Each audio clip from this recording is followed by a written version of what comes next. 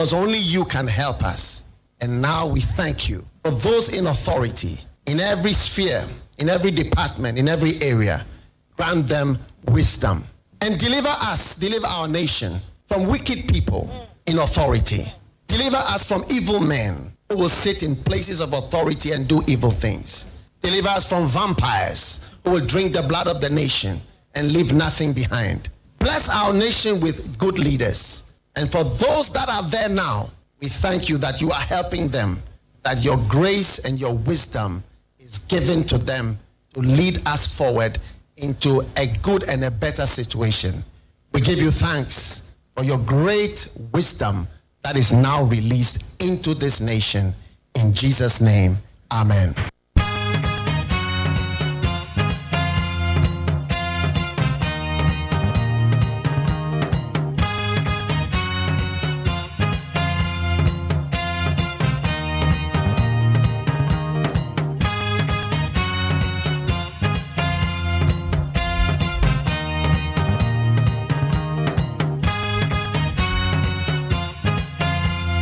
Ebusafo ene yawada ene your 4th September the year 2025.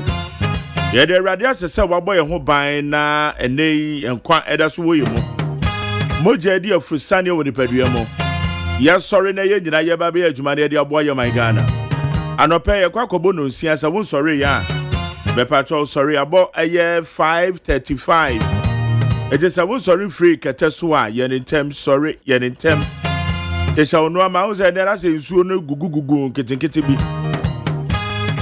Ekoda no so ebia school week wey. Ebi be school next week. Eto ma be school this week, you know. Your monoma tentamai. Ano wa check so we cultural beginning of the academic year. No ma be brain akoda no be here because of new class. Ano about time oni ko ho. Ekoda na didiem. School sini bi wo carbonated drink wo mo so very good pa nti say anka bi kwadu bi watermelon bi natural fruits no ma enkoda ne endi pa why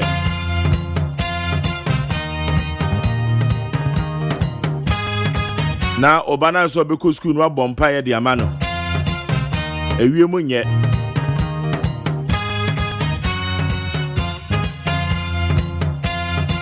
school fees na so dey say me jini say watu ya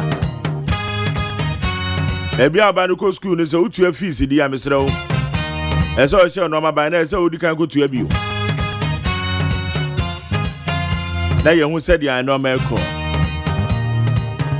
Ghana montie so ni ebodi 100.9 na dwumadi and the no meeting the luxurious agyeman e say ma do bebre na e ko so e baba bedi mu komo amansanchi amekom na mafo ne ma me akosu ye to nam woman and woman the newspaper review ni bebre and na eye kodo da me ado na me producer Kwesi Aboaje and na me channel manager on na me supervisor Dr. Faradex na executive producer fully supported by me general manager Kennedy Asante saying Achu agboni na Nigeria na Aboaje me da ma say woman na engineers on duty other Sankroma na in charge of the electricals no woman the boy ye the Ghana Montie ye the bra with it 100.9 yeah, they're trying to upon your coupon access.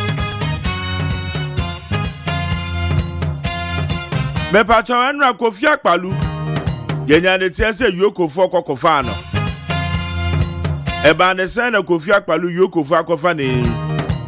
Ye beji nchiremu yoko fo ma ya mane de. Ye beji nchiremu.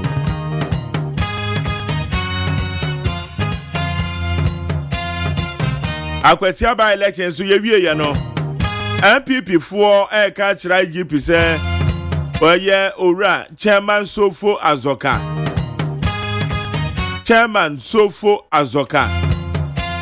IGP just supposed for better na nam ne sem bi okan e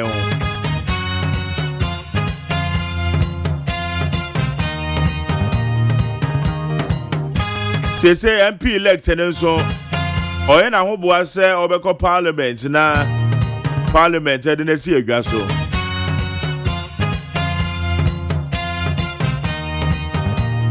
ofan kon se wom kwen e kwan e koso e Omampenye akọ nsrahwe. Na Omampenye aka kire eye contractor ne say. They say some of the musica one de say car e de no one de amano. Eti ose akwan next year. Contractor say next year June. Obewi of Franco some kwan. Okay, maka ya te. Eye de beba.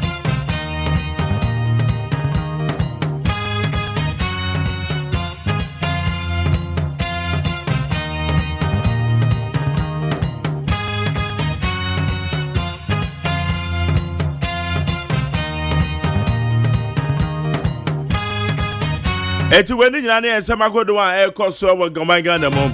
Ya wa be for the town man so ya the trending stories na the bebro. The obo krata mo sam no hwa so ya the bebro.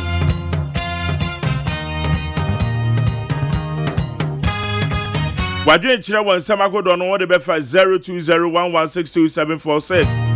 0201162746. E hwa ado wadwe kire ne be fa.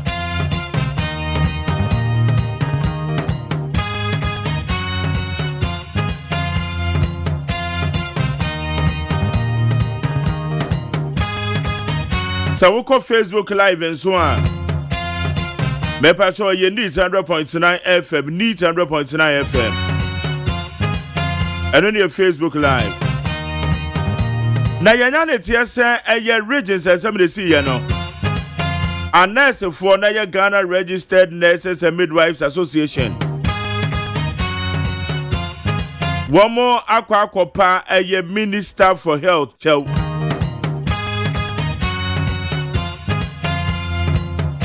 Minister for Health, Omakwa Kopani Chow. Said the assembly see Yanane a chile radio commentaries. I would work also. You know, man, opinion be some said, you bet I'm the chopper come minister. Now almost watch him.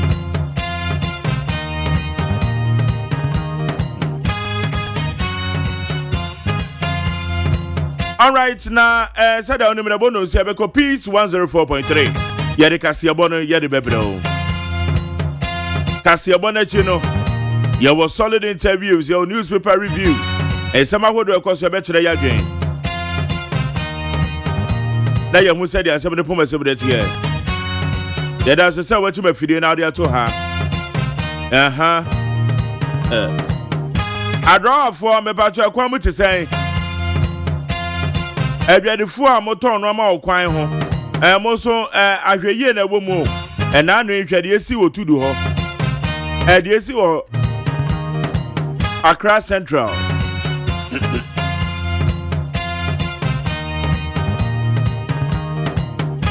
ebiadifo so ete kwan ho eton ade ahweye na ese mu yo o chana mo ben kwan no bebira mo ko machi kakra o na mon kwan so hu hia ma ye papa mon kwan hu hia ma ye papa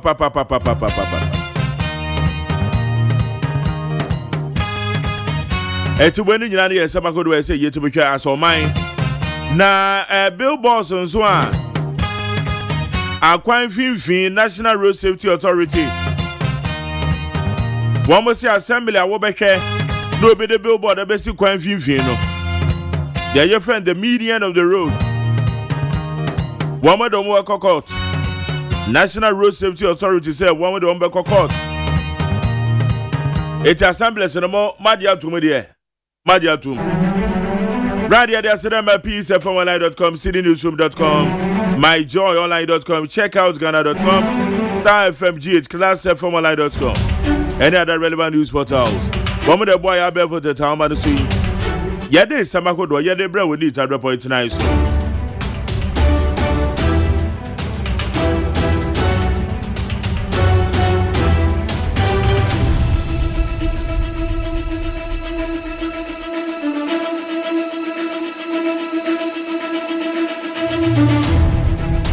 Okay, you're quite a million shares said, yeah, some of the SCN nano pay with it 100.9. I will hold you to the June 2026 deadline.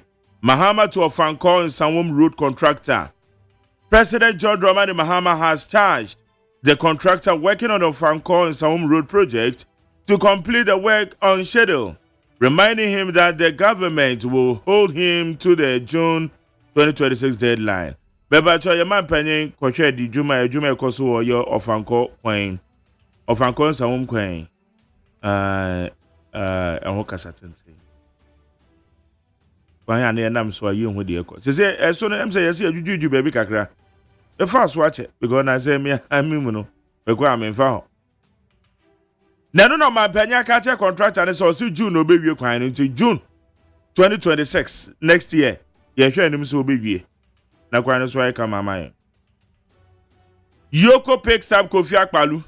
The Economic and Organized Crime Office has reportedly picked up the leader of the Liberal Party of Ghana, Kofi Akpalu, at his base in Kumasi.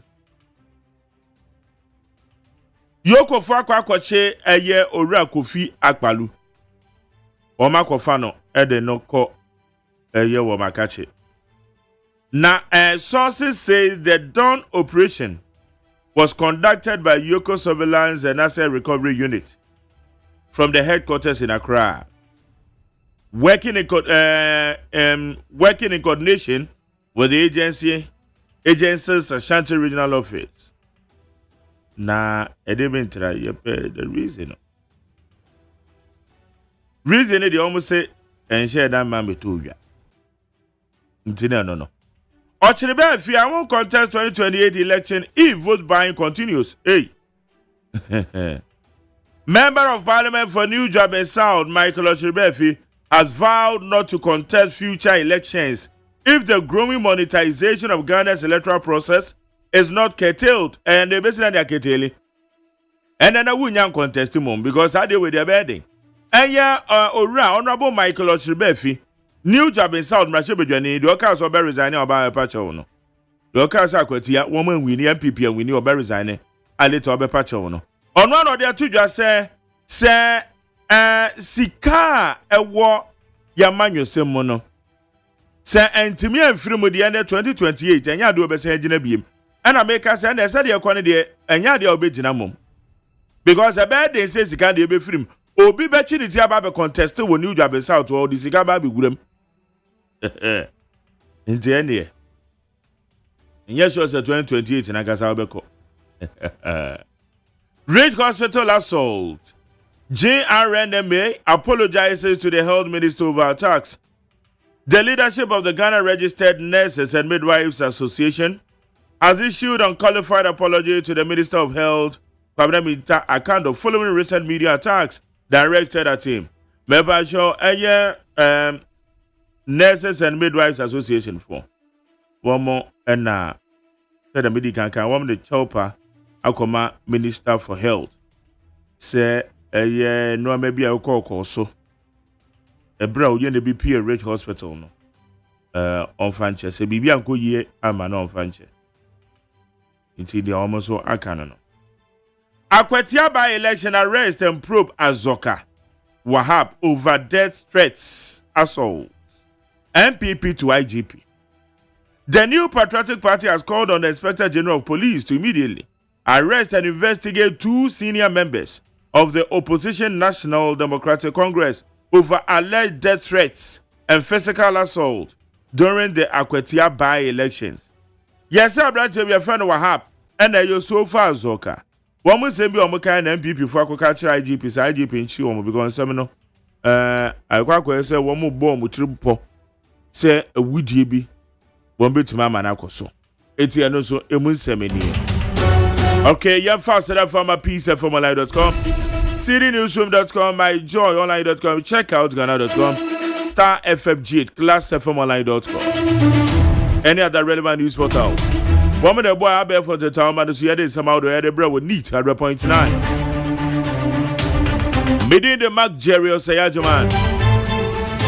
Mami akosia to na my crado. Ye kaja na gum. A bonus ya ne ko peace 104.3 near the Casabona bro. Mami mache. Mejo so my Jerry. Now to say. Nyame na dum na wo. Nyame adum bako. That's right. Good. What the Ababi Drew. Sa pepepe. Mami akwa ni mani adwa grata ni mo se.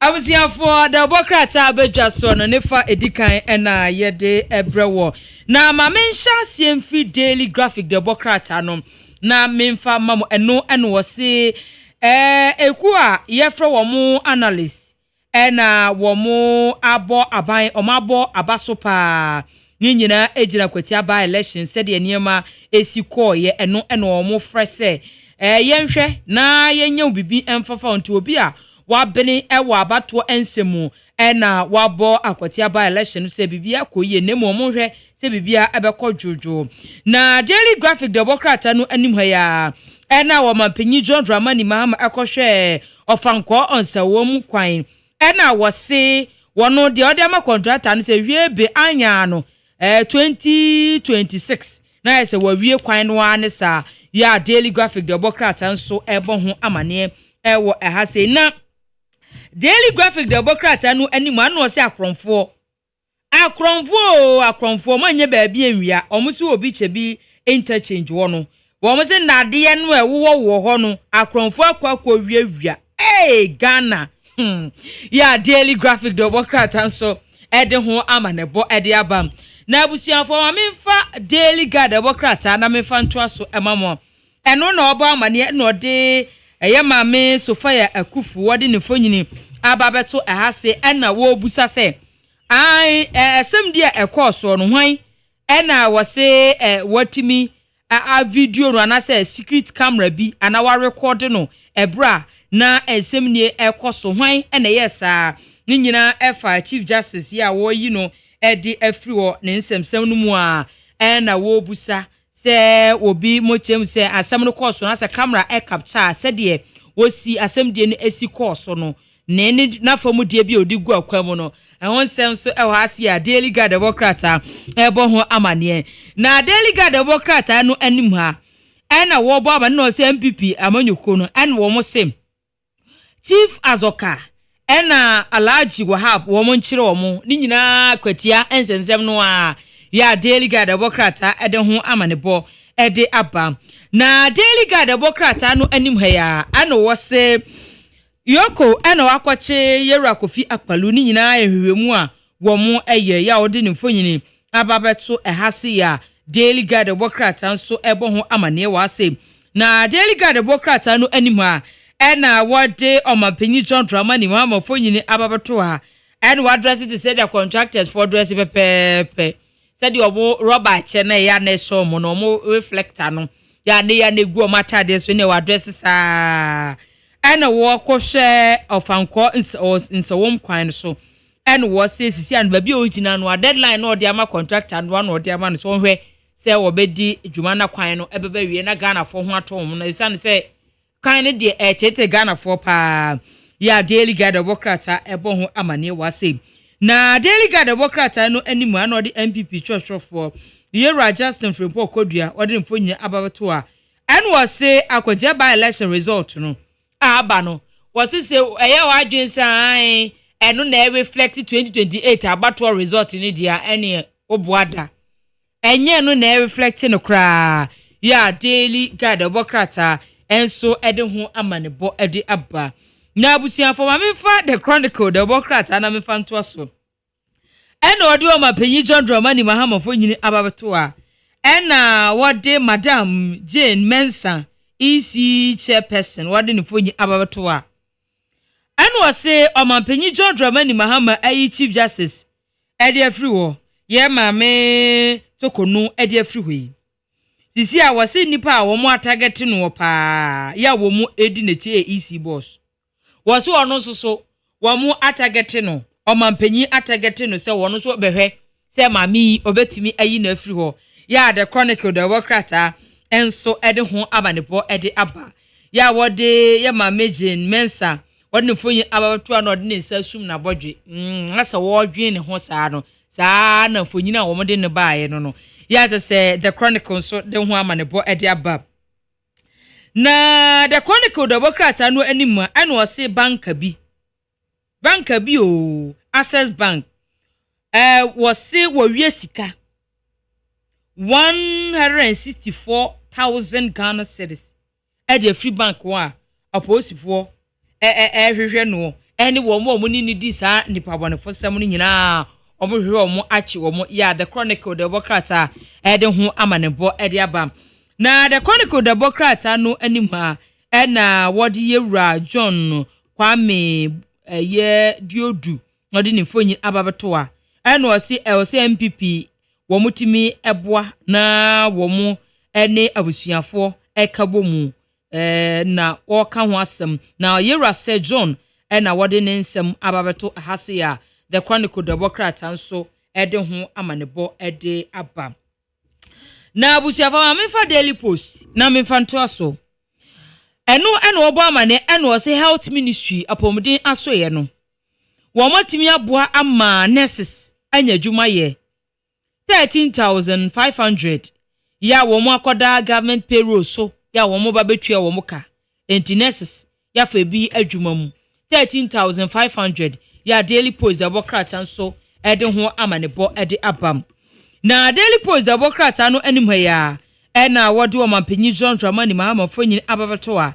ya eno okohwe ofanko nsewom kwan so said the kwan ni esiko ka cha contractor so waye adwuma so fa ba bia wo ye no obo adwuma na mu onhwe se hwebe June 2026 de na kwan no wawie ama adehye a wo fa ofanko nsewom kwan no wo ho ebetimi ahia no wo mo ya se ho nsem so eda ase a daily post democrat a enso ede ho amanebo ede abam na daily post democrat nanim a eno de osofo hwe apomdi ensem so onimanyafo kwabra mita kando odi mfonyi ababeto a na wo bo amane no se Ghana Registered Nurses and Midwife Association mpanyifo wo mo epa health minister abaso wo mo pa na chew se na anu ada niam bi antwa yie ni nyina regi nsemsem no a se bi o maka bibi na se antwa yie adwobro ya ta se daily post democrat anso bo ho amane wo ahase yie na daily post democrat ananimu anode yera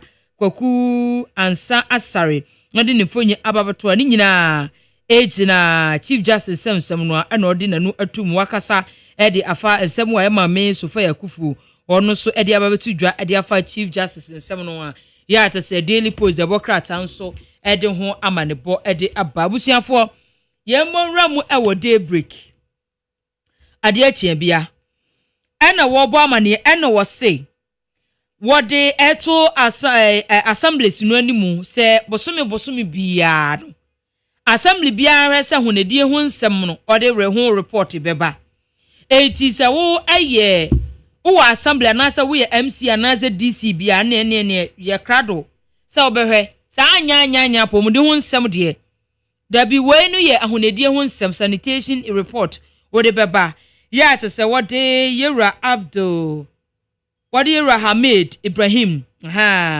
yera Hamid Ibrahim wonu ye minister for local government and chieftaincy and religious affair wadi mfonyi ababeto a ye ode to assembly nanim se wo mo sanitation report no mo hwese bosumi bia wo mo de beba se de bia ban no behu ahonedie ho nsem se de AC Echo ya daybreak democrat anso de ho amanebo ade abam na daybreak democrat anu anim ha ya ena wose teshi manche ena wono so akasa ede afa homho afahya ekoso na niam bia antwa yie ewo ho nsem so ewo hase ya daybreak democrat anu so ede ho amanebo ede aba na daybreak democrat anu anim ha ya ena wose 3 wise men ena wo mo ebabehwe na Zoom Lion 36 contractor wanya omo beye ne nsem no ahwehwemu enti wo hwa anim hase ya wode yewura George Opariado wode ne fonyi ababeto a yewura Kesa Atoforsen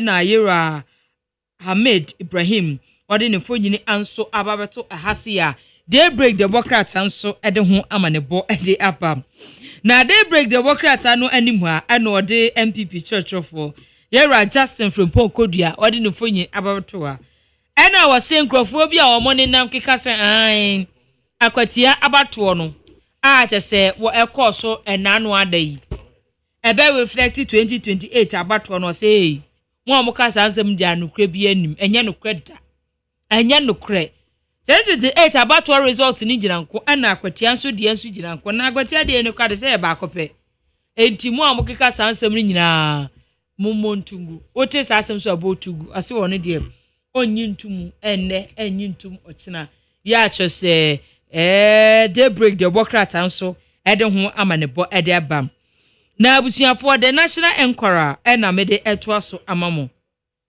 ene wo say aban no 24-hour economy no wo jese wo miemu ankasa ekoso wo say aban no ede niema egwakwam say the be 24-hour economy no ebeja ne nanso wo say voter economic corridor program ba be so demo odin 24-hour economy no aban no ede niema egwakwam say the be bibia be gina ne nanso a the national enquirer democrats ebo ho amane national enquirer democrats no animu anode o mampanyi John Dramani Mahama wone foyin ababeto no say wode to abibremu amampanyifo anim so wonhwe na global solar renovation no ebetimi agya ne nanso nonsia abo Marjorie OSEI AGYEMAN atena se be copies ni akofa nonsia kase no edi abramo ye ba Ghana MONTIE ye beto aso edi amamu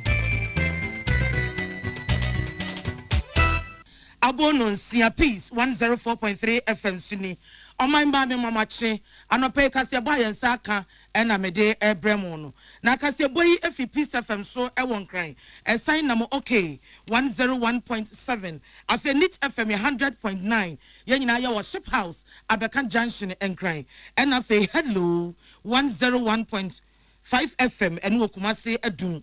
And what radio stations out of Bebre Naji Kaseboya, what they and Nanti a Domonia BTA, our mama in so, and some in our peacefmonline.com, as our GhanaToday.com. Na Kaseboya de Ebremui, Emu and Samoa, Edi Akutri B and say. Ghana Mapani Ora John Mahama, and Neni Aqua share and Sawam. Afankwa kwantempo a wo ye no ahwe baby a hunsunsanso akodru asanya gina so abokoko kane sofo no ohwa kwantempo honsam so honorable asenso boachen so atransam ediyi asem bia Ghana mampani ekaye ano edifa ofankwa nsawom kwan a wo siesie no eho amania beto dwamia mamu nyina moteye se eye mpox yare huhuhu no ebi yiriti wo Ghana na no bosumi osana ogese twamu yi eno wode ho nsem ba bia kwakosie ya de mu amane ebremu wei ani nsem bi ni aka bo mu no peyi a ede edam se kasebo na enwekwa bi adaroma ena wo mo aso yasene midimafo he ba se ode asemwode enam ai yani yatetin kran ne impotamo midimafo he ba se wabie ne kwabata kese ewo Accra wasi Dr. Time da so yare bia titi wo a wachiri wo hehina poto ho na wonya no waduro no bomade aftu anamo na ko hu Dr. Time da so midimafo Herbal Center robetimi ahwe asaw yare na branch America wasemi ewo pokwase mayira na wasu duru ho no a so person friend na ne number no 0244 774282 First Atlantic Bank say enede wade sumo eye papa esuma aben wo esuma ba mo watimi adwodwo osiremu wade abawa boboa no pe enti the First Atlantic Bank for say bomodin na Digital Bank of the Year abasobode yamfa ama won kwa ayade ama obako yesade ama won mienu ni nyina gina dwumaden a wo mo eye eso enti no sane be ya ho beto wo pe Digital Banking papa what wo demo no miamfo so pa na bibia dem na won saka suma wo pe bia enti tu anamwen wasi a truly safe, fast and secure. Ethiopia into who anamom na hunu senia asomna etie. A First Atlantic Bank for Assam and a making was a refreshingly different and no any warm abodin. By stain removal so a boy a born and kaya edia chrom. Say ya can want some da a year juma a yanukretro do. It is a wound to be da, but Madia Cotta by 20 disinfectant. Nabe who say as somewhere ye came a yanukre ankasa. Bind stain remover a year Juman Kasa, a bread who share good shum na their paper form, with their paper hotels so, with their paper terrazzo so, more hotels, more restaurants, a sorry demo, with fear sabi baby, Ujaria, baby, young ye, a DCS, your kama. Washroom sinks, jacuzzi, nina, a timumwai, a yimufi, na a kumwa biara, a womb, and yana a J. Bini, a daroma, and what diaba dumye. Was it buying 20 disinfectant? On the size is brain and yena, baby abakobia ye tombi wo Malcolm nom omu nyina etuntumbi wase se wo pe bibia beyi efi ne nkeka wa ma odi a eye ban 20 disinfectant ene ne nkeka ho sa adwumako ya daroma ene de kaseboyi ebremo midin de adwoa yeboa agye ave kasemu nsem akasa emi Ghana mampani owura John Dramani Mahama na no eye enura de dua ya wono akasa kwapro wo fankwansa wo mkwantempon a wo siesie no eso ene ni kosua kwhwe babia eho dwumadie no ekọ no babia akwakosie na omampani ensre ya wokoye no pese wono ankasa kohunu won tena dem obi nkwhwe meka nje no won tena office mi nkwatwa mfoni fambre no wono akasa na ni wakosua ekwakohwe ahunu babia contractor ni no wodi adwuma na dru eye Maripoma Enterprise Limited ya wodi contract na hye nsem no wokohweye ene wosan ka che contractor ne so no a woma ne na ma ne to woma ne honya ha wonya ne wawa wonya ne ntentem na amane hunu ane obre amna ye eya adriver fo ennamu no enya passenger fo so namu no sa haw no eto etimi atwa wose sa wo hwo mo so mo di akwaniaba wo mu twa kwan mu omo nam kwan ne nchen wo wa edidwa wo wa tete mpotam ho a obi ya ne hoto enam be se bia kwan ne wo mu nti mampani Mahama aside di tudwa se wei eya kwan ba ko a eho hia man Ghana pa chese enkura kesie mienu edim wo Ghana ene kwan ye ka wo mienu ebomu ene nti eya kwan a eni adaje yes so ye ho adwuma na owie te won safri ho entem mampani Mahama san ka che contractor ni no ese ayana dwuma se ye kwan na wo siesie no wabato tuni ma ye ne nkopfa ahokyere ani oyone dise ka ne be bodompem e be bo peso sa ha no na sadie so yini nyina afiri ho e ma akontufuo e ho han wo mampani Mahama to ne kasa so no wasai de assembly atugya wose sa ofankwa kwan ya na esesei abedani asem kase e kwa ho asem adidi nkomoyi aban ya atwa mu no akwaje ho besia aban kwaje loan a wodi siesie kwan no na wono mampani ne so onte de ho ase ne ntia ekwan ya yaje ho besia age ho sika ne yede ye wanti bi anwie kwan na so sika asa ama enti aban asa bebo achirika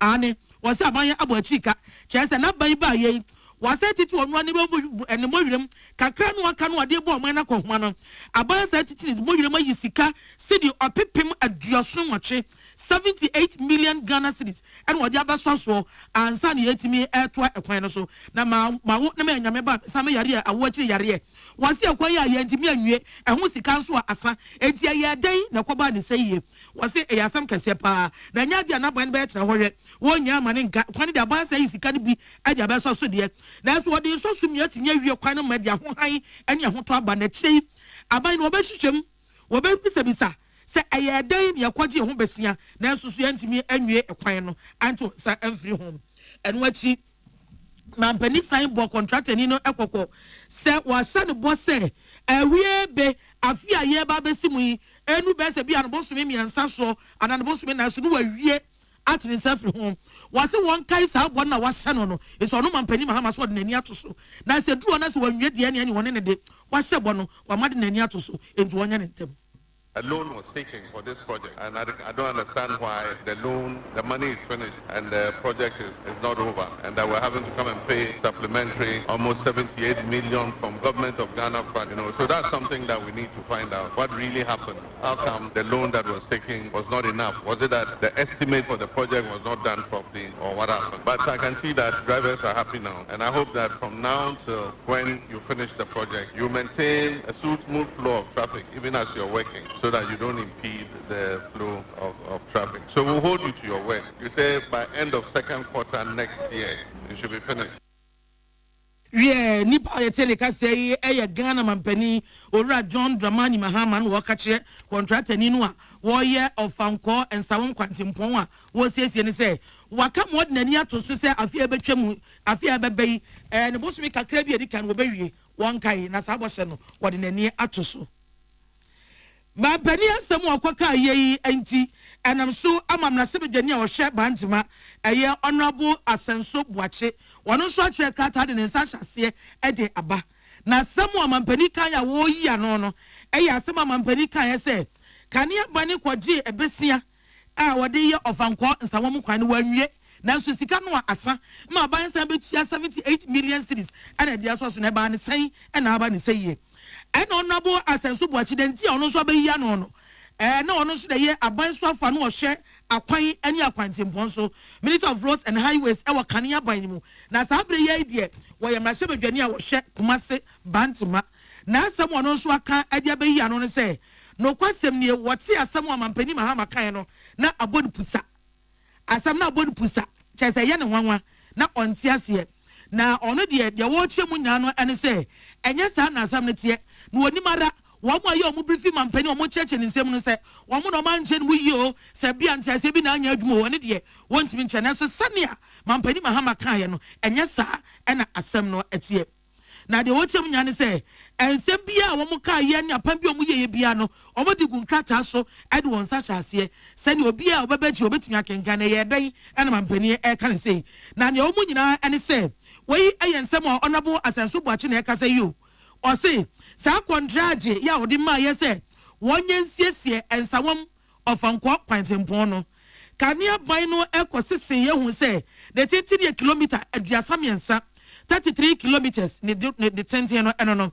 na ehu sika na ebeso no eye sika dollar no opepem ahasa aduana nsia ene agirepo enan $346.4 million $346.4 million and sa womo kwane sika na ebeso no abai hu no ho ka wie ye no eno ko Afrexim Bank ekwaje emwa womo man sika no $200 million dollar no opepem ahanu $200 million and what the man no wan fa sika ni nyina ma abai enti abai saka emu 200 na sa bra na enhyehyɛ oye ne se enam se Afrexim Bank fonti bi ntua ni nyina nti aga na ba no ankasa so ne budget ya waye no obeti tititiani no de aka na asoso so emomo e de aye enti abai ankwaje besia ni nyina ama emu $200 million ena sa bra no abai enya aye eni nti no eye ne nwanwa de nti a mampani mahama eka se ekwan na banje ho besia ekwan na ye ntimi anwie ehu sika no so asa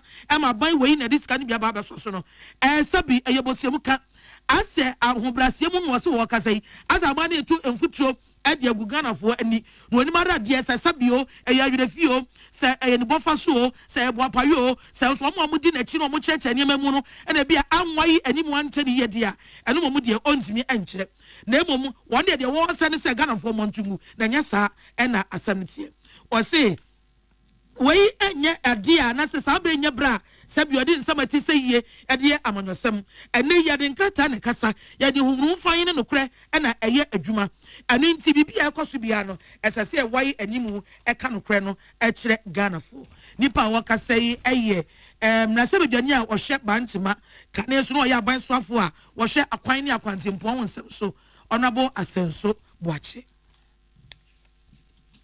ya kwa ensem fufuro emu enkwanta north mensi no ade amania beto dwase nyame ada Roma mpox yare a eyi ni ti wo ho munya bie anaso obi nya bi wo sampatam no wo matimi aso ano amayie ato ayie na mpox yare ya kan wasam ache Ghana fo se afi bosmi osana no August mu wa afi ye mu na ebi yi ni ti ai wo hono na nipa ekan no mensina yare sabia ni mu adokotafo ni mu animdefo no kire sa nipa no de ne hyedem ebo no ho ban wa manu ampie ede ho niam esaso wode manu de odi dware no senso enu a wonu mu o wa mo hwe treaty no ama niam nyina ayeye ma na no yeyi no ama sese de ne ho asan ne ho atọ no enti oyi ne se onkofie na onkotoa na bra so na o chese omo nsa so asem ni mu no omo de sa nipa no tena ase ehyedem na fu aduo no ba ko chese na watwe miensa omo de sa nipa no ehyedem na pani ono no hwe menti no so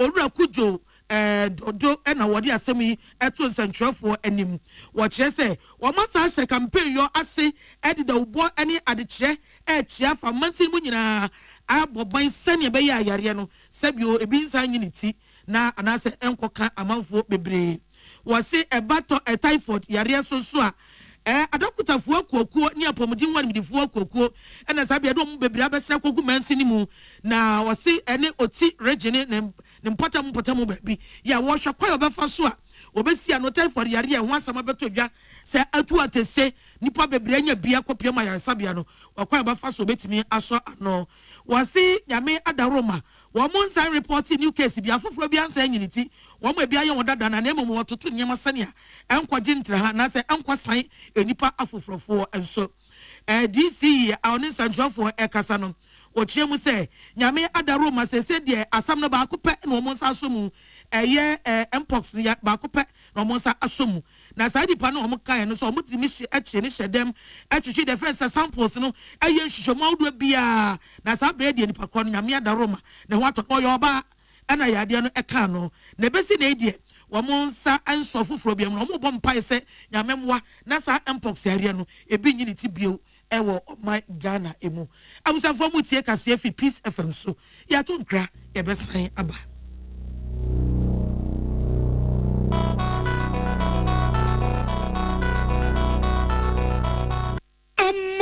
The Amoka Freddy's Corner Home Appliances or the Abba Freddy's Corner Home Appliances Center. Home appliances are a ye papabia, a biwo home. Brandsbane, Media, Samsung, Kaiwell, TCL, TV, air conditioner, freezers, fridges, water dispensers, and Nidia Kekeka home. Nia ubenya good warranty dear. For Freddy's Corner Home Appliances Wokokumimli. CCTV a Boama monitor of properties, any business at anywhere in the world. CCTV and need a wood detector, clear pictures, Wi-Fi connector. What's me connector my phone? I want monitor baby a wo Freddy's Corner Home Appliances Abeka Freddy's Corner a Joshua Hodwa or Tom phones any home accessories no. Fresh 0544 959195 and 02079373323 and now so Brako Komemle City Light in Chehwa. Na ya can discounts any achadia. Obetiasi. Freddy's Corner. Home of authentic home appliances, phones, and its accessories.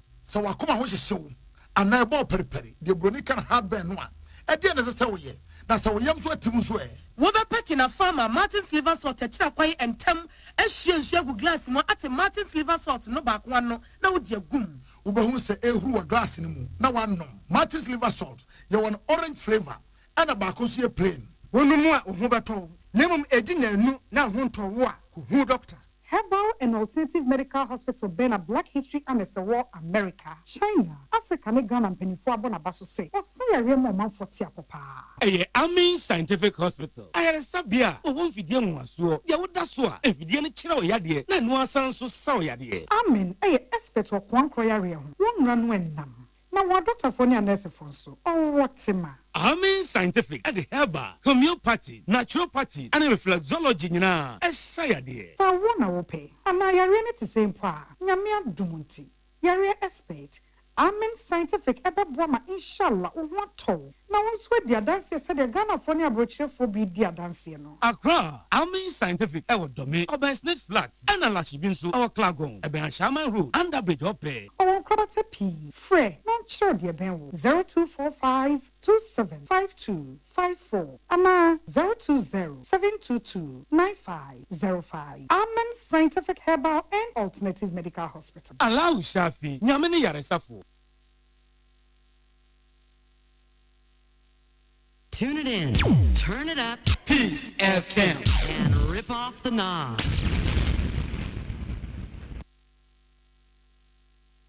Yeah, abusia ya mamo akwaba ya to akase no eso. Abansuafo a wo hwe enkurase amemo ene ho puntuo so wo san hwe ahenie ene esom ensensem so. Honorable Ahmed Ibrahim ono no wakasa no. Wo se abaya tutu niema nyina aye nadwe asipo awie. Se National Sanitation Day eye ada yotusi wadi prapra ade asiesie no aban besan akagya gum obesan akanya ni bio ama san abaye adwuma. National Sanitation Day was a hiasam ya SSO man no etoto na se. Honorable Ahmed Ibrahim eto anasam so no was say when nyina ya no monto a eka ban ni so ade hunu ho se ahonedie betimi aye adwuma na manfo atena pomode ensem yie emu. Anunti o to sankrai e dia mansini assembly ne district ni kropon assembly ahodo ni nyina panifo mo de da no se obi ansan kagyan kanya ni dia mu bio ama National Sanitation da no ensan enya adwuma bio ebro ne nsantwafo kasa won krai na ode asemi atudwa. Honorable Ahmed Ibrahim asem wakan bio no ene se Ghana enso te sa man ya asimpum to kwan so no a how bebrebe ne di akire ebi eyesabi obola yetu guo basa ewi agugu abonten na eno ebasa na ye how de moman no esase oman ni tibidi nesi form ehwe so anu yie eno nti ena Ghana ban esigina say National Sanitation Days adwumedie no eba ye na esa tiguye aban besan akanya mu bio na nam sa yo so aprapra adododo esiesie atete monka mu na fichire ani empotamu titu eye sa bre nsuo to a na etwi faso nsuo ejiri anam se ato gota yesum na egugota mu na monka nyina mu asiesie na de hauba wase enei sabi udu ba bi ti se edwamu udu ba bi eye ahyengina bia ya na eni enyan efi no eye adoso enu nti ena ban esi sa ginaye we wade sanse mo nyina atudwa ebra wo bo adwa friends atwafo na National Sanitation Day da no oye amane epa ehontuma Greater Accra MPs, any MMDCs, any Minister of Local Government, any environmental service providers, and I can boom. Abebo man say Nyamiya Duma, Miminida Ebe, Anopa 9 o'clock. The President of the Republic, Oberi Lanchi, National Sanitation Day no, Ewo Madina, Local Government School. But Ebanesai was say Yedikan Ebo Ehundauru. Intine Yaba Ababeshia media for any stakeholders that Yewo regionum. Yen ena the host regional ye lanchi or lanchi amana for Ghana 16 regions nina. Let's say every first Saturday in every month. I was say ye National Sanitation Day. He said ye lanchi in 2014 no and one year because aye. Yeah, no actually and abai ana musini ana say DCE ya ono so Owagan West about one person so Honorable John Desmond Sowa Lai one also the be at to Asune Central for Ekasai. From the day I appointee as municipal chief executives, the Amodin Ashensa. Amodin Ashensa say we have to be leaders, we have to be role models, and every government policies, the key implementers. Sanitation, you can say cleanliness is godliness. But you say cleanliness. It's not only about us, it's about Ghana. And you say, "Ma obiati asese, you obiati asede say baby an important mubiano obey no clean." But to ensure that this is being adhered to, no, I say yen the municipal chief executives, any assemblies. Ye joining hands to ensure say ye the Samra ye na town council wo ho no the town council no baby it is oh baby now ye ho poto town council ba ye be give fine and I say ye be prosecute you. Yeah, nipa ye te ne ka say abandi akana musini ya Owagan West Honorable John Desmond Sowa Lai na sam no was there and some na se tankase wo mo san e de aba ebiu. Ave ball bo ene ball ba kan sie kase eda Ghana ene won fefo a wo chat emamu no entem wo mo de ba be hihye so ene awia ya Ghana ne chat ene awia donko ena Ghana Black Stars ene wo mo ede esiani ene dey na eno achi Ghana Black Stars be sign won fefo a wo Mali enso de hihye so eno eye adwoda eno de beba so ewo enkran woni chat de de nya de ba so Ghana emom woni Mali fo ball ba kan sie no eye Accra Sports Stadium ho and what they ebe hihye so we abusuafo kasebo a mede brɛ mu no asi mede de adwoa yeboa agye mama mo nyina mo ne tia enya ado enwuma kwa bi adaroma eno mo so yasene ma ye de kasebo yi ebrɛ mu medimafo heba medimafo Dr. Time da so se ade be na etete wo to anamo na hwehwɛ kira kwan owo pokuase mayira yare bi a ha obi ya no hwehwɛ medimafo heba clinic actually akwan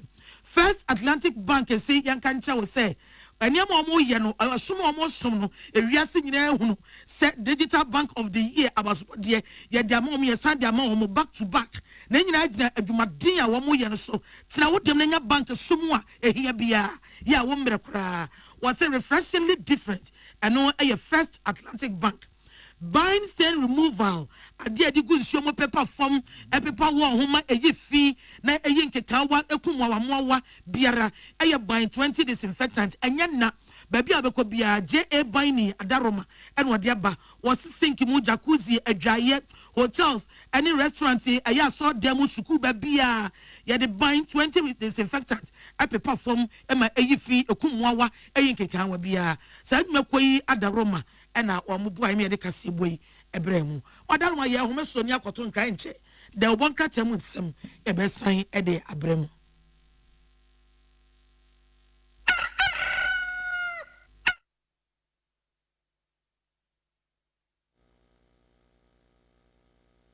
Ghana muntie na mansanya so adawro kofiaman homene so ejiji tonton sansan ewo neat 100.9 FM. Ghana muntie Ghana muntie Ghana muntie Ghana muntie. Hey, catch it. List ni nie. And you ma beto to dia me baba no ho ade no. Hwem so betumi a. Asew. Now beka. Ya John to mami ensa duku portmanteau. This way chocolate drink. Na kan wo hwe afi bia so beri ni waware ni a. This way chocolate drink. Na kan sia. Asew. Wo den kan no ntumu ho. Me be mo anu nsu hye kura de aka ho. Wo hwe de wepi ho. O ka se batete e da fom ho. This way chocolate drink. Cratch up e baba ware. Asew. Ye fi say this way chocolate drink. Ya sorry no pa no ne yenom ye be hwe fridge nom no se snack ye nya hoho a no ne de serve wo mo ye didi wie ne ye pe bibia bogu ya de so a this way chocolate drink ne yenom and this way no ti ano a he se kire wom kokko wom brick wom bibia wom ade wo hia ne so se this way chocolate drink de wo hia ani so se FDA ahwehwe se adwede nkrato mu agye atum se eye.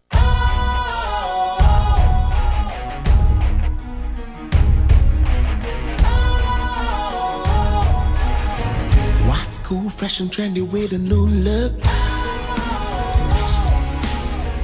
Makes you feel real good, that refreshing vibe. Satisfies you right just the way you like. Do you know? Do you know? Do you know? Ain't gotta do it alone. Specialized makes you flow. Anytime.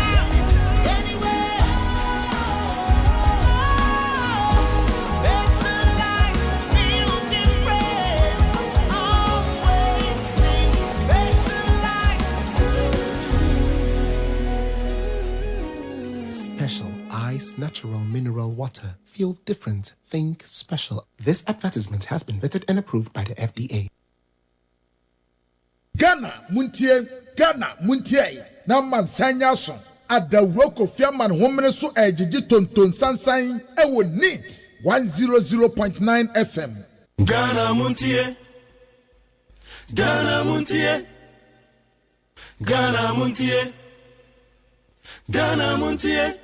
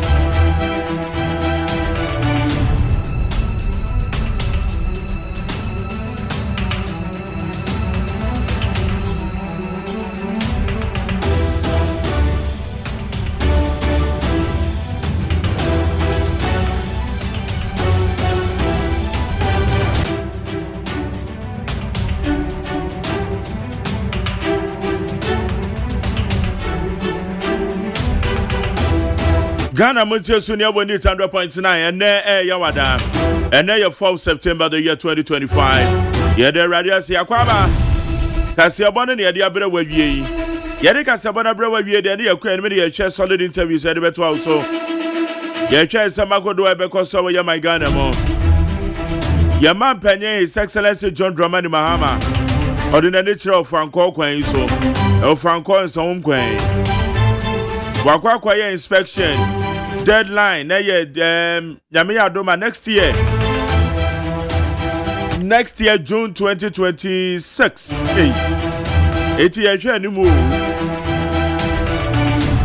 and ora governance crime Abuja or say certificates contractor na raising in anoma tuya ediamano. Etu we ya dia reshume dia ba. Yanoma yana mo fanko nsam kwan so. Ese wo hwe dia akoso ya. Omama bibisa o se wanya reshume bi. Awo ekwan na yono ho ana. Na eno na ekwape. Say contract akodo dodo akwan eno so WhatsApp. Dodo akwan contractor na baso ana dodo afọ mama mi hu e. Ena aye winibade nso a ekoso from Kaswa Winibad Road. E ho no so mepacho bibia akoso kabade. Ena woko aye Osino bypass. Enyina me de akoko pie aye Konongo. And also contractors no more so ana.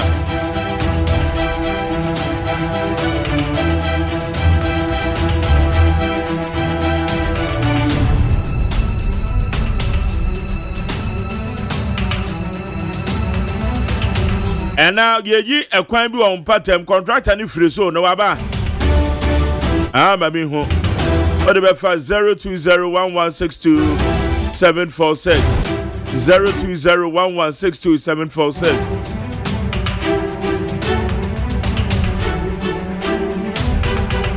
Say MPP New Patriotic Party presidential primaries no. Yaka obu gwa mbwanu so because another kwa na ekwe. Hey, say September na ewo mi October November December na je say ya mutu January 31st na MPP wa mo presidential primaries e ba so.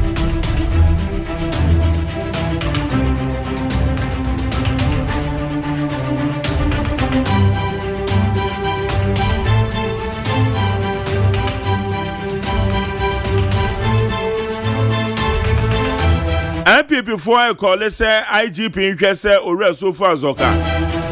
Womo ba arrest na won nsem bi okeka en ho. Is that a rightful call? Now when him say removal of Chief Justice na so won sama idija. Bi e kire na dwe.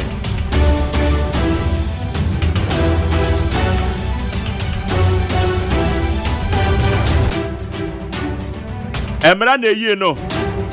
And then you be na born na dwemu po. When him MPP for mame fa afutuo we mfa mamo. Na mo ka kire mo nkrofo a wo mo ekeka sensem. Chief Justice removal MPP for binum kasa. Wo mo say MPP ba be ma yesu e be yi Supreme Court judge fo nyina ye President Mahamadou Omaba. And we change next Chief Justice yesu e ba best sano. Say kasa na enye kasa papa umu no to opposition o kire dia ba be ya wo ba be ya Ghana fo hia na mpuntu enye Chief Justice aba be izano eti MPP fo bi no ma wo mo ka kasa ensem no be ba cho enye papa the more politicians there lessons pa the to da bia beti politician wo pa na me say hey just a politician oh. Ebinum to me, I can't summon a summon or can that to be a watcher na. I feel no Babaka so and the crowd make kind you say, and your more people before been a mobile or man penning, Mahama so boy say, or Wakokas or Berry said judicial service and I need to wait Chief Justice said, it's almost so the more kicking, not just say another Chief Justice ba. Na and also being pan and pan wire boni bio. Boneno e warrant say ye be you know. Na nam dia mo kika yin no. Mo so e be kasa ma sheda e no moyi no. Ta kasa no munya ika na ne no. Eti MPP fo bi o mo ka kasa ensem no. Baza enye kasa papa. Yan ye mu bi de be kasa no kura na kire wo. No. Yeah, we don't give a damn. I will just tell you the truth. No politician kasa next time, you know. Next 5 years, next 2 years, 10 years time, as somehow bekano. O can na your butcher we say ojutum. And that's a we can't trunk kind of crap. When you're consistent. And no na young Ghana for no. And they Ghana for yen you create the majority group. Politician do ho. Yen so yen politician ye kwoto abade mo mo yen so ye ho. Eno na yen Ghana for say ye ma ya dwen ba so say hey politician na we inconsistent na say ye to abade ti an. Yen pek politician obeka asem ne ade cha na adane na no. Politician ade no say o wa ben ma ne kasanko oko opposition na ne kasanko. Eno so what sort of politician is that? Ana sa na ye no. Sa na ye ne sa ye ne sa da. Never. Ye ne sa. Eti my monitor happy before binum. And now the next Chief Justice, yes, we are best sano. Oh, now wouldn't da beba. Yeah, no more there. I go for.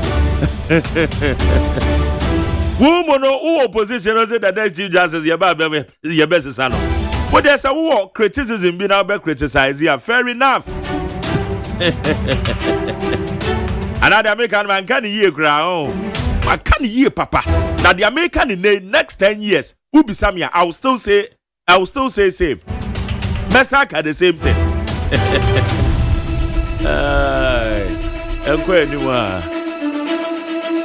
I'll go see to now crowd.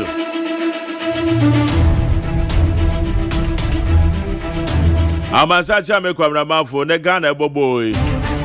Kwabra also nice as Black Star will support a man on equal high power. I jelly Jesse Fufro. And the match at the time, babe. Bobby. 1 year. 1 o'clock, yeah. And to be a year rather pie. Oh, okay. 1 year. Yeah, net chat. Any chat. Na say yeah walk up no they say Africa Cup in there young qualified. Na walk up in the end there still and we were home. Africa Cup na young qualify. Yeah. Who's a man sports and money idea no. Ghana Black Star na many deal with Chica Crabat. And yet Ghana for your Black Stars. But what a friend to me and Sabedumwa. Nefra kukwantuwa. I will say MPP time no. Sobua ya de ball mampeni na nado. Ene ni minister ne say. Budget ya Black Stars for the kobo match no. Na kwa yensa menja. Yenhunu mu. Eno ane say ukobisa no omo akeka de omo pede atere wo. No omo ko. Omuba no amabe ya kuntabu oturuka entina yeni odo ne wo pepe bia de ma Black Star na say the budget no hunum Kofi Adams so far management ya enko mu manage Black Stars ya yetua winning bonus ma wo mu ebi okura management ni bonus no eso che players na ebobo Watem eye ade pa ye bona baso wata saade no mu ana omo budget bia nanka omo ye bebrebe no nso wate so but problem wa na ye wo ewo MPP time wa fa budget ya omo de ko ho no the same problem any yasa wo nenne ewo Black Stars budget ho Honorable sika sign na omode ko eno so embeto odwa ende sa na yente simple na jadi sa asem wei yeah ayadiya ma Black Stars mpanimfo ministers ya bese kwa till now adai mu adia poti na se ho Black Stars omu ko Chad omu budget ya say yes yanka budget ni ya say yan stay focus wo ball no ho mo budget ya say wo de ya bobo no wia na ako enti ya se de wa abo France mu no eno anu obetumi de ate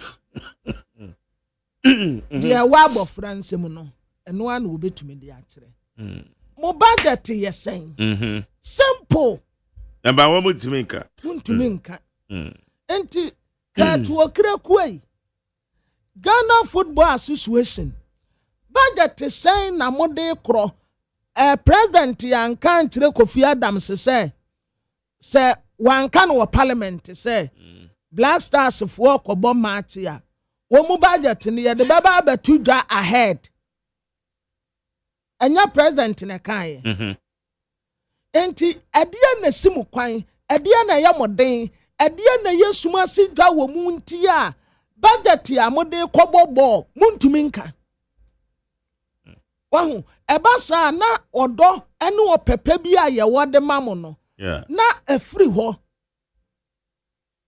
oh budget ya say oh player be a winning bonus 1,002 ena ye konso a ye bese ni nyina ka bomu a 5,000 simple but katasumu mu aso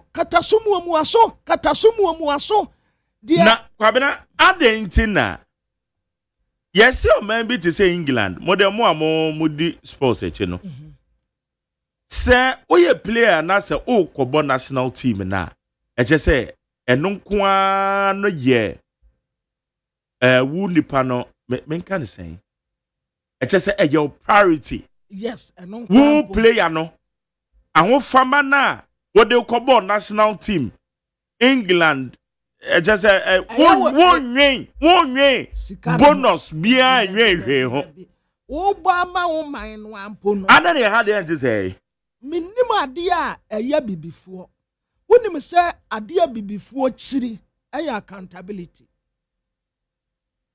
bibifuo ade a yechi wo ya brabom eya accountability se wo ba bi se bibini se sa ade wei wodi sika sai na yeye wabri ni kuro woni ubenya problem ena yenso ya ha no ya ye ni such a way say wunu a obekwa akobisa asem no ne ye de wato otankruwam na nipa no a odi bone no wanya sabi enipa a wo mu adwene te se wono a ne de no na wo mu support no wow enti wo bobo Kofi dia wo ye yabo abaso management ya wo mu di allowance tell players bobo watwam budget ya na mo se outrageous watwam sisi a budget ya wo mu di kono a outrageous wa yetam no budget ni yesen yesen the same idea near the year Nanado ni Mustafa Yusuf. And the same idea so difference saying. Difference in saying management sika was so at yetamuno. Sisi a womo concern ye de bema won players no benya saying budget keke budget keke muntumi nka ebia na agodie mu ensem no mo ko ba bi sa na budget no enhye dan ye static majari yes o de anya static ya yate but the ya static no ya budget ya 10,000 Ghana cedis na ye de ko na ebie bi ba beka ho good enti ya koba ye no 10,000 na ye de ko ye no ye ma player bia 1 cedi ye ma management 50 pesos ye to nsuo 1 cedi ene ye to we nsu 2 cedis enti balance ye ka ye no enie ye de koto Ghana Football Association management fund mu na se bibi ni a ya sa akoyi ensan okay oh a baby for dear so ye hu budget I dey ko enti wo ba wo se enra se me se jesi na nanso wa se nanso ma se jesi enti wo ba wo se odone akomapa no a na sa me kai se emre bi kura no Black Star ye ka me no mi no pe na ye support obi a jai and yemi no penny betina na support of that qualify no enti no man to me unqualify no enti wo started the same thing oh and call for per black stars no but nneɛma bata ho no ɛna ma ya time wo mu okay that's it so there you try some say no one Kwabena Japan the ya me de ma we no is it I am passa Kwabena Japan cancer most of they send me back verify I would verify mommy and son me will be say and no me kosa na obi a na we kura no hwe ba bia ifiri no e bia na Kwabena Japan an kasa e bia na wan kasa but mamen enkantre ne se Kwabena wo mu kan nsem to so enti enya no kura wadawroma entempa na besa wuti I am not afraid to say I am better than one brofo kasa omude aseho ansa na omude ba omi ato aso I can't verify na me source no crowd no me anya credible infama me me akasa crowd me source bi anu a me hu ne dia me kura me gidi say credible crowd no kan sama me san ko hwe bi ko bo achire hwe ntira nkrata e krata nsem bia ba ye bo achire hwe ntira bia na ebia na Kwabena nka ne saa ebia na Kwabena Japan wan kano saa de trend say wo kan fa Dr. Alhaji Mahmoud Bawumia ho no wo de me fa no say enye no kure but say ebia enne me say bia obeka ho bibi but say ebetodwa say enye no kure say wo kan ya no kra odabe wane kasamano Kwabena kra wane kasamano me senden nim na kasamafo say you betimi afren yes ono amokra you betimi yeah you betimi afren na why enti yeah odema maintain so say odema to me verify ya na oh no crash so obi a yan obi a yan obi a say am say wa no we ekwan no president akọ Malipoma wanya na ntem so say next year wanya na ntem they say we there oh your friend is a rose minister okoka no say wo ma 26 nyina ama esi aye ne neka enti yempe abodina keka bia bio wonhwe na wonye kwan ne yie na ye ho nto yen yempe en wotenachi na adeteye but majari asamu na president ibisa wo ho no enso na eye legitimate pa o said ye say yakwaje bosia see ya de be kwan yeah sika no ayakwaje ye na ntumi anya kwan how na a house okay mekra president obisa sa question so mekra na wa makaka because so we find out because the woman here when him say your dollar no so they many a year once a buy fear the other time now or church bi mo enu ti kra na be kan ya finance minister no ka say ye nyai pricing na ye price in dollars share as at the time marapona the kra na ya marapona ya as at the time you had the contract in the man no told him say kwan normal pricing in dollars na sabre na Ghana na exchange rate na esen so just say enei cedi na bebe nya hoode ma dollar cedi na etima appreciate dollar no eti eba ne sa na sika wo de be ma no ensum adwuma no eso what to say hwi that is the technical your friend say aspect Ete say ye hwe saa akọ no. But when we say one cannot say the working. Good. Anything I say me one say president. Ebe beside this question. I'm telling you I'm surprised. He has to because or say Sikanwa because president who be no. President your boy abaso say no.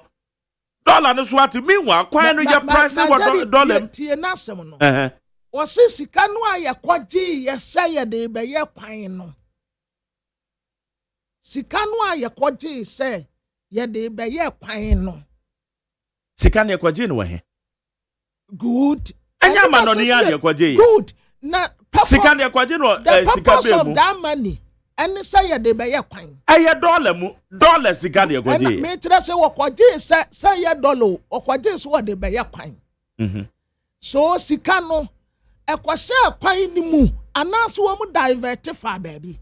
Okay, no problem. Good. It's a president abem. It is a scam diverted for baby. Because kwan we hu nyai pa. Aha. It's a diverted baby o me. But no kura woman say sika marapona ka so obeji aye price no dollar mo no. Say sika na swat into a mind e be say tua bi aka ho. Me eno de ma jade me ni problem wo. But one the problem here. Ya kwaji sika se de be ya. It is a president esusu say. President Sikano aye kwaje ye no etumi ye kwan ni nyina na sa Sikano minister si ye from kra wo mu mfei honorable governors agbeja ye na odame ye push na no pe na atwe nya na ebisa questions no don na wo mo de na nke ye no ma ba na say wo ma busy too much ana so president de susu say ebia diversion be na abasoa mo yankoko pese yi sika no fama but my tell me problem ne say yeah enkofo a yesusu say eniema bi ankoye e wo mu tumadie mu a esase ye hodi wo mu accountable no a enenam ho kokwa asa no in fact eya me ya o eya me ya papa eya me ya se ora ensamunkwa yati free ora mu away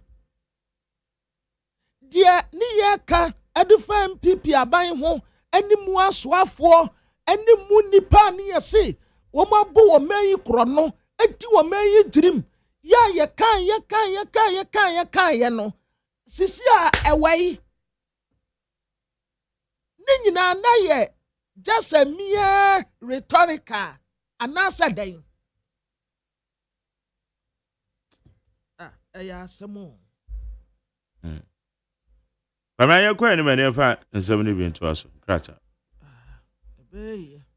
kakra na abusiafo de bokrata ya de mamu ate amamu akwaba eye telegraphic de bokrata anwa watrasa obetabi lamte interchange ya ye no akronfo akotututu niama ya de asisisi wonum ni nyina ebiti se nade anyon ross ni ade asisi wo both not a ekura meta urorins nimu wo ma akotutu ni nyina de ko enyasa contractor no na kotutu ya akronfo ankasa en wo mo akotutu saa nioma nyina edeko contractor aya take workers nso because me ameti anemu edi akukuduro pa na menya some de kwa akotutu saa nade no ansa abu bi beka wa na ofiri wontumam ebia na workers no a omunim ebo a esom omunim ho mfaso no omua na ebia omu fatire kokotutu enti abuwa bi beka wa ebia na ofira wontuma ne bi enti susasusa honkofo na ansumu na ensawam kwantimpon na His Excellency John Dramani Mahama okọ ho no mu a wo katre contractor ne se be 2026 na waye kwan no e de amaye akwatia ba election yesi wo mu a ekoye nyina bo security bambo ejina tukuo no abaso se obia ya ade national security ya ade Ghana police service ya ade political parties ya ade obia wo so ntakrache wo mbia wo mu nyina ya ade nti yampre wo no mu ma je Kofi Apale wo si wo mu ayo ndan Yokofo akofan nti wo Yokofo akati sisi sana yenim ye be friend secretary ni but wo mu nka hye mfa ho ma jare wo mu nka hye amfa ho there be yenti reason bia okay yenti reason bia akowo de kwena yense na busiafo Daily Post the Democrat ano ana mede to aso amamo eno ana wode osoafo a wo hye ye pomde ensem eso wode mfonyi ababeto a onumunyamfo kwabena mita kando dwabo so mrahye bedwani no ana nanu ada asemu a esi e wo Rich Hospital busiafo emosemnim na yampi ade atotoi pa na eno nenam so ma Ghana Registered Nurses and Midwife Association wo leadership no mpanyifo no apa health minister mo panacho say omosire no ada adwobre o se niema bi antwa yie wo ensem bi akukokoko so no a wo mo fa nche panyin de sa yese obaye ni bibi go nan so a nya ade a wo be den wo be twa atwa wo be pepante wo mo panacho se bibi antwa yie bia kasa bia anya ne de no wo mo emfa nche wo mo ya de enenso de kon wo mu hunu wo mu ho se wo mu nya nipa nsene ye okay wo ya nurse yo wo ya doctor yo wo ya hwan yo wo nya nipa nsene ye okay yani afitafo okra ye ka kire mo se mo nurse ni bia ai se nurse ni bia wo ka se ya wankasa ye wade a wo betumi ya wo ka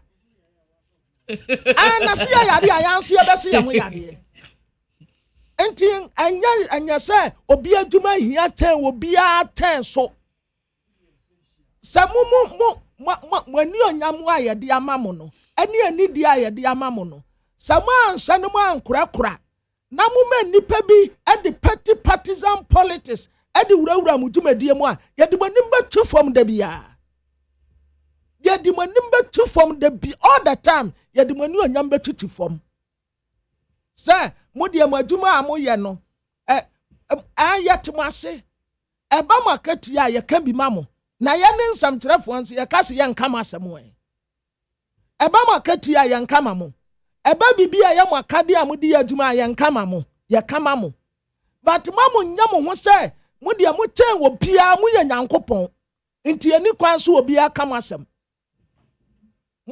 moma politics ewura mutumadiem na nipa bi adidi anim because of omu selfishness and omu greediness nti omu de manu anyam betutu fom a yetea ye de manu anyam betu fom all the time. Tisa mu nu omu kasa nu omu sisu omu suban ni ya ni afitafo ya kasa mu kasa ya nya mo nso mo ede tro draba kasa wo nurse ni won fa wo a wo so be ede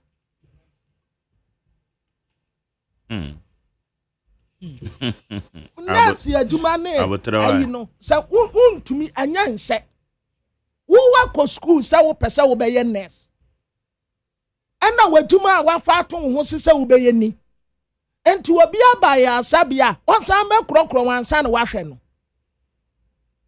wo de no o profession eno no enti hwe na ye no te se de ese pepepe se market ya fine se mo condition of service ya fine ye be ye na se mo executive no a wo mu di anim no a wo mu tell politicians no ay influence mu dumedi a someone ananse muhu kakra ye de banu anyam betu fam ama mo amu behu say yes amna susuka ma jari susuka katra sampanimfo na di ba ko ametena wanim wa ha wo tene no kura se asemo oka no ehu wantin sai wanya sei de na okatre wo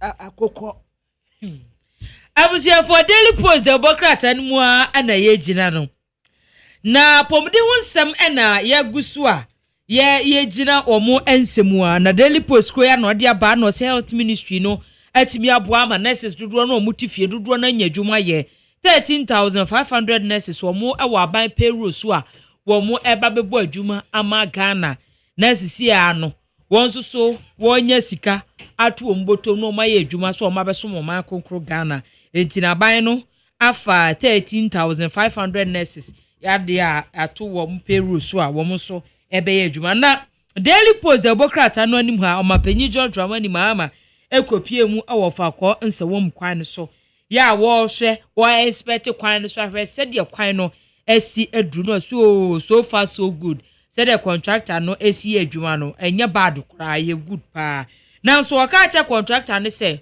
wonye adwuma no se June 2026 afie besimu edru na wanwie de woni no pa de ebe mu ngamu one trim man kura ya che se Daily Post Democrat anso ede hu amanebo ede abam na Daily Post Democrat anu anim anode yera kwaku ansa asare wadne fonyini ababato a ene wakasa ede afa asemu a Sofia Akufu aka ede afa Chief Justice Semra no so we dey say a breach of oath of secrecy ni nyina ja Council of State member nsemu a okeka no ase na enwose wode tudwa ya te say Daily Post Democrat anso ede hu amanebo aba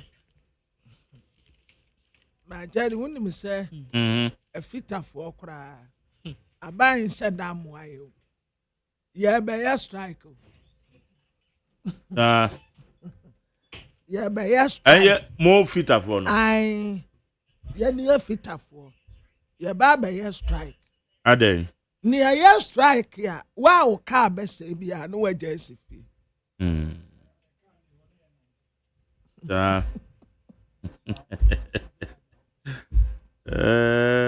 ade wow ka be say no waja esifi agofafo ai na wo de wo kokuma ase ananteko se kwa anwa na making ekwa anwa efiri akokuma ase se anwa bia obetumi anante akọ ebetumi anante efiri akoke kosi kwa ekwa ase ya nana mi no nante nko mon de se na mon nante beton nchina ste mon nante beton nchina nko ya ni afitafo okra se wo me wo bia hu hia o se wo bia hu hia obia hu hia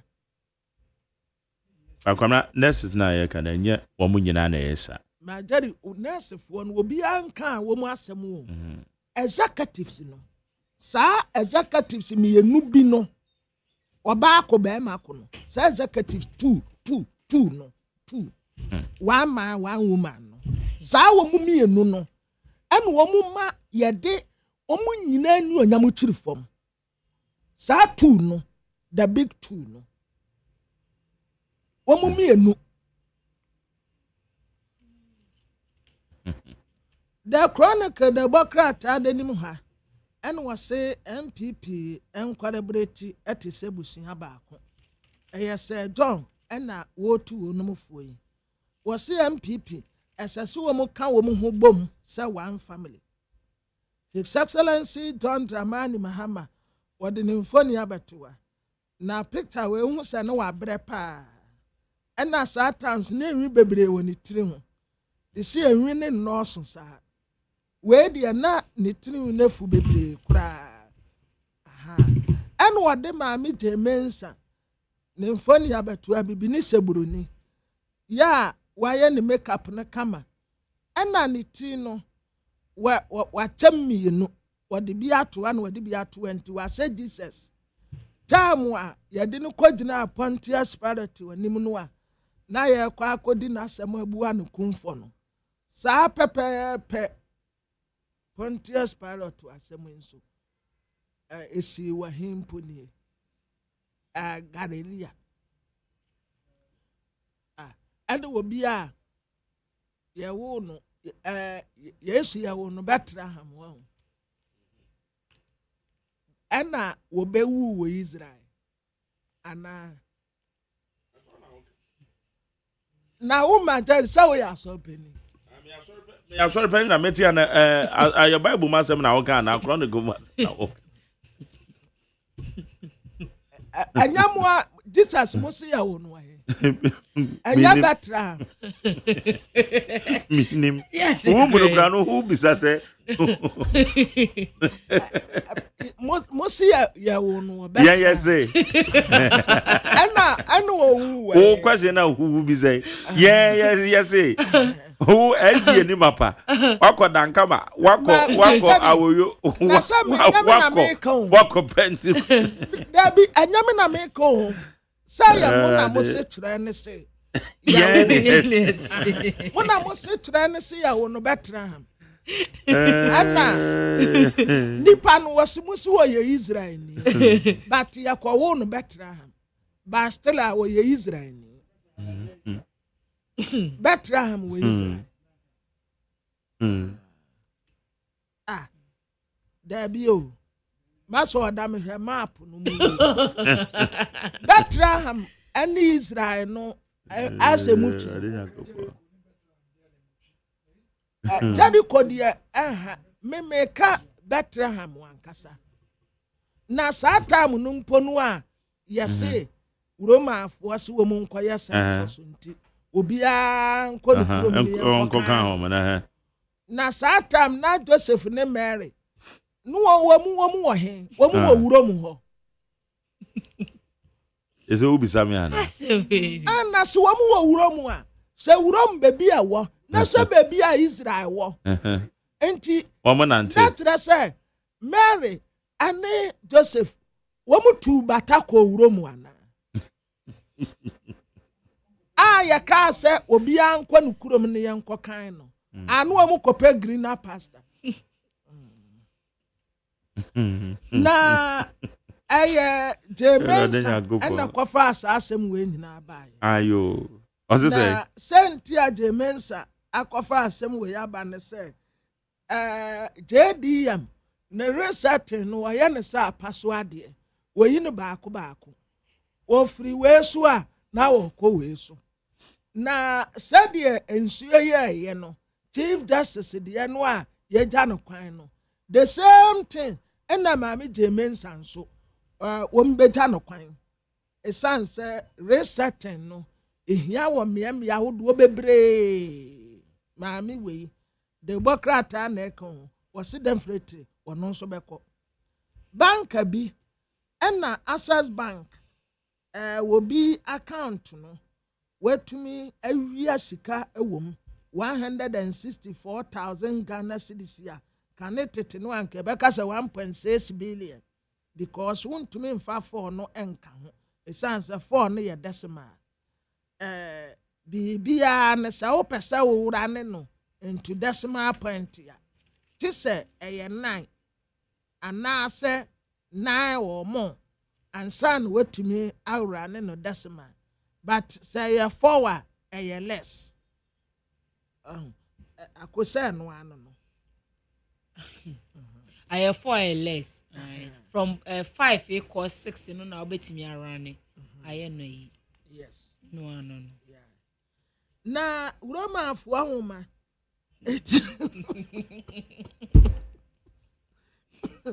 My daddy. Yes. Me, we sent ya Roma for woman. I wo Roma. Yeah. Side the king can card my home. Yang fa Ghana for woman. Ghana for woman.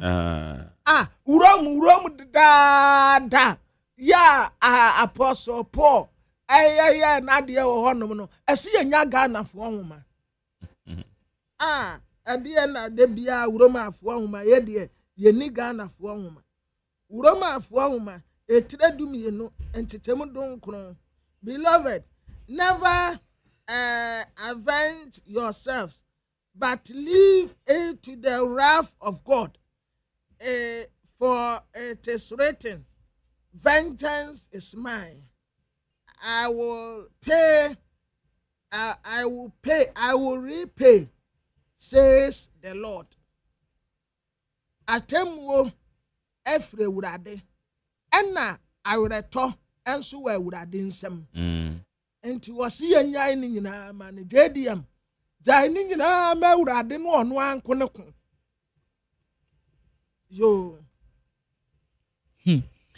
abusia for daily guard abokrata ana mede to aso de yema me sofa yakufu wani mfonyin ababato a ene yema me sofa yakufu obisa se chief justice senie ne ekoso no ono ne dia nafa mu de oye fa ho no nkrofo han kura na watimi abohomode a ede ne dia pia bonten in camera hearing na ekoso hwan na timidi ne dia aba bonten sa leakage no hwan na de bai obusa na delegate democrat anu anim ha enu wose MPP amanyoko no na wo mo se chief azoka ene alaji wahab yenkyere wo mo fa nsem wo mo kan ye fa kwatia ho no ni nyina no ensem wa ase a delegate democrat a ede ho amane body aba na delegate democrat anu anim ha ya enu wose yoko ena wakofa yewura kofi akpalu ya wo mu eye hwehwemu afa ne nsem ho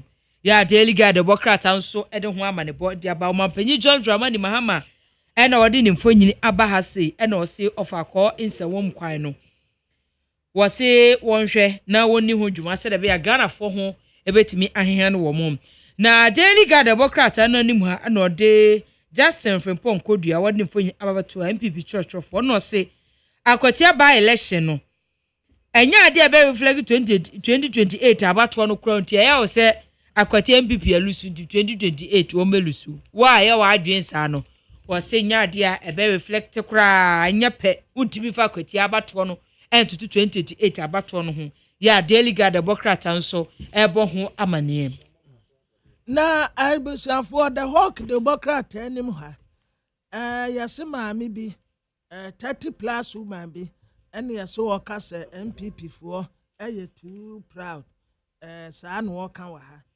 ena wode lawyer Kwame Jan ni mfoni abato ha was fraud case bi anya me lawyer Kwame Jan yae majari anya lawyer Kwame Jan yae eno wo mo se de no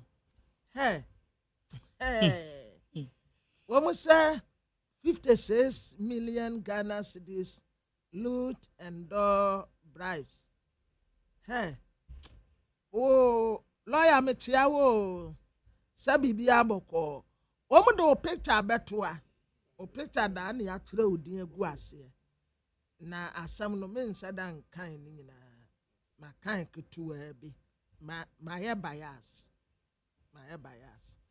na ma me get to database abatoko no ena binimo tirase wo eye chief justice no ene yeyi na free wo bato obetumi asa betena bench so ena lawyer fo no yesi emu atemi no ebi se wansi a yeyi wa free honom no eno anu no dwumedie bi a wudie bia yesi jai ko ebi nso tirase da bi eye chief justice ne yeyi na free so nti obetumi asa betena bench no so ene ma anope ko bench no so ne koye adwuma na wase correction and apology eno so wa ha chief justice panelist ya wo motena so anu wo mu di nasem no mani chief no waka Franklin Kujo wase bribe anke de komma won mu nya bribe ketua nka bribe ni ye tempting won mu anso wo ma anye sa bribe no the hawk na Punch Africa democrat anu enekura me ena o se GRA board members no anu o makopie mu awotema habo said ye be ya eto agigye no ebetimi agane nanso saa how bi mu a ewo mu to agigye no wo mu kohwe no maka won asem said be ya Ghana ye betimi agigye to dodo no a amo oman no Punch Africa democrat wode ho amanebo aba na Punch Africa kroya ena wode won monyamfo erikopoku osofo hwe nuane eni kwayon sam eso ena wo se aban no ye pa olugu dam no contract no aban no betwam wo beterminate kra ya Punch Africa so ede ho amanebo ede aba na Punch Africa anim ha another lawyer anoche frempo wode mfonyini aba ena wo se ya mame tokono wo lucy 22 years pension wase waya adwuma oya adwuma 22 years ni pension sika wase ye de ma no kwa homegie ebremu a sika anka ye de ma wo na wo de edanda ho resort ho out wase sika ni nyina ahwere no ya tse Punch so ka ho asem na Punch Africa enumu ena wose yera Alexander Fenyoma ke no wakasa ade afa ensemu a sofo azoka waka de atia no ni nyina fa by election sofo azoka ensemu a oka editia no fa by election ebe koso ho no ono so akasa de afa ho ya Punch Africa so ede ho amanebo ede aba NDC lawyer Beidu ena akwatia seat no wawini ya chese Punch Africa so ede ho amanebo ede aba na diamede to aso aye national inquiry na national inquiry ni mu anu wachese aban ye pushi 24-hour economy na baby a wo mu pese wo mu de kosisi ano aye voter economic corridor program bi a wo mu de bewo program wo mu de banti wode wura gusitando mfoni abetoa ena honorable Ahmed Ibrahim ana Debi we honorable Erikopoku ono nsomfoni edaha na wo mu say 24-hour economy no with voter economic corridor program His Excellency John Dramani Mahama and work at Africa nyina say global solar revolution yen lead burst of ware brand is here friend of burst energies na burst energies no wo mu see ebema nsakra ya aba prempag for new executives ya de wo mu tena konya so enne into we cha president ni mfoni abatoa ya say there is Bawa Mutari ya appointed as a notary public of Ghana and the men said them na the buy pot ya see inflation a drop about 11.5% August na womo send him say ebetumi aba fom bia ka ho a nkosi afina wiye no enti so far so good ukodwa so a enioma bo no the rate ya nanka first tu america kwan no isi ade e slow down kakra enya se bia aba fom completely but it's better into america to say moti ya yabo na ni so etinenjina hon kakra nkra se wo market time no the national inquiry Daybreak Democrats ana mede to aso na wo hwe Daybreak Democrats nanim ho de Yera George Opariado wo de nimfonyi aba no nko a Dr. Keso Atofosi enafe Ahmed Ibrahim wo mo emfonyi eda wo se 3 wise men wo mo eba be probu ebe ye hwehwemu e de afa Zoom Lion 36 contract no ho ya Daybreak Democrats ebo ho amane na wo so for when patem amamu ahensem enafe osom ahodo ensem so onumnyafo Ahmed Ibrahim nimfonyi da ha and all the two assemblies no anim say abosumi bi amfa mo report mra efa ho ne die ho nsem ya Daybreak Democrats anso ede ho asem ede abam na teshi manche ena wa condemn ye homo afa sha ekoso wo teshi ya nam so matututu ekoso no violence ekoso ho no wakasa ede atia Daybreak nso ede ho amane bo ede abam Daybreak ena obo amane ena was ode Yera Justin Frimpong Kodua wadne fonyi aba ena wose agoti aba election no entwa MPP amanyoko ni ediye no enya ade be reflect 2028 abato no enti ya na ebi mo kekasa ai akwatia said the MPP edi ntwo no ebe reflect 2028 abato se da bi entesa ya Daybreak Democrats anso ede ho amanebo ede aba ene anope na the archives and worker say was say 3 defeat in a row and Kodua ena wa yire no ho a trode afa no ho se Kodua henina naboate ena market Salam Mustafa market kura de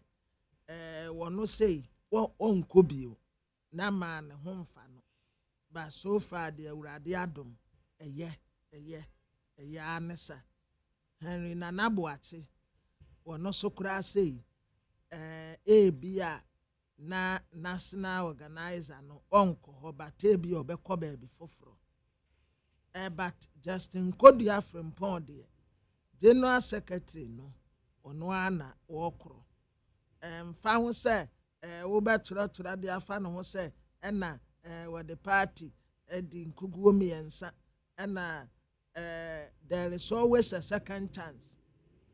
There's always a second chance. Bia na were victim than the circumstance. Sasa na mokano. Were victim than the circumstance. Ebeto no wakwan mu keke. Enya se bia na mfom so. Na bi kura mpo a enye wono ene wode ne na si fam a enka de ye hunu kura mu hunu.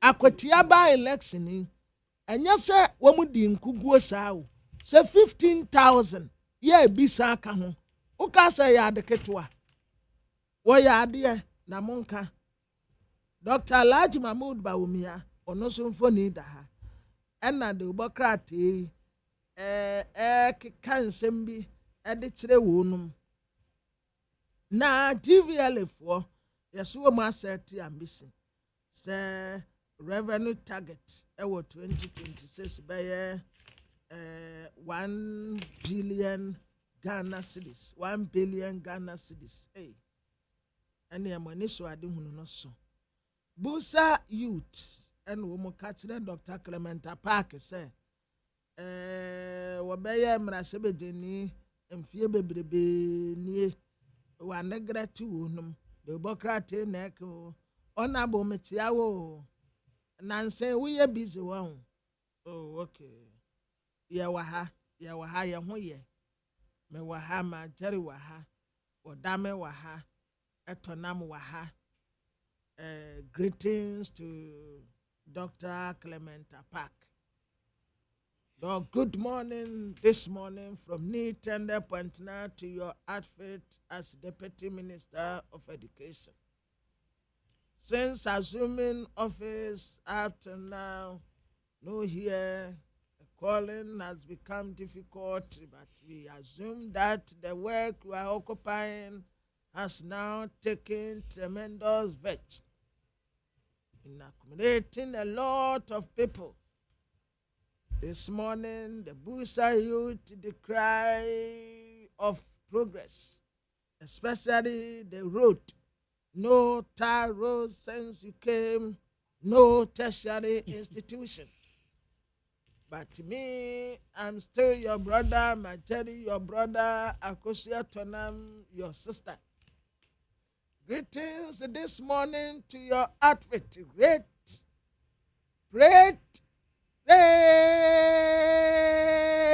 Aye. Yatiao. But I can see you.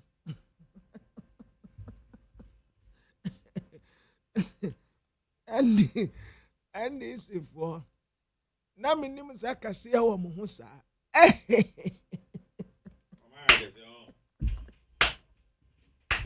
Oh my God. Oh my fine. Oh my fine. Oh my fine pa. Oh mo wa fe. Mo wa fe papa. Esi amaya akase kama. Ba kubia no oba ha. Tisi ami hu na fukura na me yem asem. Hey! Oh, my akase. Mo hu ayefe. Sika mpedede. Mani ma totoso. Oh, my akase. Sisi amafu ado kama. Die nipa baya na mo ye. My idea. Oh. Akoye mo se man this before. Kasiye. Oh, yeah. Kasiye ya tiye. Ya tiye. Metie ya me dwumanyu ohia ne aho kire. O ka asem nya bi anka me nso se ya na me. Ya tiye. Yo. Ena obi ya na pressure ba me so ana me yakese. Moboa. Ya ni a pressure wo yesu wa hu ya ye pie ya no wa hu. Uhu ya pe no hu sa kwa we bibi ha no Say Monya de Maye. Hey, and me, 1 year po. Oh, Mwaye fe. Mwaye fe pa. Mwaya kasia kama. Mwaya kasia. Anana juedidie. Oh, okay. Mwaya fine. Yame, power sweet oh. Majari. Entini ya sisa ye to tumia. To woma me. Nefa no koto. Na sa wonsaka tumi no a. No asade akwaje no back. Awobekwa ne ekuna. Ani ase wo mo ekunu no ekun wo mu biasa anem. Because you have the power. Oh, power sweet. To me. Antina papa kufuo kan say. Krama wati ase no ho amfaso change ata wawu no. Say one ban wo party wa ba mu mpo. Now your security a change no secretary our two opposition. Dabi and change no secretary to opposition. Well, Yan kudia. Send the powerful friend general secretary the ani and come no ye reference. But kudia de mean to me fanning yes our reference. Sikam pedite. Oh, one more Majari, to be honest with you, oh my fine. I said find the ombe. Oh my fine. The find the ombe. Because me say Dr. Clementa Park picture, yeah. Say, many more also. Say, when you makeup, on your makeup, I am any more ankasano. Say, said you will see Ayakasiafa.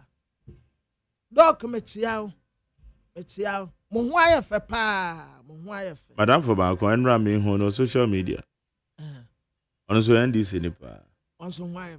Me and say, eh, me and Rakran, me and say, I don't know, Brandy, why could you say? So it's not a minute. Stress and a man, Yakasin. Metis a binum cassa, stress a banner soa, and Wayakasi. Hey, and you see the Yankee woo. Hey. But I am quite Manusoni and your doctor, you are not your friend Pong.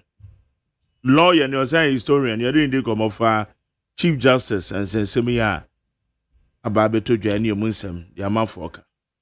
Dog Yamache. If I told me Jimusu. Now, what to say? Oh, Yamiado. Yeah, then I go past it. Now, so far, processes are former Chief Justice. Yeah, Justice Gertrude Tokono. Yeah, ye free idea so no. Ye be successful. Emra na ye adwuma. And you be na boni trimopo. So be you know. Oh, me paucho. Aye emrano. Ana aye adwuma. Na emrano enye emra papa. Aye emra boni pa. Na mom sa emrano. Ye no as far back as 1992. And amazing na to swaba. Sa no ne de beye adwuma.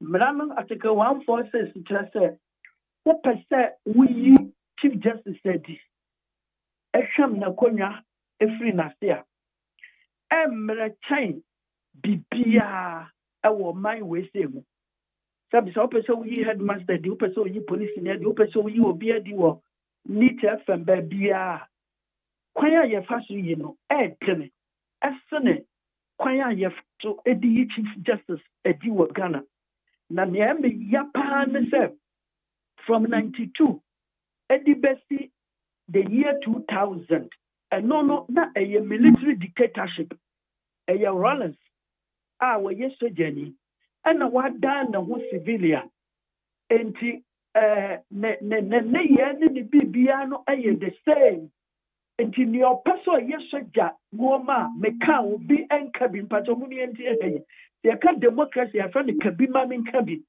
na we no constitution ya chọchọrọ mremi wo constitution ya nya kabima min kabi meka wo kabi enti ya constitution we no tumi ya de ama president no oka obi entimi enkabi enti nanka after 8 years na sojani no free ho ekoye no aban foforo no a wo bae na nyame chade nia wadano eye president kofo san ye lawyer ni no eno na nkesa o sister constitution no ana one sister no ana mills bae o tempting na mo wanche Mahama ono so betwa so na ye ne de because me kan won ka bidie obi anya ne sanka ope ana efa ne say na kufu adoba o ye campaign ni nyina so obesisan the last interview obekwa so mo obi amfa ne nsa enka me sure say no ka say ba umi na eba be wini enti ni atene say ye mpanimfo na di animu ni nyina no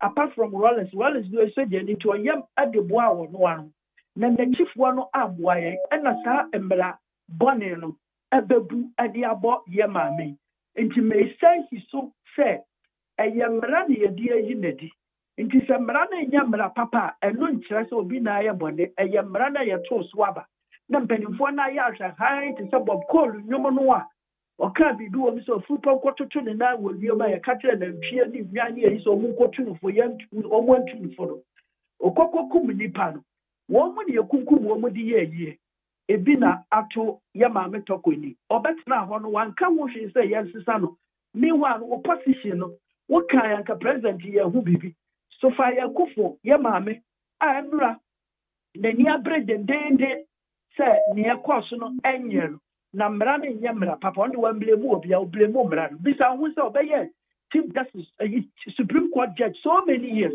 no san fro akonwa ba be chief justice e dey no kafa mini amedase. Okay. Na ye bi say adekuro ya na ase na ayi na free bench no so as a Supreme Court judge. And also obetima kire mu sen amae. Oh, what you say is very easy. Easy say chief executive or one NIT FM and now UTV. Na manu si suminase. So bibinti na you say committee atna se na say ye yinwa. Sa boni no odi ya ye di yin. The same boneno and ye di lebra ewo ho. Enti se di lebra no na se ye lebra bi ma. Ade na o de oye chief executive yiwa. Wo sa be ye ordinary worker. Mfantifo bu bebi o mu se wonye nipa panyin wo wi awaye na amofraba. Once to say won't qualify to be a chief justice of Ghana, you also do not qualify to be a judge of the Superior Court of Ghana. And you're very simple. And luckily in Article 146, actually say Bonibia Superior Court Judge, IABN, which your petition the president. The only difference I may say, other judges, petition never call chief justice. No one say chief justice, so why Bonidia? Why Bonidia petition? No, no, a president na Oceana ya set up committee. No one bonne crown obi iron. And no need to me may ye Supreme Court judge a sin chain. And no sooner a me a chief justice sin chain. It is a banner abonwa and no interest or barber share or saba from no barber share will be as it. Me patchom run interest. Petitions me ensa emu ba ko no modi enyina so does it mean say me na aka no broni baby say relevant na ehu hia then so be san ahwe and one way you should go for na relevant bi and say so say e bobo dey e penalties na wo you wabo wo dey me ensa bu na me dey me ensa ni na akopol mu a referee no so ka say yensa ntoa so ala onim na djuma ye betuma toa so all right no ka say yentoa so onim na djuma kire say Mimi team no me edu na aka ne bogu na wo de be edu no wo sha ensa result no enti sisi no omu hunyansa pa omu ankambo ana omu chichemu ana first come first serve na wo hwe so a no ma wo bebre wa other people no adiem later on kran comfort the bebre akokeka the most important thing no and say wo mu aye wie di report na koma president and then study assist say we chief justice Nedi engineer akano want to mean san kwankotena so na president san draw letter so we Nedi want to mean the party you know or beat another country be not your back as Ghana and fair judgment no more respect na dey ma other petitioners na actually say kata wo de buy the yansa aka na mirabu no say yehwem na say yebehwem no de the main effect na say wakata wo say yenyi chief justice Nedi yenya ma wo de so kra na yenyi Nedi. Into those petitioners, I believe, say they are very satisfied ɛno ano. Na wocha krata bi kra dem anima wo ka say Chief Justice, former Chief Justice, as they say the 22 years pension, any other gratuities. I just say well lusu, you understand? Nya etiane say two things na ɛwɔ ha. The first one is that adwuma bia mu asase we say so no. Say woma ye dismissewa. Woma ye dismissewa and I say ye yiwo edia. Eye different from say mea mejai adwuma. Ye ka say ye yiwo edia kwala on them street mu kura ni say why your body.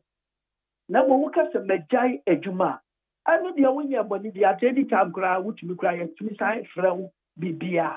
And she said, wash a man for a child resignation letter on personal grounds, on health grounds, on this. A banner stand when judgment be a one. You calculated the what the amount and as net contributions so what the ever. In the case of your friend say, yeah, mammy, the same thing. Now, judge the one woman co pension.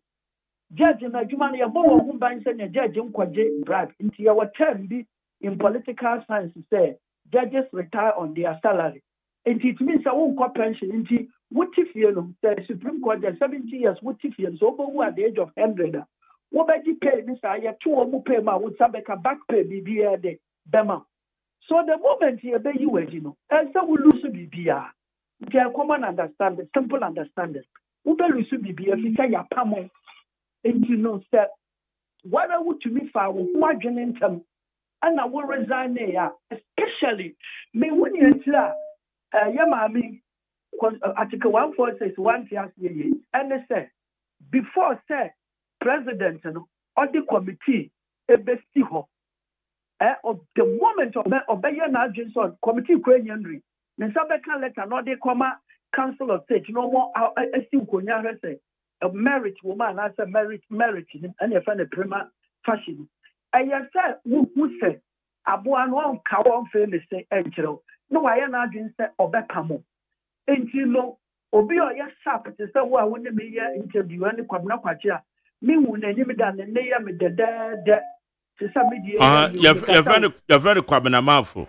Quabnamafo, sorry. Yeah. The naked one as a mediocre, or bad, any time your Casanama can me. Because one in the Casa Sepa. That's much people live in. Nanka say, "Ma, me no who say, why your first way you did Chief Justice said you were Ghana, and it's so easy. It is a president is so the committee besiwa. Yeah, fair now what your president to say, my copy of the petition. Now who will respond to what the beba? Debbie immediately what your letter to the president to say, why resign? And to what resign? We are not just a one who wire. You lose that stage, you know." And Article 146 and cassette say committee near the human present report. Chief Justice need to be so resign. No resign. I mean, I'm telling you, man. And Casa, I say it is only one. And no one you might present one more recommendations to the president. And Stanley has yet to be said, who song and I you would. It's your mammy to transit. And another assembly on what business CPS or a client. And many people play bizarre one would say, now step your man, I've been bad the way it is established. Or no idea now look to the new to yourself. The mouth of when you now and look at the level no one, so be a Chief Justice. No catch yourself the mouth of when you now. Let us a lawyer for a cuckoo dam. What when you now catch and say onshore resignation. Sonia Bayan and Sabakan entitlement now. No, the one penny that it's not the reason what they might. The reason Mr. Sochra, so I resign and then send the entitlement. And the question is that what would the say? Yatron Article 146 clause 9 say recommendations are committee no almost pest and almost the president, almost the president, President Yawoshi. When you talk, when you're member of the committee, the Argentina why you will say, only your recommendations say after dismissal, we see the Bema. Intimate her understanding of the law at that time, and I won't blame her. So you can be able to stand level, pressure war so, be Basa, and Tinanka, and maybe me can baby. So instead of going to court all the time, now we did the MPP a lawyer for a that be MPP near DC anchor. In Tibisa, who's a mammy talk with a lawyer for what gun in Nara. When you be a fast MPP a lawyer for now, who will court. Let's say, who shall from where before pa, no more no bid. The length and breadth of it, and then they say, yeah, dismiss who I will send cash. There again, because they say, committee no will 2 months or more recommendation beer one more pen. None can be beer see one quine say, on bachelor and we say, even though you're unity, but where your money na enna. Now we don't expect her so quick jinaka quine. Now what's less this empty BB say, a conmasika say, young fan mano, non fan nanka committee liberty me, akasa, but near me when is a committee no ankasa enti mremono wonya bibia na mame fam conclude this say so I'm preparing no one fa krata anko ekowasa and this is the time ye na dia won fa hwe enkon enke ye wo akuku dambi wo man we say but Sam Jonah ye Cardinal Texan mo Bishop Duncan Williams mo and then national chief imam what petition on the quiet of PND. When we answer ECOWAS, Ghana is not under ECOWAS. We are a sovereign nation. Yansha ECOWAS as Yansha AU as and Yansha UN as every country is sovereign. And I'm sure that being a very senior lawyer and a judge when in San Woman way no woman can under human rights. Na competing for what petition wants a year medio may call. Na dear Namia, me catch your plane says so 2 4 flat, President catch us a man, men away in the dinner, Shana Peggy be manual. And we answer bedroom ECOWAS. Now the moment ya Ubaqua Kunya, ECOWAS, not just a 1 year by neighbor manso. And I don't think say I know a bit my one who can be also. Kitsu say yeah, so many reasons here, dear you that one is good depending what the past say. You pay kakaka woody and no biswa and young double quest pension that could die your best young. Nasa wo kwa Tanzania hali heyara. Wona wo ba and wukum. Media minimisa kamema ana ya brema ma junior fly your bema wo brema ma wo the end why your ba bema wo yi kadi ticket ma wukum. Na pay baby and free mo ama okokofa or mine misika. Oh, now what's the depend? Na mebajo lawyer mebao. Okofa o man sika. Yeah. Ono na de ne pe ekofa o man sika e na ode ni kunu ne ba etu kwan ya na. Sana process ne tie. Just say so no go no nya accountant no nya finance officer. Nti wo be oda nipa no a o share wase no. Now is there a proven evidence? Say Chief Justice show bi kete say fesika bi ma me na me ne me ba ani bi kunu ntu kwai. The patcho there was no proven evidence or she nipa ne kete, but there was proven evidence because where you documentary where you want to do how you artism now where they are documented fully documented because before say we buy this of finance office you are made to sign. To the best of my knowledge, yeah. Chief Justice invited witnesses, including former Chief Justices. And one better testifies as Sadi Yeno, eka ne entitlement. Aden ye de be ye kwa edu ne ye de abono. The pacho near eteme se. Obi bia obeka se wu tu kwan na eye private visit for yourself, for your child and your husband.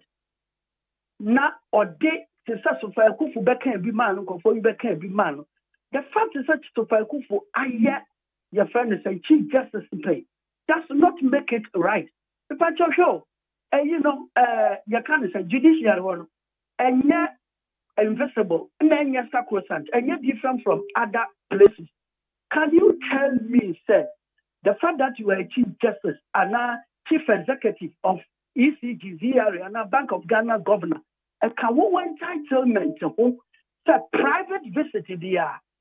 Your friend is a meba and Mikuniama was Ghanian Sama per diem. Now, what is the definition of per diem? per diem definition no ne say obi or your regular staff. Now okwa they be outside the office and also outside office hours. In Tiyansha so beyond the regular 8 hours. Now once I shifting from location near man husika. Meaning so lumpo and a fatanoa. Ne bani bi kuna mfatawo. Until the fact is so they 1,000 Napoleon Bonaparte or says a ultra entra.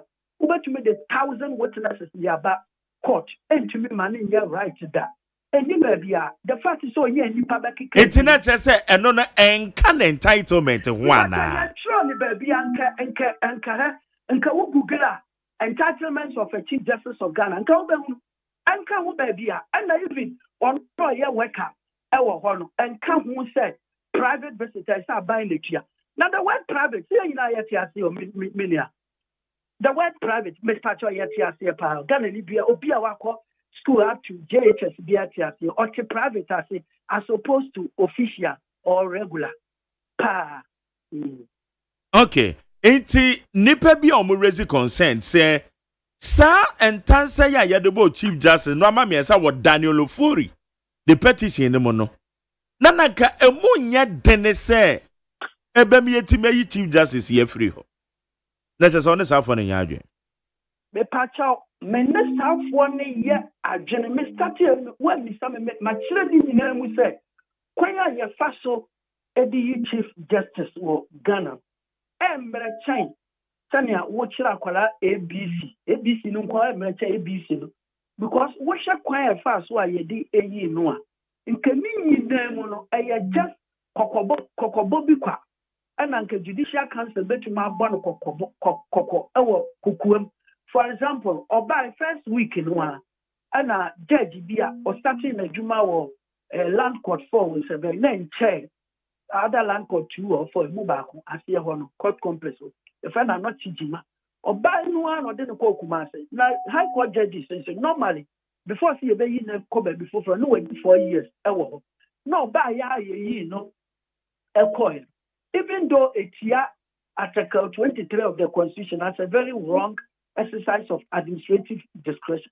Now when you dey try to would gina so yi chief justice said but the reality on the ground then they say so which run the petition at the back. Now president so no set up committee ya. That committee no bibi omo pia what they see right no. Omo the best president the adjuma. Now make answer say you. And yet soldier for constitution send ya be ya president no what here konwa so obetuma sake chief justice. Na ya mo the ko do say or no den sum chief justice action na mo ye be Bonino Adiasa committee. Engineer, when are your fast why you did chief justice? Your fast to pepe.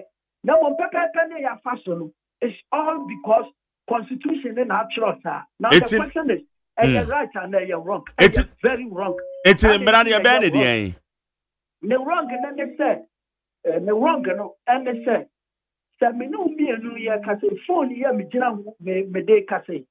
Sir, a bassa would say, I would the anonymous say a media. Now, a court to one could do final court, Supreme Court one.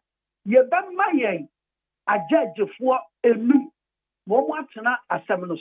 Your mobile phone. Not they the Chief Justice of the Republic of Ghana. Oh, baby, you know, Yasafa, judge for inform you.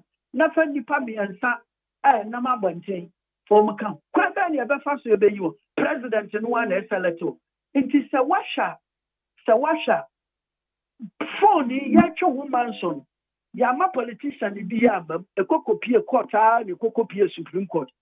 In the case of the dismissal of a Chief Justice of the Republic, court has BM, ye a judge before me, near Yam so me and sa. Na report, no, a year between, before see a message between Council of State and the President, only a politician, a executive arm of government. Council of State, Judicial, they are politicians. Then President here, politician, executive arm of government. Now your friend is saying committee no so a president na a you court and they are under the executive. Report no so as president wo. Na president ni to me na the court to be to me no akwa share committee no mu say ni obeka bia ne na say odi adwuma no na ye adebɔne wɔ ye constitution no emu nti committee ne dia o ma ye o ma adwuma president aye na adwuma and a council of state aye na adwuma na mom the question is that nti wo pese wo yi obi te say chief justice or what Ghana every in the konya so a that method way and from 92 yatena wa be seen there wrong kra adebɔne kra betuma to obi at any time nti madwene ye me say na ni chi ne yara say asesa no ne ya ne say obi person yi chief justice edia when the letter no come president no and fan come judicial council no we should not marry to oma yan first 7 judges of the supreme court were not by selection but by seniority no montana so elship report bi o de be mana no na president de be ye adwuma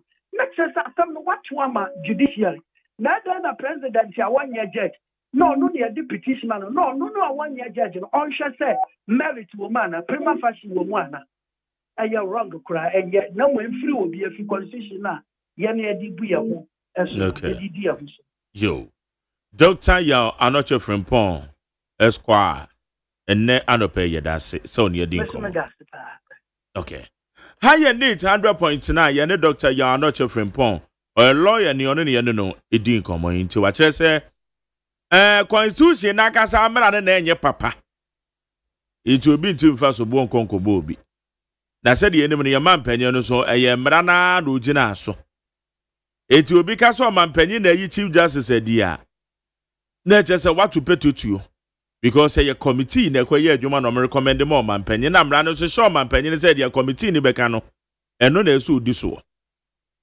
eno nti ena koba ne sa from Adrian Chenifa 0201162746 0201162746 Ghana Montie Sunia we need 100.9 Ghana Montie Ghana Montie Ghana Montie Ghana Montie okay atonam ene go bi ya go na abusiafo yemfa Daily Democrat Democrat na yemfa ntoaso eno ena wose Director General wada National Development Planning Commission ano ena wakasa se wase wo mode niam egu akwam se de be oman sika enwunu guo sika dodo no wa enwunu gu na omehwe na saade no omatimi asi ano ekwan ya Daily Democrat Democrat anso ebo ho amane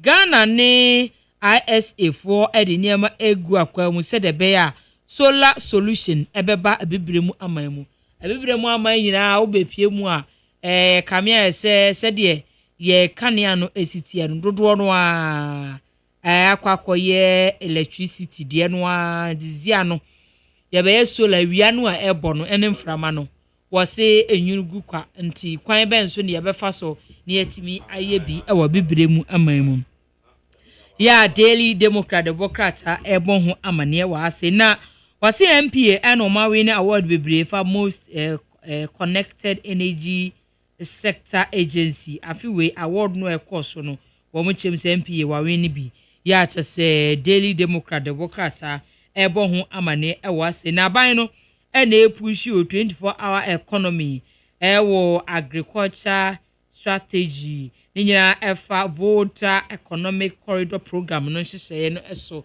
ya Daily Democrat Democrat ede ho amanebo ede aba na Osi Family Health University eno ma welcome new GEMP student ya wo mbɛhyɛ adusua se ya Daily Democrat Democrat ebo ho amane ewa se na Daily Democrat ena wode yewura Kofi Adams ode ne mfonyi ababato na Osi reset Black Star or reset Black Star said the bear wo mu ekobobo asika hodoa ya na chese wo mu edi ekono emu beda opefe na fe bo no kwasika no wo matimi ateso ya Daily Democrat Democrat enso ede ho amanebo ede aba ene anope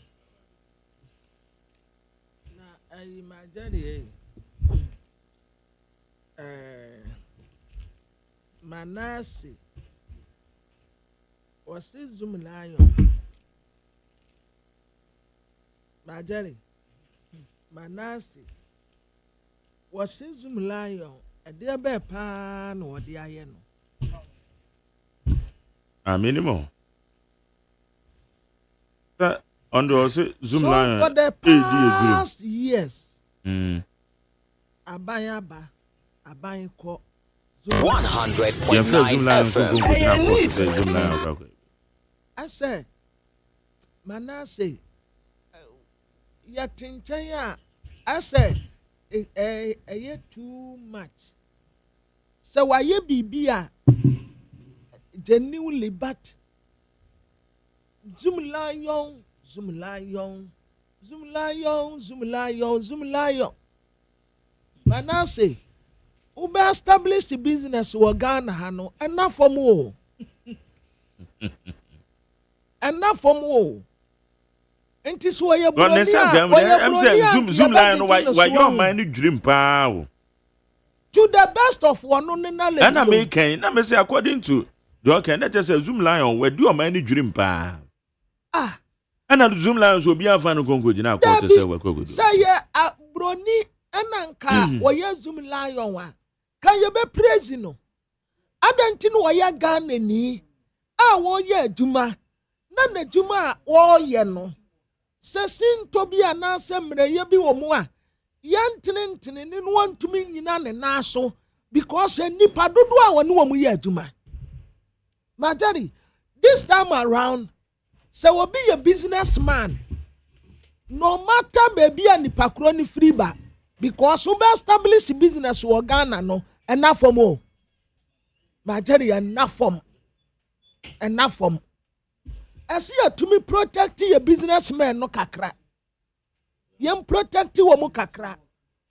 Adai ena debia Zoom Lion ena Zoom Lion adeti nti sa 3 wise men ya wo mu ko probu Zoom Lion kon adai.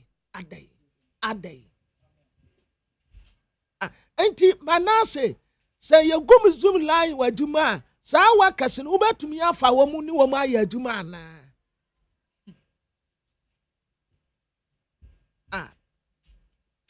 abrabo mompa ya o eduru baby abrabo ya papa sa wo so be ya responsible person wo Ghana ha no mo a obre okay sa mini Zoom Lion ha ho kam meja djuma na ma Manase say onje no onye Yankwa amane so yene eye stika eni komo na honorable Kennedy ohina Japan yanya ne tie say unity walk bi bekoso womo eye tifi mantam do honorable mache hello oh meba to mache hey I didn't say the name of him say we there. You be some friend. Yeah, cat and then the no, it didn't come on. Yeah, honorable Stephen Amwa. See, I be sure. Northern region. Honorable Kennedy on here Japan. Or the natural. Okay. The be sure one summer. Yeah. Ghana Montie. Ghana Montie. Ghana Montie. Ghana Montie. Ghana Montie Sunne we need 100.9. If we do 25 0201162746 0201162746. Eto kwabra? Yeah. They are now work no. Ebi obi dina nche kra beka so unia sentro ni ya ade a. E na wo dia work ani. The air too much. Na Manase na mo no so betim the Zoom line akokoto. Air too much, my dear. Air too much. Too much. There some more. A year so. Ade. Adian kwana Zoom Lion waye. Dian kwa ade dian kwana waye. Yɛmfa no nkɔ gyina court mmɔ no kwadu ɛ. Oh. Okay. Cobra. Honorable Stephen Amoa. Wow, man, it's honorable Mache. Yeah, no. Bibi Abokode. Oh, Yankopon Kaka. Yeah, the Yankopon say. Na yanyane tie so honorable Kennedy ohina Japan de ne a chere tifu mantam do. Otani ade yan. Oh, medasi. So am I akonyi. Mechi out ye tifu. Ampacho mfifi mantam ye Western region oh. There be Western region mom ya toye ana ehwo na mo wo. The obesha de kakra was central. Became wako Western North. Akwakoye tumedie kakra biwo. Na senior ese mubi camera. MC we apetia ne de ubia na gense obetia sifom. Uni se party ne de emra baase ubia ntini sifom de se we apetia no. Nti oye na gense odesa enhihye ne be di djuma. Na afi wabua apetia no. Mohwe ya odi akotra opa oboai na obi kai say normally who opposition have by election the new idea that union men DC for between 2000 and 2007 as 8 or not almost by elections and Kumbe sorry almost by elections and Kumbe 7 as 8 idea ya kumbia the so sabi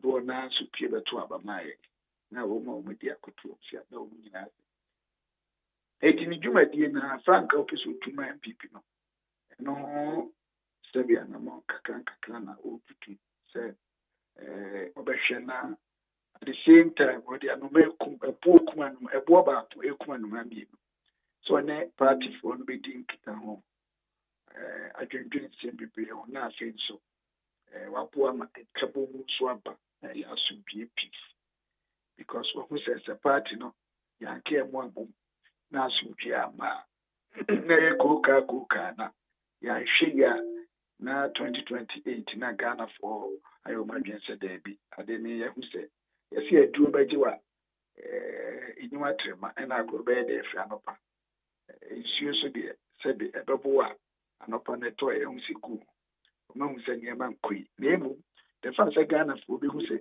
oh, yeah, from Soka can option the MPP. And just here we election because operation may process the previous to the party and shooting up.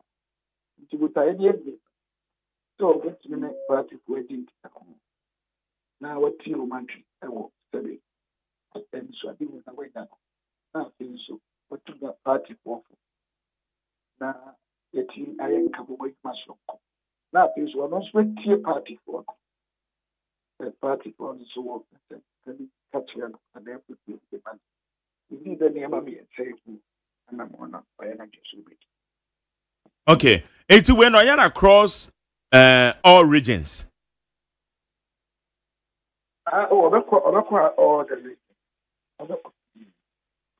It's say no, Senator Council between Bibi Central Region, Western North, na wako the Northern Region.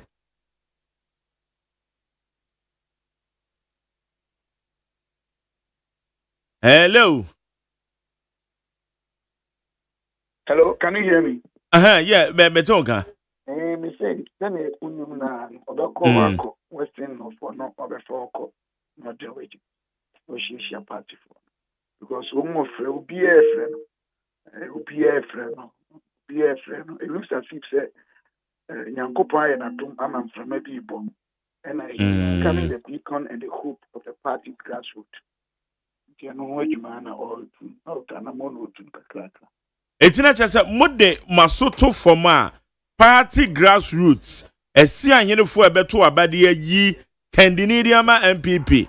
Say one must say Honorable Kennedy on here Japan bre. Minya, Sabi, me, I won't me ma cheeky answer. It's say yes afa chemi yes ana me pa che.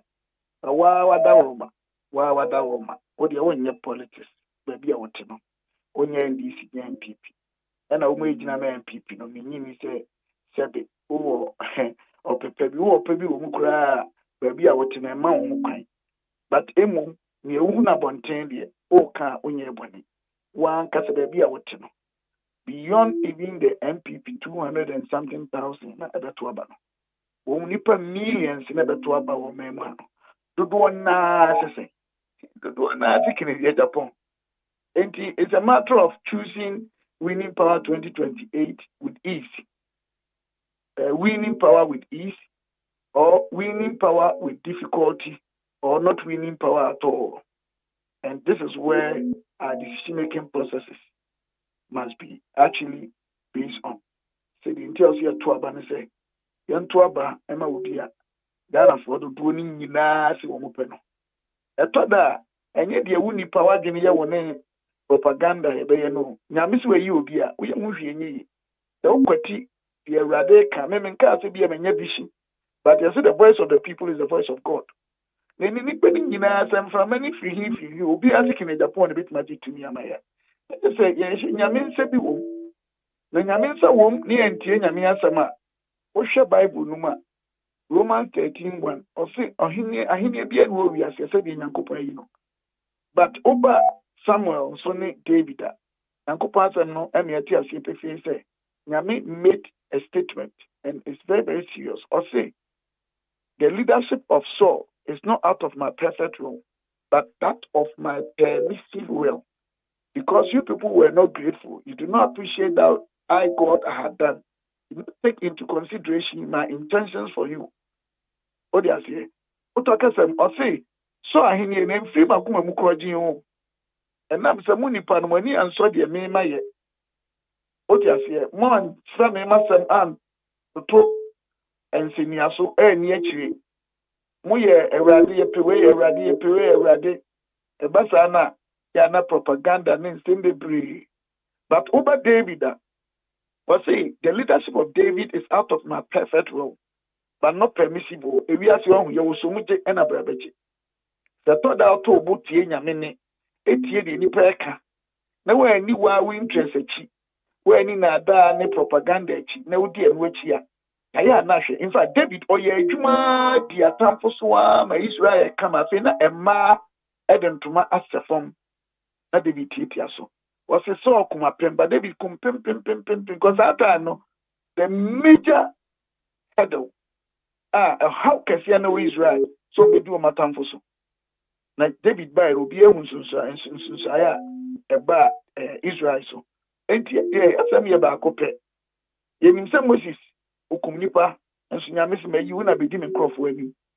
yenim sɛ David on kwa do mi ekum obi kum no ne kodae ono na David nyame yi no Peter otwa obi aso or the second nyankopon say you are the rock on which I'll build my church niema ye kan nyina kan Japan nye bi dem ensem bebre adi agu social media na propaganda asem no they took them literally ebi a one be fine with my kasa one kasa especially when it comes to be a one be a obaby a wedidi na to no so bufuo sebe one na bufuo onyam from so but these are even old stuff yankasa kin Japan wi ade yankasa okum nipa yeso e benevolent oko 37 na ko head mo ye no ho oko sebe confrontation teaching hospital ko head mo ye no ho oko tamale teaching hospitals is spending millions of Ghana cedis and even some dollars different places and strategic places in Ghana odin sika kase abuo nipa na enipa we nyame aka na koma wa creating jobs in any individual politician in Ghana here mupa mon fetting na mon the companies in anko head count they can't direct tax direct employment job indirect crowd intimate county na OSEI on pay na edia na opa ene ebinia edia ni aba me de me phone say Ghana for na work from no polling station for no coordinators and some of the executives and some of the MPs no any patrons any former executives near the identity omu nyina hu say be dia duru say nyekere Japan wa ebe yete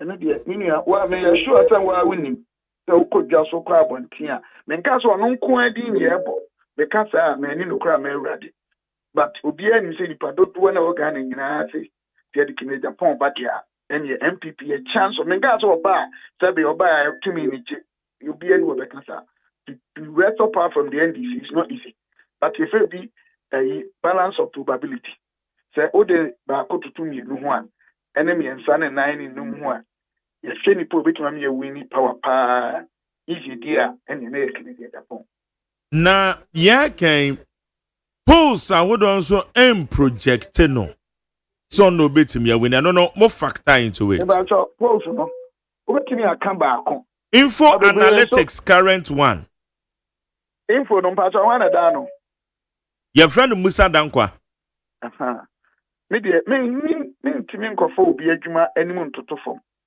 so wakasa ebe hye kutu amia ye adwuma mo na de e no wan kakra ne se kine Japan okoba akono na MPP ni ho di nachi me na mo Dr. Mahmoud Baumia kine Japan okoba akono e de pa so be hu wan constituency a obenya even executives me and some post o mayi o mani so medicine di achi na aban ne o no wadi 2 million nyema nyina di candidate ba ko achi in Japan nya 37.4 they go 40% and nay numbers if you dey show on social media crowd MPs your MPs in the bra we dey Ghana ebinom be so omuyi o mani nyaka so ha na achi na bi wasofa yes yen no bi ne dey when we are convinced we don't care the consequence. And no crampono, you can count a number of MPs, almost 30 MPs are men stickers. They are following in Japan. What you say? Now come to the regions. Most of the regions now in Japan has support base. We are being nipa 5, nipa 8, maybe nipa 10. Constituency na you need, and nobody when you be 10, maybe 5. Averagely, when you grab 7 per constituency, executives and I can hear me. Only Canadian. Now, Obia Catcher here to Abana, or no 17%. With the same way, maybe so. Now, Bakunumpa, yen in 37.4. And to me, a dear Potia, why another wind blowing now, no, as one of the methods of research, observation. Observation, but of course, it cannot be confirmatory. Preliminary method and answer results. Actually, Japan is now most popular among all the other candidates. And he said, oh, if you are Dr. Mahmoud Baumia, His Excellency, when we are for Bull Council, if you are 51%, Kennedy may be a 45 for Krana, then you can say, any idea, between now 17% in 52, the minia. Imagine you have because the Mr. Hunin and saying, no. 1 year, a dear who said, can Japan 3,000, maybe I buy 3,000, not brand, maybe I say those things are also there. But media, so I can't say about it. Yeah, the anchor says everyone need money, I know you here. But whatever it is, no, made them feel say agronomy, you know, not MPP, MPP didn't say that can't one boom, like in Japan, be too franca. Oba Santa region, I can tell you, coordinators, no, I don't know that polling station, I don't know. Kennedy, and you could move 60% and over. And I can assure you, and your mom's on that Abamano. Home where you women, put your metro, yeah, and your woman, you may do your campaign. It is our research in a day. I am in one work, a Burma, Miss Rupapano, honestly, a Burma, Miss Rupana. But Miss Omen Casawa and Yajuman. Meaning level, no, minimum or 2 years, meaning the sample size, meaning time or no, meaning methodology you use here. And I mean analysis, no. But we will be so said when we am ultimate casentiano. Wonim dear, when you packet and that respect there.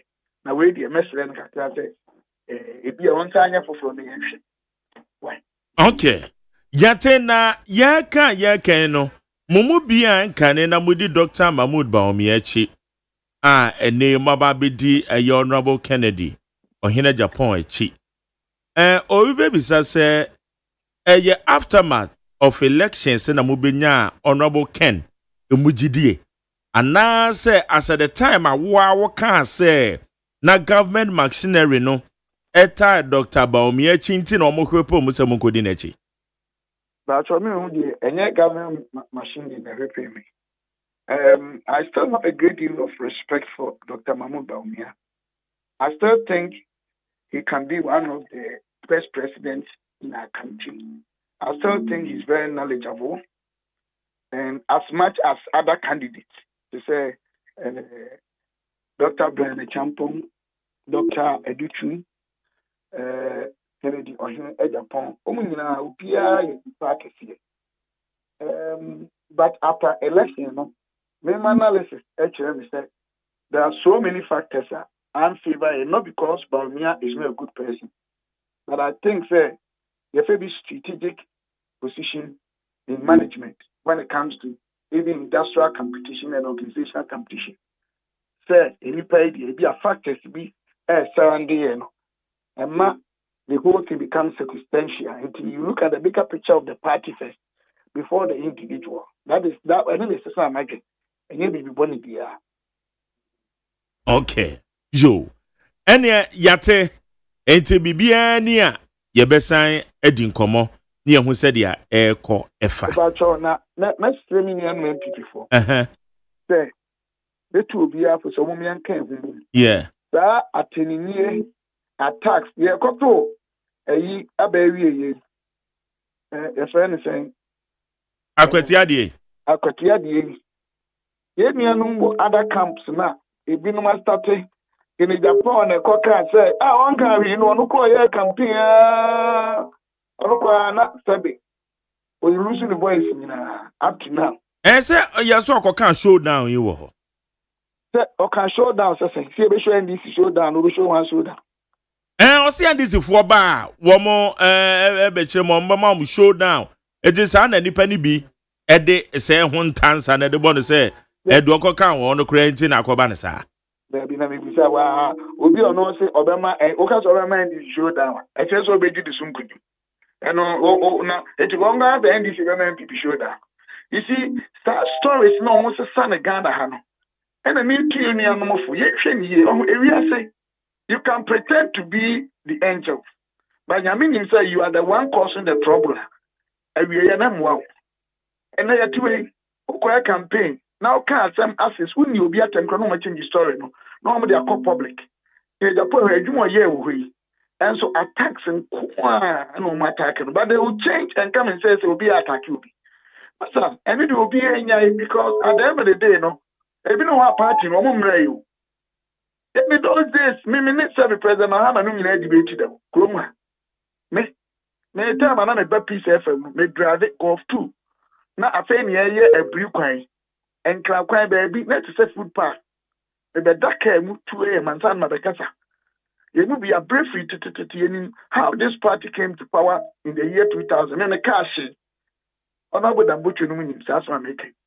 Oh, they say, make cash for the party. You will be no consistently, but you know, we yami assume now.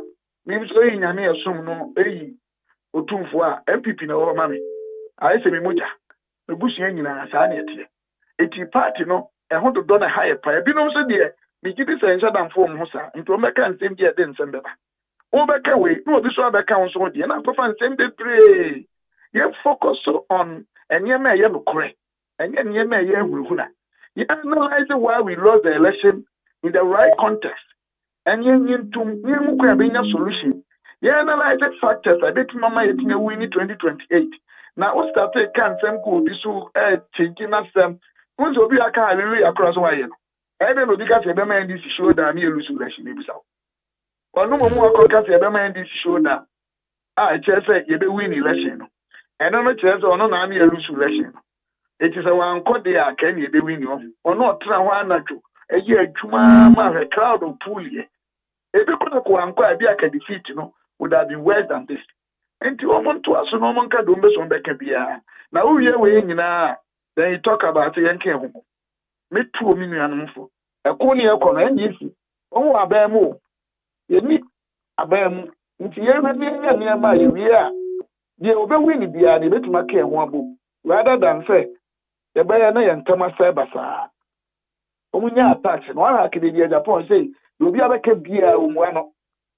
You say there's attacking him left and right, insulting him, saying things he never said, even things he said, they're taking those things out of context because Sabi, or you'll be a, but to Sabi, me say, then say, no matter, say, I'm dealing away with that thing.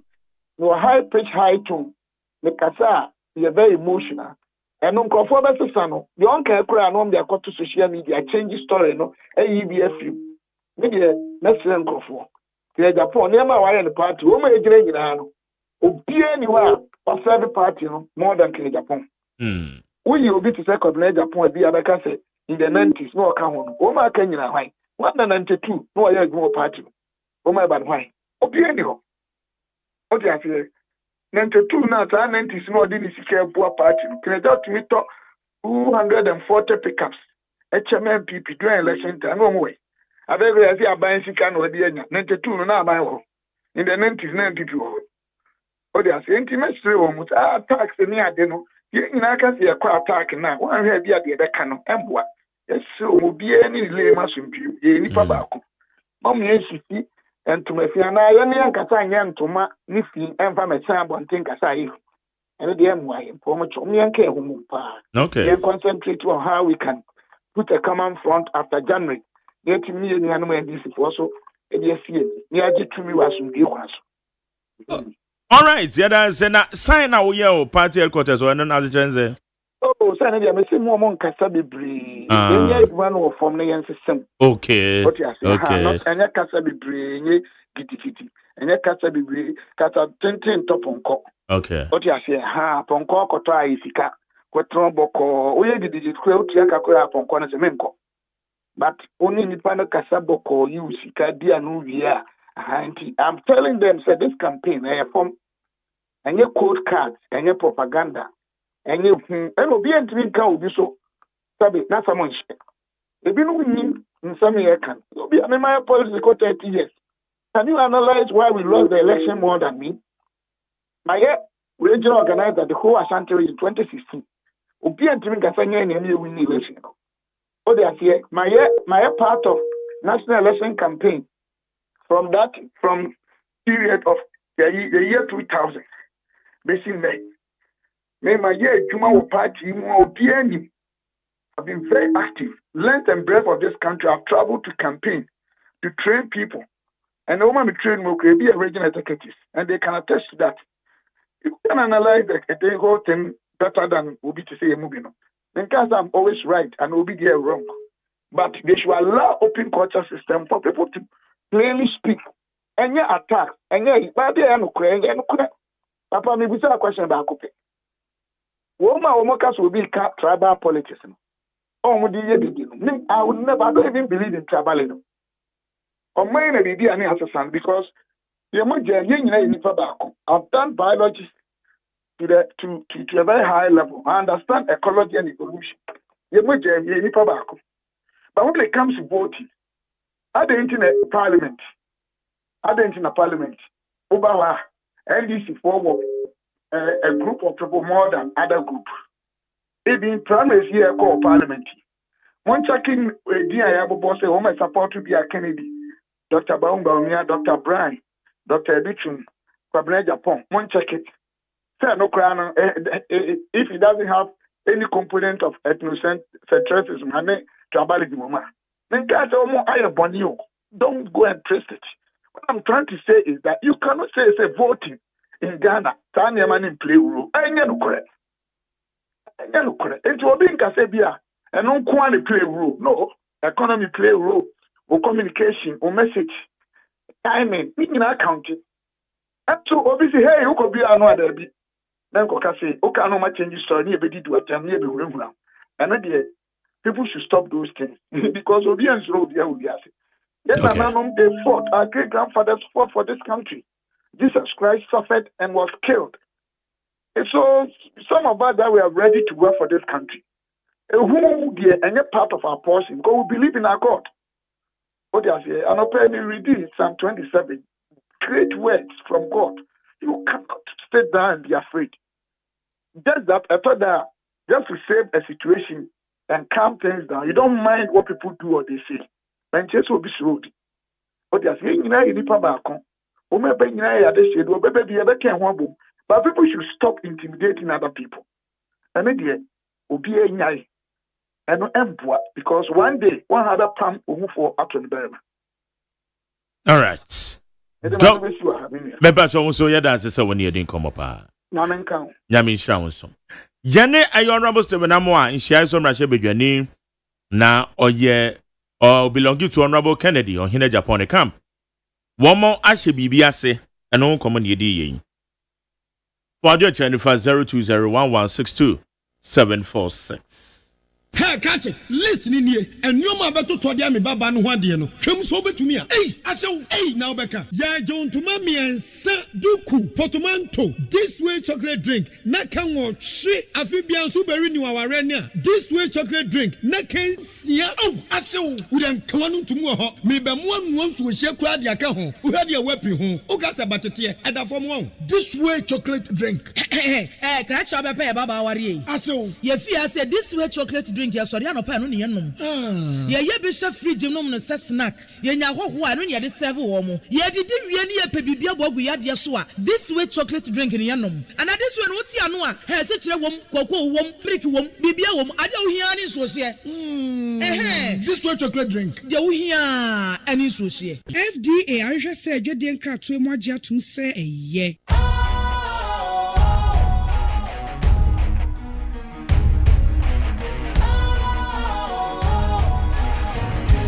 Cool, fresh and trendy with a new look.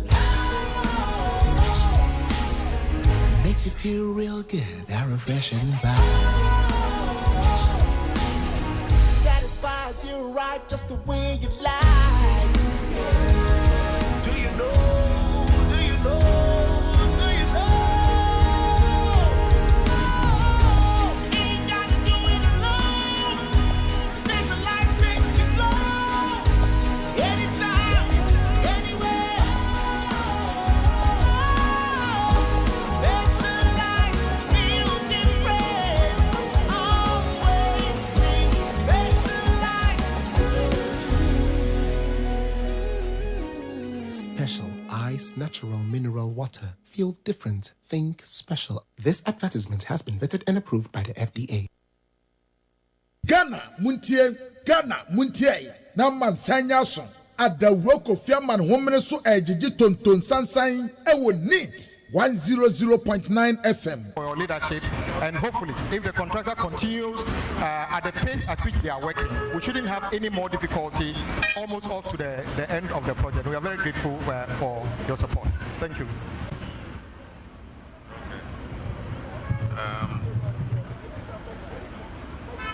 There's a major arterial road in the country because it connects the two biggest cities in Ghana. And so any challenges with this contract affect a huge number of commuters because of the heavy traffic that passes through here. And so we were quite concerned about the complaints that were coming from the traveling public. And so we are happy to see that the traffic is flowing. But what I say to contractors is, yes, we know you have work to do, but one of your duties too is... Attention. Ghana Muntie. Na mansanya so adawro kofiaman homene so ejiji tonton sansan ewo neat. So you must make adequate arrangements so that even while you're working, you are creating the conditions for traffic to flow. I can understand what happened. A loan was taken for this project, and I don't understand why the money is finished, and the project is not over, and that we're having to come and pay supplementary almost 78 million from government of Ghana funds. So that's something that we need to find out. What really happened? How come the loan that was taken was not enough? Was it that the estimate for the project was not done properly, or what happened?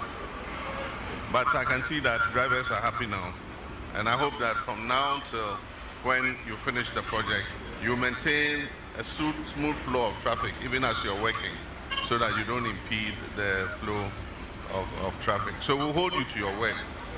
you say by end of second quarter next year, it should be finished. Okay, so after the exhaustion of the current payment that has been made, would it be enough to finish, or is there a supplementary payment? Well, as the Honorable said, we still have some more money left in the contract, to pay the contractor. So I believe that maybe in the course of time we will probably raise another certificate, and that should be able to take us to the end of the project.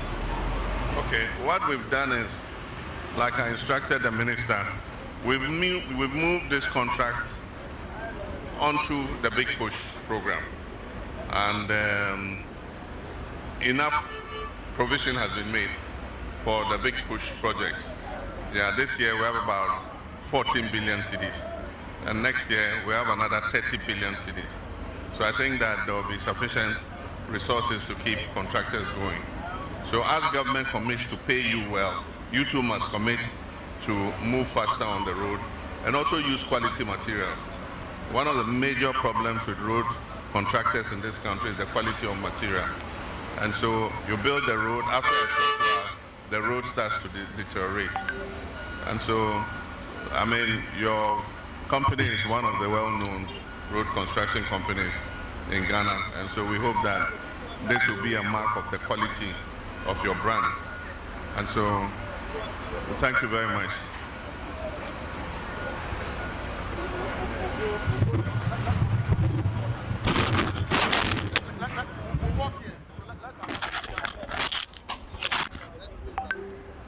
Ghana Montie, Ghana Montie, Ghana Montie, Ghana Montie, Ghana Montie, Ghana Montie. Na mansanya so adawro Kofi Aman homene so ejiji tonton sansan ewo NEET 100.9 FM.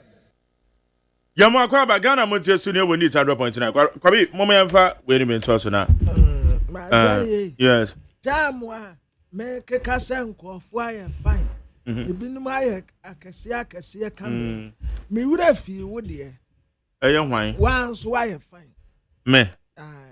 Na me se my fine a. Se me sha say ye fine ye ne. Na se nko yie so me enko yie na ye ne. Oh, I come. I can see a fine. Sir. Oh, I come. Bagwara no me na me hwea pa o. Hey! Na me hwea o na wo so che me kra. Hey! Yes, I'm telling you. Now so che. Oh, baby. Dia ba no say? Me kra minim. Na me so che o. Ada wo de on didi. Do no say didi en wo on didi wo kwa na on didi ana. Para that maybe cause school time was secondary school. Eti me mate ni bebre e o mama say sofo obi ka say me na mate mi an kese. Say ya. Kese ka krase ya ka be adwen. Yes. Ya bai. Me this way say ni. Ya cap we. Oh de ja. Me pa cho wo. Pamna wo bod tutu. Na una say mo no ma say what so. Menim so bi na tu fo said you. Oh sa caps no ko ni mienu. Mienu me ene pe na mako 2 caps. Na me say ene pe na mako. Ene pe na mako 2 caps. Me dey talk. Oh we. Me say me kwa matete me no amaso. Matete. Matete me no amaso. Kanobi. Mas what? Aya uneni anka odi efo. Ade go bo. Kanobi. Oh, dem. Ade go bo. Wa bomma. Yo, mate. Sama awura. Za. Ayo. Ade na.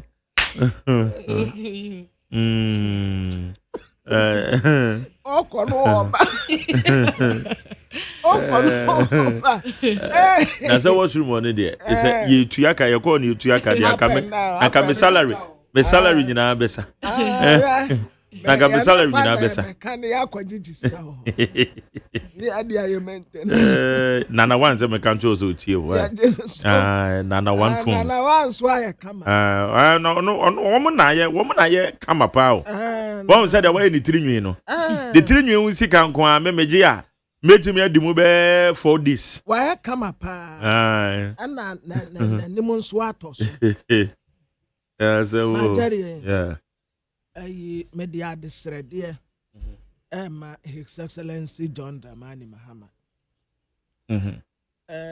Mr. President, wadaruma woni misade economy aye sikasam no enye enkoyi mesra wo say Dr. Joseph Sianwa Japan Zumulayo se ne tumedie a wodi no ena mfomso aba ho ya jenka wadaruma munse na montenentene no ejampeni se yedi ewu a yenkum mani. Mr. President, woni me say unemployment wo Ghana no ebu ye kon ena anu a wo call meeting baako ukoka wo honom kura say ye problem aya unemployment papei anya se kura de watumi abie adwuma afa Ghana de sie bia woni wo mu ye adwuma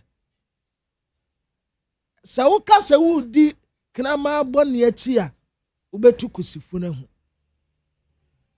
me srawo ubebie business wo Ghana no enough from ube survive up till now it's not easy. Wadauruma se duma no na ho atochema tenentene no ma no na yemwa no na ontumi nyina ne naso na ontretre ne nkwabe mu na onfa nipa ni bebre wadumam ebema wankasa ho ato yasi bokuro yasi boman ena wo yesai ena wo yesai ena wo yesai ena wo yesai oye Ghanani oye businessman yem protect yan yankasa ye own sabiri bi abesen ko ebinum ye bi a enya de papa na businessman fo ho kiri wo mu a wodi ya wodi ne different na just a legacy ne to wo say ebinum ye bi anko yiye but wo ba ye no wo betene no wadawroma yesrew buano na wontumi nyina ne naso na samina me ye businessman ena adebeti bia midin ewode obokra temu ko wa social media enka ebe hame madawroma se bibi na enkoye ya montenentene no na momoa no yesi ye di ewu a yenkum mani why yo okay eno aka no na ye kan kra na opanyin bi mam information we kire ha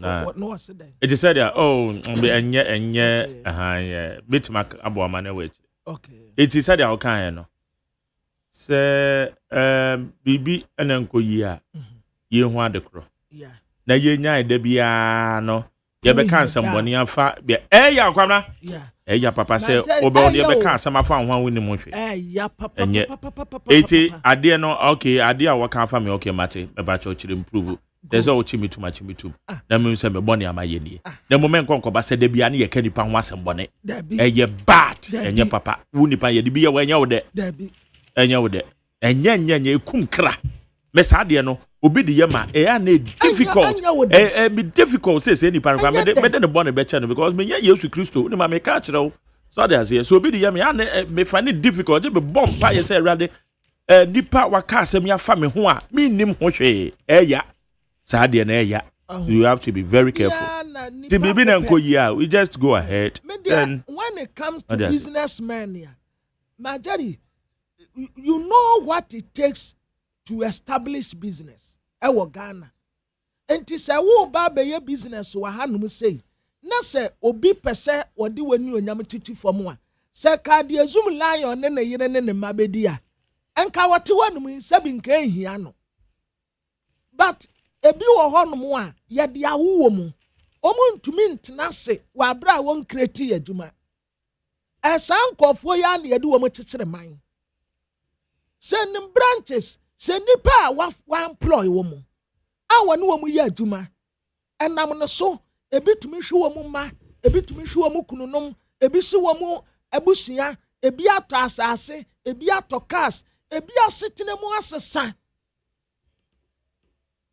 ya de ya asumasi anyamede ya de ya obenti anyamede enti na bra na ado teso a na banks ne de bia na me kasetia se no ya nya no saa ye di ewu a ye nkum mani ti mo adawroma muhu omo mobo na montene wo mu no wo mu ntumi nyina wo mu na so na wo be business wo Ghana no pa ye de yami a anyamede ye de yami anyamede enti papa wadawroma see him as a brother.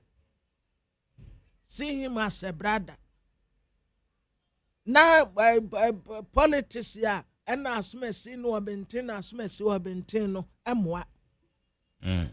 Papa, and no one down for be, ba could be, one poor no one down for.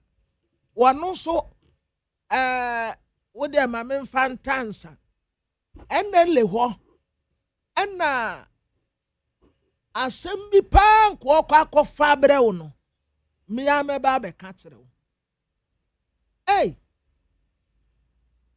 enele ene ayi akwa bi anu wo pre ma jere mi sinka asem kakraka bi akotama ba o da chen mam fancy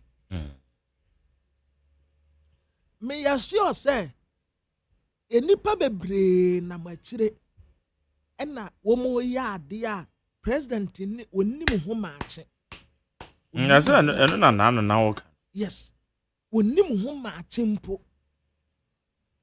o de tai me abona mane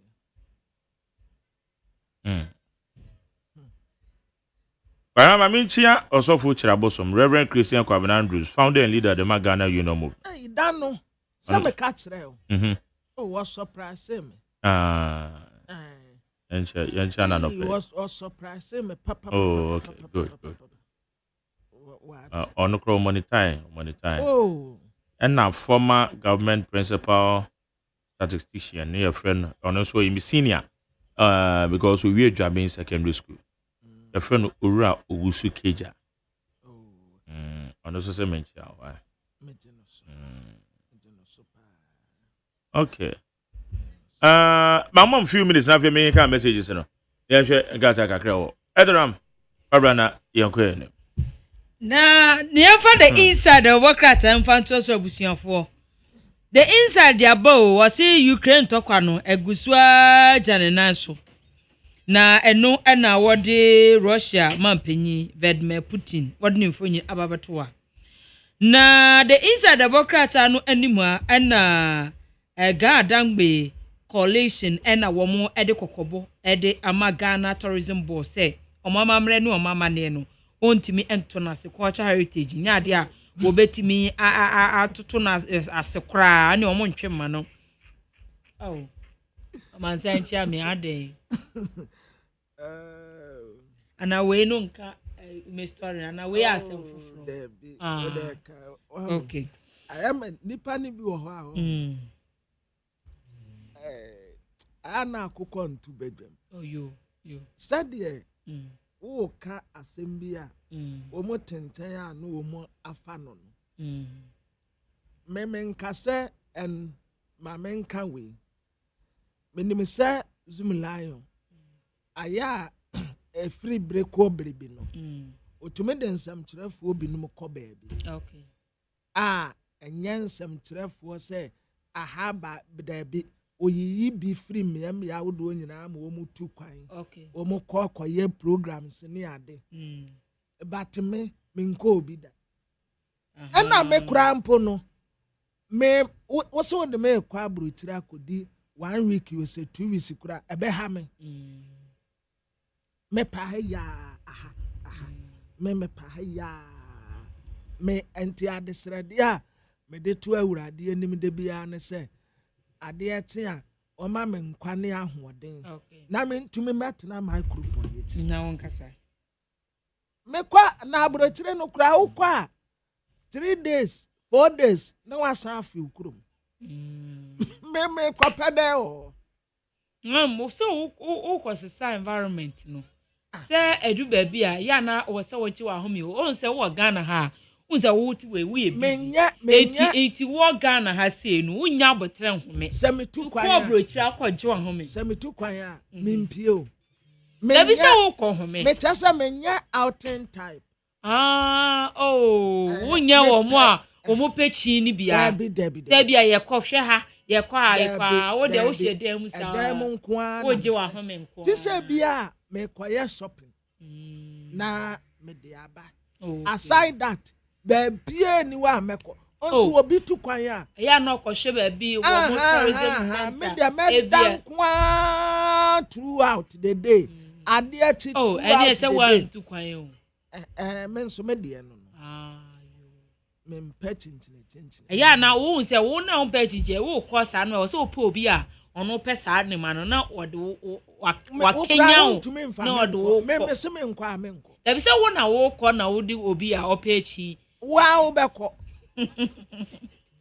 wa wo beko but dia me pesa me kire ne se anya se bi a bi santi na wo ta na chi no ya bi mujin se bia waje sole ya na waje bibinti na ana bia ape bibia monti na wo ta na chi se me boss na mo de ye no a se de meka no sa pepepe na wo de ye obi nso a meka no credit ye mfa asem no cre enka asem se adwuma bie die enye better o na wo media na wo ano credit be si wo so kra anse na wo business na gira no kra anya asem ketwa o na nyame adom na waje moma eya yenso Ghana ye business ye protect kakra na Ghana ni ye adwuma na ejina eyo enye bia ne se wo other countries ye wo frefre no a wo no wo kodi nsa wo so ade ba ko a eye wo Mr President won se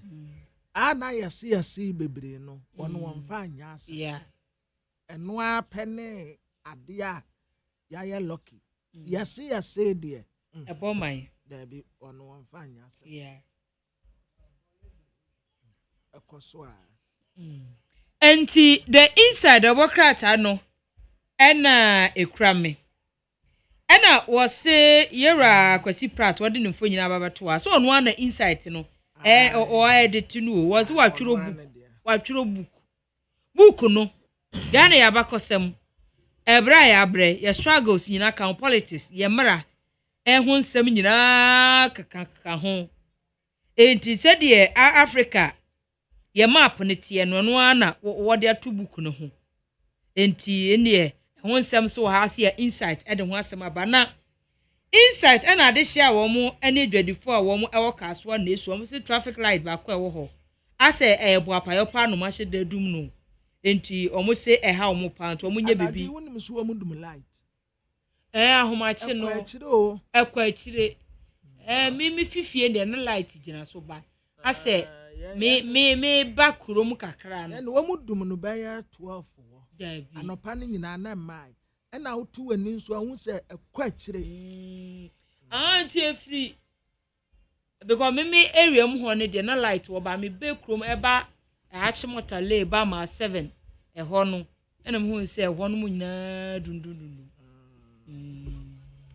na monkafra ti still a light no that so call off me nimu de na say po de na say light no po de jani na say de me kwa de me hu bi a chepa na ne wo kan no pe kwa bi anka me bi anka na bi e betima ye photo o sakania de ma sakania no mfidie na de ye jo sakania de bedum but Say bia said the near friend doom sonum near the and the and then the idea Mark can be doing bibi to messina can hear do. Another. Okay. Mammy for messages a cram ran some Marco. One train. The mamma's or common train. Okay. My actual message is Nibi. I'm for Ediaba. I'm a sister Menendo. I say Anna and all stars. Okay, my fan message in the baby at the 0201162746. 0201162746. Richard Eddie Friama Sama and the audio Benye. On say Ghana's hard-working and caring President Mohamed yesterday paid a working visit to Amasamai to inspect the ongoing of Fankor in Salm Road. He's going to investigate the $750 million given to Nanado's government to complete the project. But in Parliament, Asenso who was the road minister when the $750 million was received, was on his feet accusing President Mohamed's government of not paying the contractor. These Nana appointees are gargantuan hypocrites and Richard Jakpa, Remonacha, be fast. Okay. Mesha Kasante from Asaman also say the Akwetia by-election result has justified the good work of President Mahama and NDC government so far. We will continue to thank the people of Akwetia for choosing development over lies and propaganda. Let me also add my voice and condemn what my national vice chairman, Chief Sofo Azoka, did in Akwetia. We all know that Masaudi Osman is also a troublesome person when it comes to his public utterances and behavior. But Chief Sofo Azoka went overboard, which we need to tell him the truth. He should consider his age and put a stop to his patapatins. Some of us are not like MPP followers who sees and hear no evil in their party. I will never defend such an act anywhere since I was not trained to do that. We are learning from them, so they shouldn't do such things. Again, let me congratulate Kofi Akpalu for his invitation to Yoko office. He should continue enjoying in that place. One was on Kofi Akpalu. Mesha Kasant. So do Akpalu. Yo, what's Akpalu does? Investigation. Yes. Yeah, those are from the church. Yeah. So bibi na course. Yeah. Once your man will do man na say bibi ne dear. Na say abane ti bibi aso baba before. Yeah, yem penny say bi abane be shada so obi aka bibi nti ko shada tata na nya papa. But say bibi airport we ho substantively na ti nipa no. One motor is friend. Fair enough. Okay. We say good morning to Mark Jerry. The freedom to criticize judges and the public officials is necessary to vibrant democracy. The problem comes when healthy criticism is replaced with more destructive intimidation and sanctions. Mark Arabato Kono is gone. Jane Mensah and her two deputies next on the line. Anna Funanaku and Odiabe. Yo. Where's Mark Jerry? Thank you. You have hit a nail right on the head. You have said something no one would be bold to say it. The 8 convicted guys in Ablekumanot incident, 7 out of them were not less. Bonsu had the free heaven. Under the heaven, Alai Baba Madina. Also, good morning, Mark Jerry, and I salute the hard working of MC for Lang Quantana and Madina. Honorable Ibrahim Faila Husseini.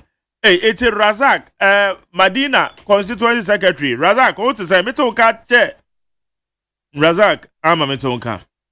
Osean people remove the pillar of our democracy. Charlotte Osei, Easy Boss, and later MPP lawyers, politicians, and communicators trying to uplift the justice system above the electoral system. In democracy, the first gentleman is the president and was elected through the work of the Electoral Commission organizing elections, which includes the members of parliament, even all party executives across board, have been elected by same elections. Be it chairman, general secretary, to the last post of any political party, and therefore any wrong move during elections have caused several deaths. But I have not heard about any judicial violence causing when when slapped, and therefore MPP should bow down their head in shame. Allah Baba. Latter part of your message, that's a mental one I say. Well, it's a good morning to you, Mark Jerry. My name is Ebenezer from Kwabenya. Mr. President, JDM, you have the power now. Let's investigate and prosecute the alleged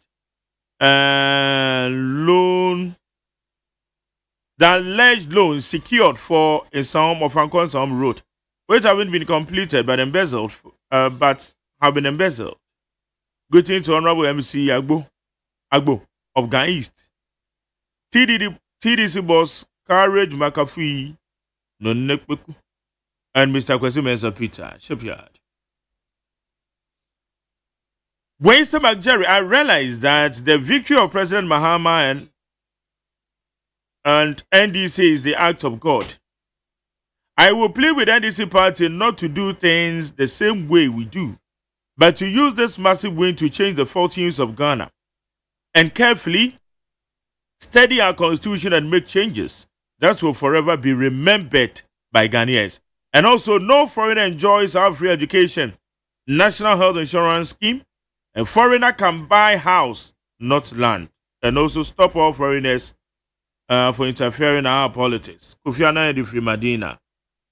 KK the Free Castle American Town. Also, Mahama, NDC have failed Ghanaians on their campaign promise. Doom Sogalam say Women's Bank, Big Push, Agenda 24-hour, Kokon Kete. Kudos to Nana Hinkai Kede, the golden boy.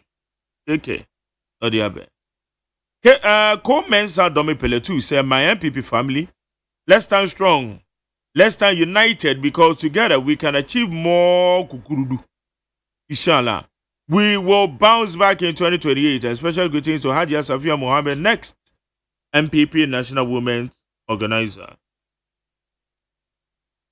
Amisco Spelele said the sacking of the Chief Justice last Monday undermines Ghana's democracy and raises concern about playing of democracy cap on Friday. In fact, what benefits will this bring to our nation? Amisco Spelele. Well, it's a good morning, Mark Jerry. I'm listening to you live from Germany. Sometimes I wonder if our politicians have acquired all the degrees and their CV, because their behavior, conversation, and how they are turning the country up and down doesn't indicate it. TK the Free Spinter, so everything shows that John Dramani Mahama is the hope for Ghana. I pray that Ghana should keep on protecting him for us. And greeting to my brother Mustafa Gbandi, aka for you, Menokaso to you TV so. Well, it's a good morning to Mark Jerry. We thank God for another new day. Most Ghanaian politicians think about their pockets and their parties, but not the country. Listening to you live from Holland. Thank you. And a message. Wafake, no plus station says sacking a Chief Justice is a dangerous for the country. Greeting to Honorable Charles Otten, Assistant Secretary, Greater Accra Region Hopeful, and Naomi Akusu Owusu. Yo. Boroba the Free Latebio Koshi. Also, good morning, Mark Jerry. Talk about for that just last Monday, the sports minister read a budget for Black Stars and brought in the amount each footballer will get and the amount they are taking to the chart. And even excess. There were some excess, and this was debated by Happy Sports yesterday. Into Kwabena, check before you talk. President John Mahama is an actual nation. President John Mahama is a nation builder, and Ghanaian will appreciate the NDC at the end of his term. Kofi Arini, Adenta Commando. So for Mahame said the removal of Chief Justice from office is a clear indication that our judiciary is under attack. Where is Mark Jerry, please ask Kwabena that did he continue with his Gaddafi dream last night? Kwame Osani Siedu. As was okay said the name Benima Yeniti, meaning said Otwaswa. Nana Kwamo Watablikuma Central say Dr. Bamia will lead the MPP into victory. And still the elephant is elephant is the winning symbol. All hope is not lost yet. We shall win 2020 elections with majority in parliament, Ghanaians will, in the coming month, regret for voting against the new patriotic party, Social Godfrey Ejim, aka Nana Ahinkan Golden Boy. No, so Penia Mashas Yet and Bibri say. Well, say good morning, Jerry. My name is Warrant Officer Retired Joe Eiti, aka Big Joe, from Michelle Camp Tema. All those who have stolen state monies and want to return it to the state must be made to pay interest on the monies, or their properties become skated to the state. Ghana needs those monies for development. But I say retired warrant officer, retired Joe Eiti, aka Big Joe. Jagos are different home. Also, the by-election is over, and I'm hearing people and politicians complain about the vote buying and saying all sort of things. But I'm telling Ghanaian politicians that now the politicians have trained Ghanaian voters in a way that you can't just tell a Ghanaian voter to just go and vote for you, Kekeno. Yeah. The eyes of the ordinary citizen of a real Ghanaian voter is now wide open, like the eyes of a wild pregnant lion. So you must put something in their pocket before they decide to vote for you. So it has become part of our voting tradition in Ghana. Baba no.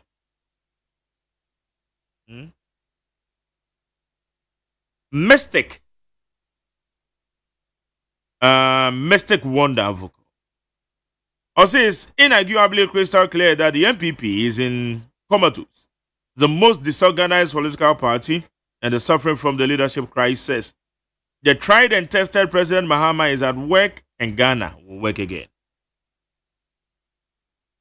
Asante from Zenu, Washington. Also, Jerry, please remind the road minister of our roads, Zenu, Washington. When Jerry, Chief Justice removal is not good at all. NDC is playing without democracy, and Ghanaians should get up and act. Yawaje di free Jama Sebuanim Atonoso. Pabnavi Pokiase Bengaz or MPP should pray hard so that they don't lose the rest of the seats in Parliament House. Because Ghanaians have decided to vote massively against the MPP in the next coming elections. An MPP party should blame former President Akufo-Addo for being wicked to Ghanaians. And the Ghanaians will never forget how President Akufo-Addo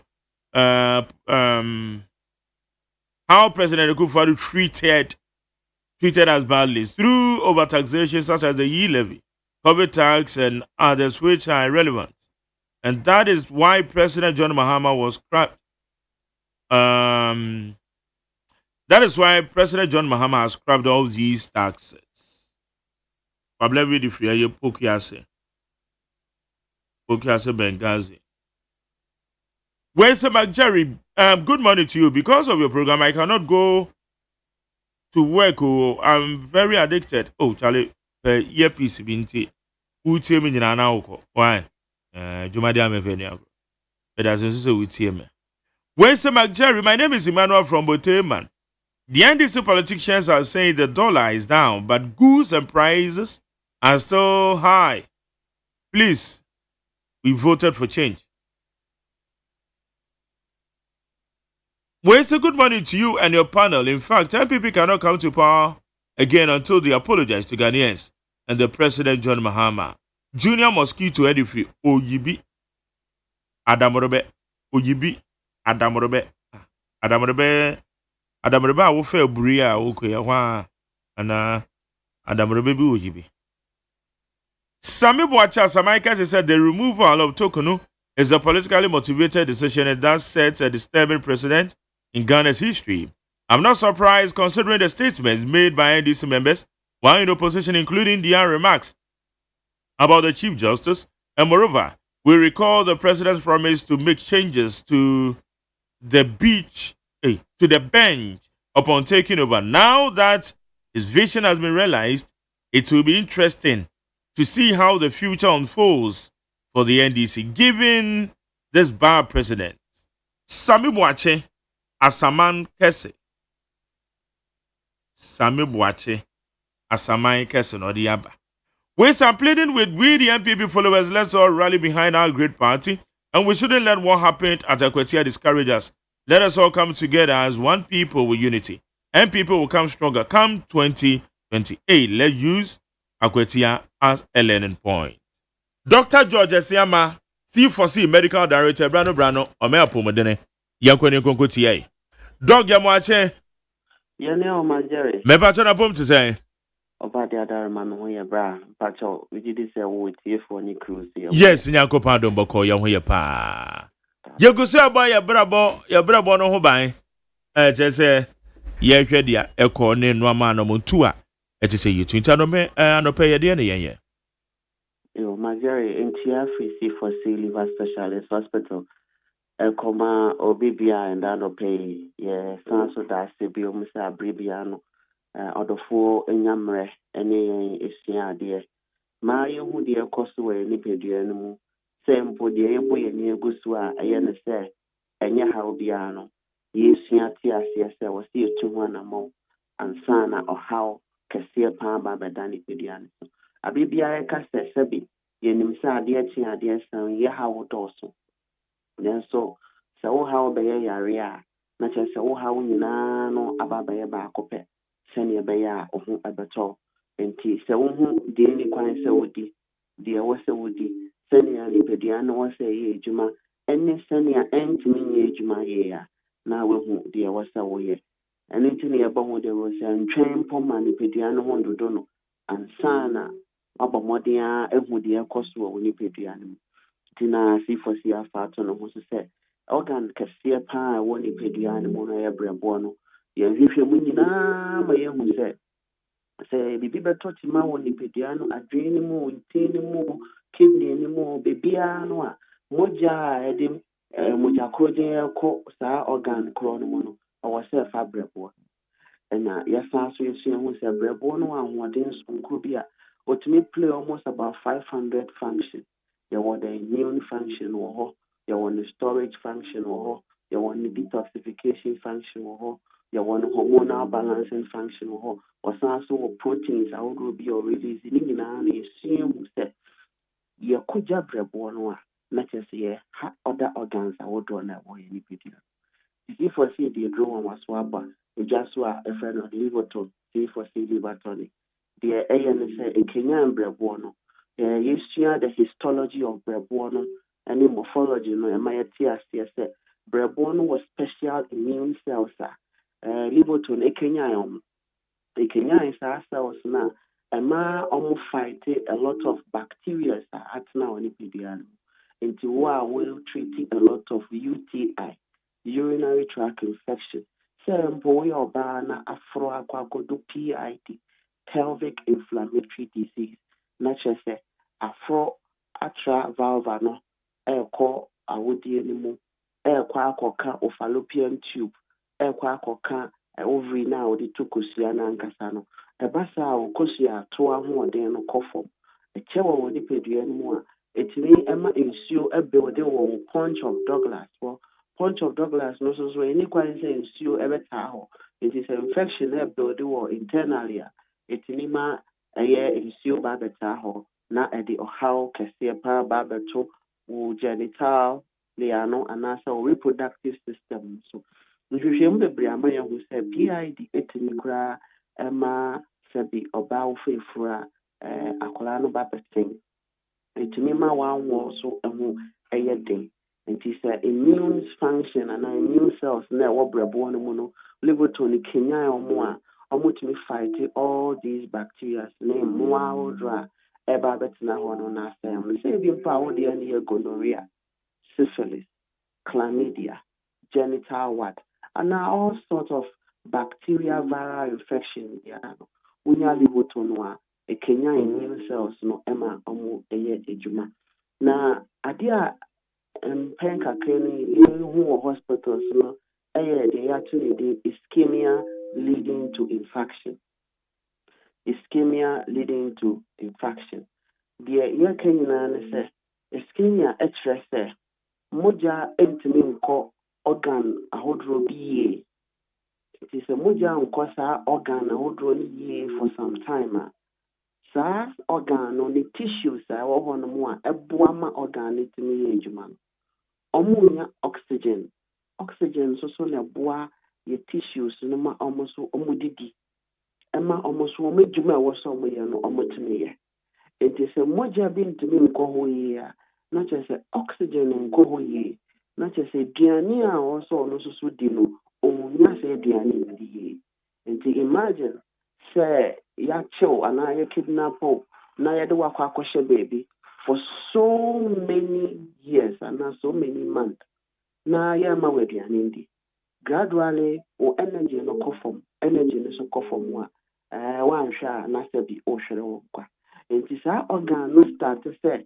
ɔlaake mogya ne oxygen na ɛbɛma no ahoɔden na ɔno so start sɛ owu nti owu a na ɛno no yɛaka sɛ ɛyɛ infarction na kyerɛ sɛ lack of blood supply to that area no nti ama saa cells no ewu na saa infarction no ɛyɛ very common wɔ adwene no mu paa ɛne sɛ adwene no brains no neurons na ɛwɔ mu no ehia saa oxygen no ɛno nti sɛ ɔmo laake saa oxygen no ne mogya korogye ɛbɛkɔ saa adwene no mu a ɔmo start sɛ ɔmo wu na adwene no so nyankopɔn ahyehyɛ ma ebia wɔ deɛ ɛyɛ epakyɛw yɛmoma ha no ɛkɔ yɛ forehead ɛsoro hɔ kakra no yɛwɔ deɛ fɛ no prefrontal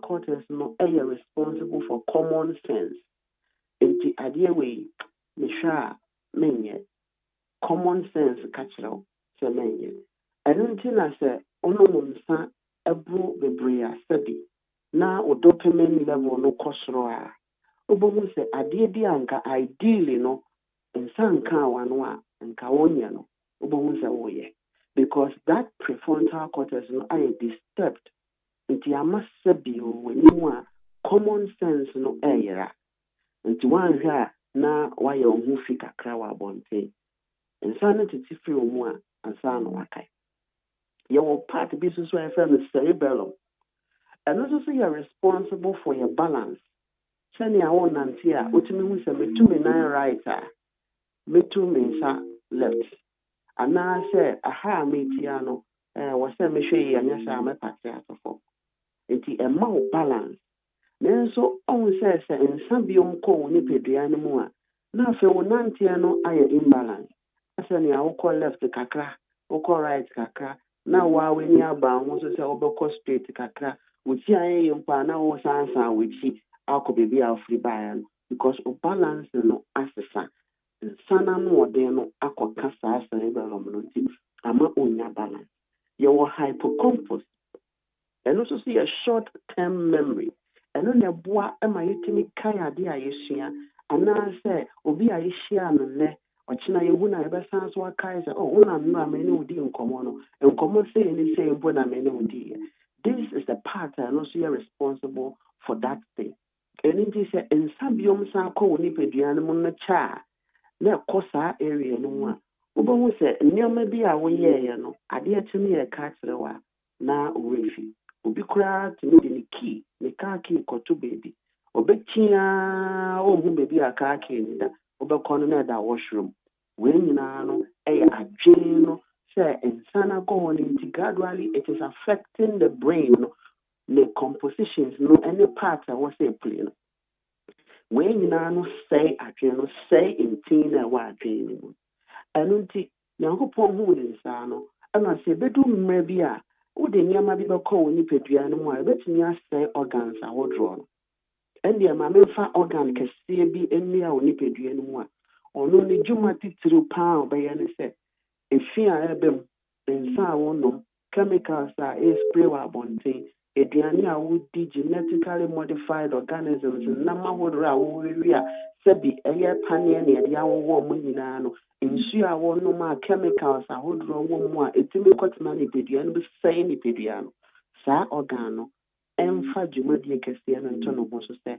ɔbɛhwehwɛ saa ɛfi no nyinaa nsa no a yɛdɔɔso no nyinaa na wɔbreki ɔmo down no wie a ɔno ara biom asan ahwehwɛ organ foforɔ a ɔde bɛkɔ akɔma ɔmo sɛnea ɛbɛyɛ ɔmo bɛtumi ɛyi afiri nipadua no saa organ no ɛno ne brɛboɔ no ɛno nti yɛbɔ brɛboɔ no ho dawuro sɛ sɛ wo deɛ no ɛyɛ CVA, cerebrovascular accident, na kyerɛ sɛ stroke, wohia abrɛboɔ no to help in managing stroke no, so that treatment no so be holistic. Say mogya ntumi nkɔ adwene no mu yie a sɛnea yɛkaeɛ no brain cells no wu ɔmo a ɛtumi ma wo problems bebree. Obi wɔ hɔ a ɛkwan a ɔfa so de biara kɔ adwuma nso bohu sɛ afei awerɛfie ɛba no so bebree ɔntumi ɛhu ne kwan no yie. Sometimes ɔdrive koraa na ne werɛfi baabi a ɔnam. Obi koraa tumi ɛdrɛse wie na afei ne werɛfi sɛ wanhyɛ socks. Otumi hyɛ ne nan baako socks, the other one no ɔnhyɛ ne hwee. Obi koraa tumi ne odi nkɔmmɔ sisi a sɛ ɔtwɛn me ba sisi a ɔbɛfrɛ no bio mu na ɔsɛ me ne wo nkasa the whole day. Adwene no ka kyerɛ wo sɛ ɔlack some supply nti I refuse to be building upon you. One of the major things no ɛyɛ memory loss. So mogya no ntumi nkɔ saa organs no mu yie a wotumi nya vascular dementia, which is also a very serious condition. Yàmpɛ ho asɛm anya etimi kɔ soro ɛsɛe adwene no. Ebi wɔ hɔ so a wotumi enya deɛ fɛ no diplopia. O visions no ɛbɛyɛ very blurred.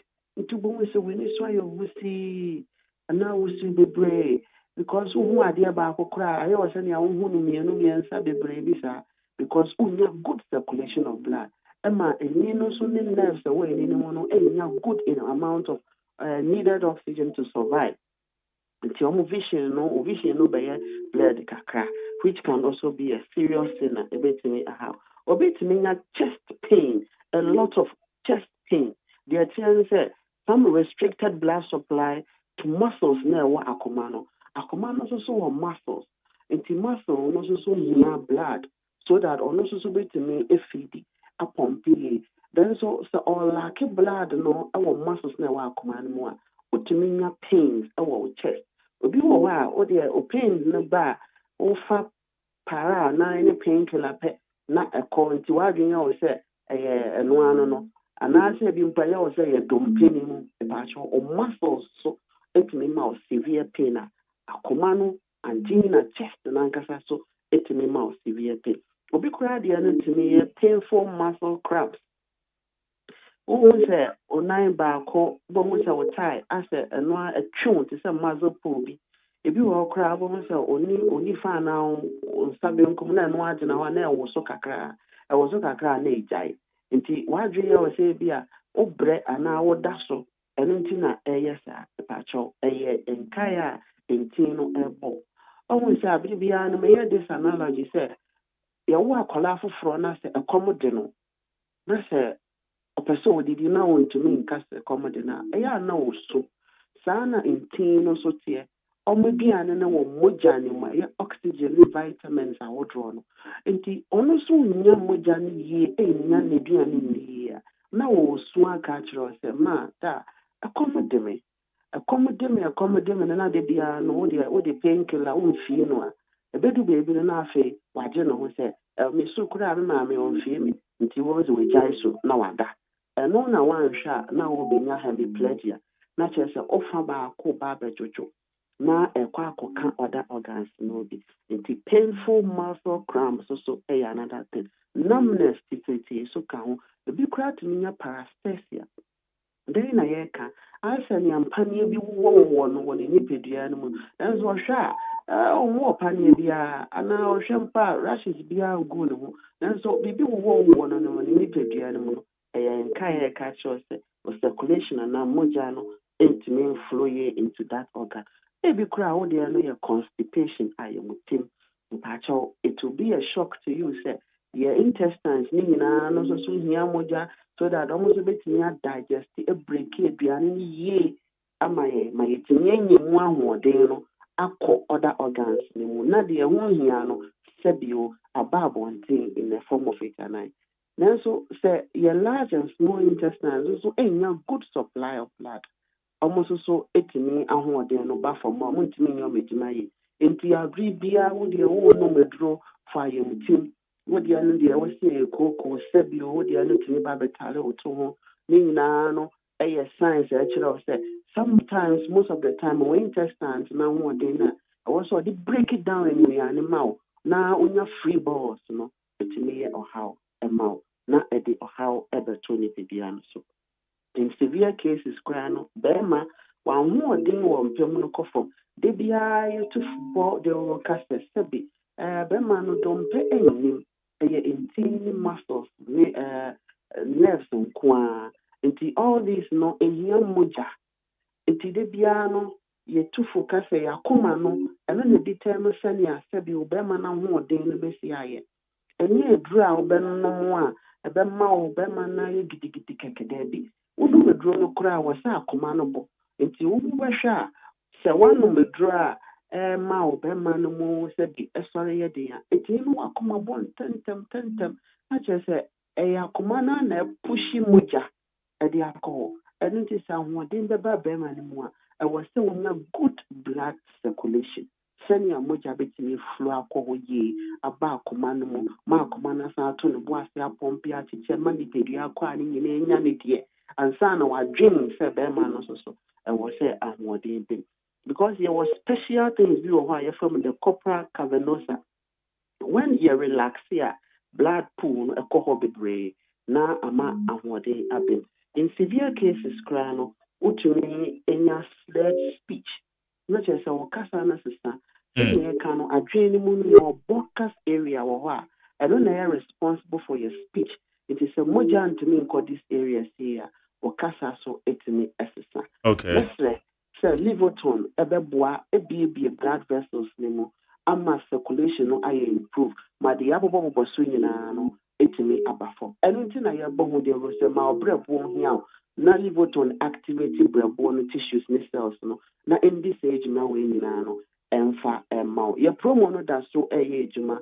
baby a will be on your free delivery ama wo Cape Coast Green Hill opposite Addison Square Garden agona do big branch wo Wakakra the opposite Feja main spot Kumasi Ajeso kwa Moja Junction Accra Adenta SDA Junction number no 050 00 40 331 050 00 40 331 and answer 050 00 40 328 050 00 40 328 see for liver specialist or bread boy or brabo yet yen don't need the treatment plans tina baby a once treated forever treated Nigeria me that see the brain yankopon count. Okay, once you that say Dr. George Eziamha or your medical director they must see foresee homeopathic clinic inti liver to the kope bi na brebo no die e de onim no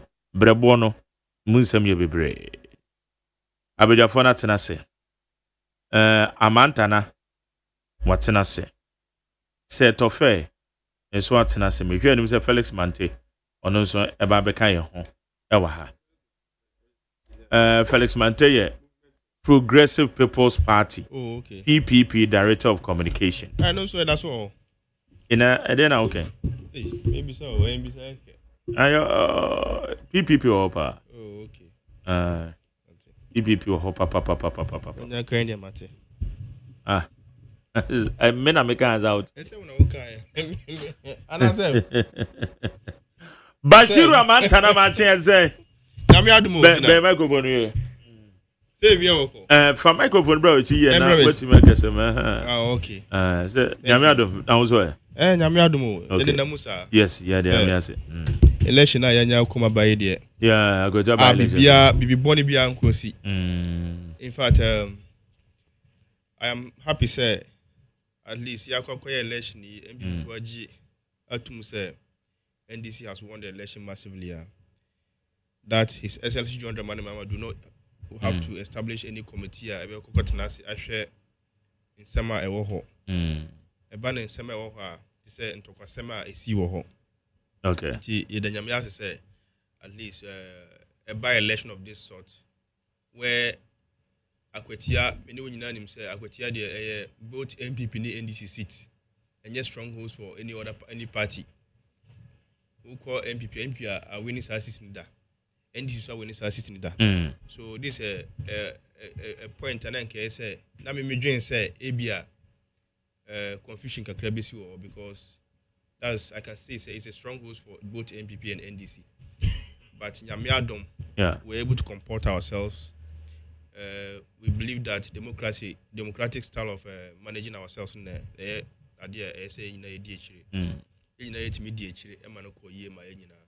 so I applaud the Ghana Police Service for their high level of professionalism. In fact, I applaud the political parties, though despite the fact that BCC, but it did not attract the nation's attention that much. Okay. That political parties also as the media also as because you reported accurately and make sure say grounds one more reporting my SUT. Inti Akwetia for now that you've given your nod to the NDC candidate, we promise that we are going to serve you better, we are going to serve you well. Quite a share say now among for Adrian say political reasons because of by-election in the Yakosha quite be as no Oko Hena Macjerry Omuda Sugusu Eyana Kakra. We can only assure the people of Akwetia say we will do our possible best to make sure that they kick that President actually see or Ama Ghana for Obi Kakra Kano. Development now. Okay. The Afro barometer now. Say Akwetia the end can more kabio. Oh, okay. No problem. The myself quite no on fan in chair I'm off. Seto, Matthew say. Mark. Major so moye. Apomudi anke Kadiaka. Mamincha na mincha etiefo. Na me no say Akwetia hwe wo ho. Akwetia ne ye be ka ho asem. Nti we de mom ye ka ho asem ne. So odishase. Odishase nti we de mani wie. Bibiansi. What's that? Boni biansi. Na so wan kasa bibiansi. Or say few skirmishes or say normal kakra bi esi ye. Sa no kan wan kasa bibiansi. De ohu no ho na ye kakra. O ye kakra. Kakra. Obi a memedi amanyo samachi. By elections echi. Actually the esi wa Akwetia de comparatively the dey see. You can compare it to Ayawas West when you see one. There were almost three clear incidents. Three clear incidents near the they did kind. Say NPP third vice chairman. Yeah, assaulting physically, no say kakra. Makase enya papa but me say generally na say elections me series of events exist wo e boni am yesa personal actual me say NPP third vice chairman na ye permanent bono why kakra wasn't one permanent so far as organize that azoka niema oye no okay na dey be they toss me no metio you just joking with each other there me see metio say ye minority leader Okobra ni gina video so e threaten say obema by election see one constituency e kakra threat on somebody's life it won't be somewhere generally elections in the concern so we be some I don't want to be a judge in my own case. I'm only chronicling the events like see what then the listeners out there will judge sana e kakra say me papa etwo no I catch and say me more by elections see what constituency that threat na kakra such threats and they buy it's here cause a few skirmishes and that cannot be described that as is admissible few skirmishes general understand that now obi life no do you describe it as a few skirmishes na kede and physically assaulting somebody thanks to the common sense approach your third vice chairman you see here do you know what could have happened at the venue there and then the blatant sharing of money, vote buying, which is a criminal offense. Why na uza no cheska? My brother. No, Jerry, so you're training. And I'm saying why na go cheska? You saw Joy News reporter rejecting money from an NDC apparatchika. A discussion is some say onche my electorate. Joy News reporter and the Kwachama electorate. Me say NDC apparatchika. A discussion is some. At the point when the Joy News reporter was trying to interview him, he thought that he was a common voter, and so he attempted to even bribe the reporter or give part of that money. We understand this is not news. You are telling me that this is not news. These 3 key incidents. They are news. Wait, you know, Musika, Mobi and Jessica. Mobi and Jessica. I say, experience, no. Yes, with you, my metro. Me feel also all platform. You don't use it to propagate some of these things. No, I am surprised. No, we don't use it to propagate hypocrisy. Did I make any year? A scene run a shum.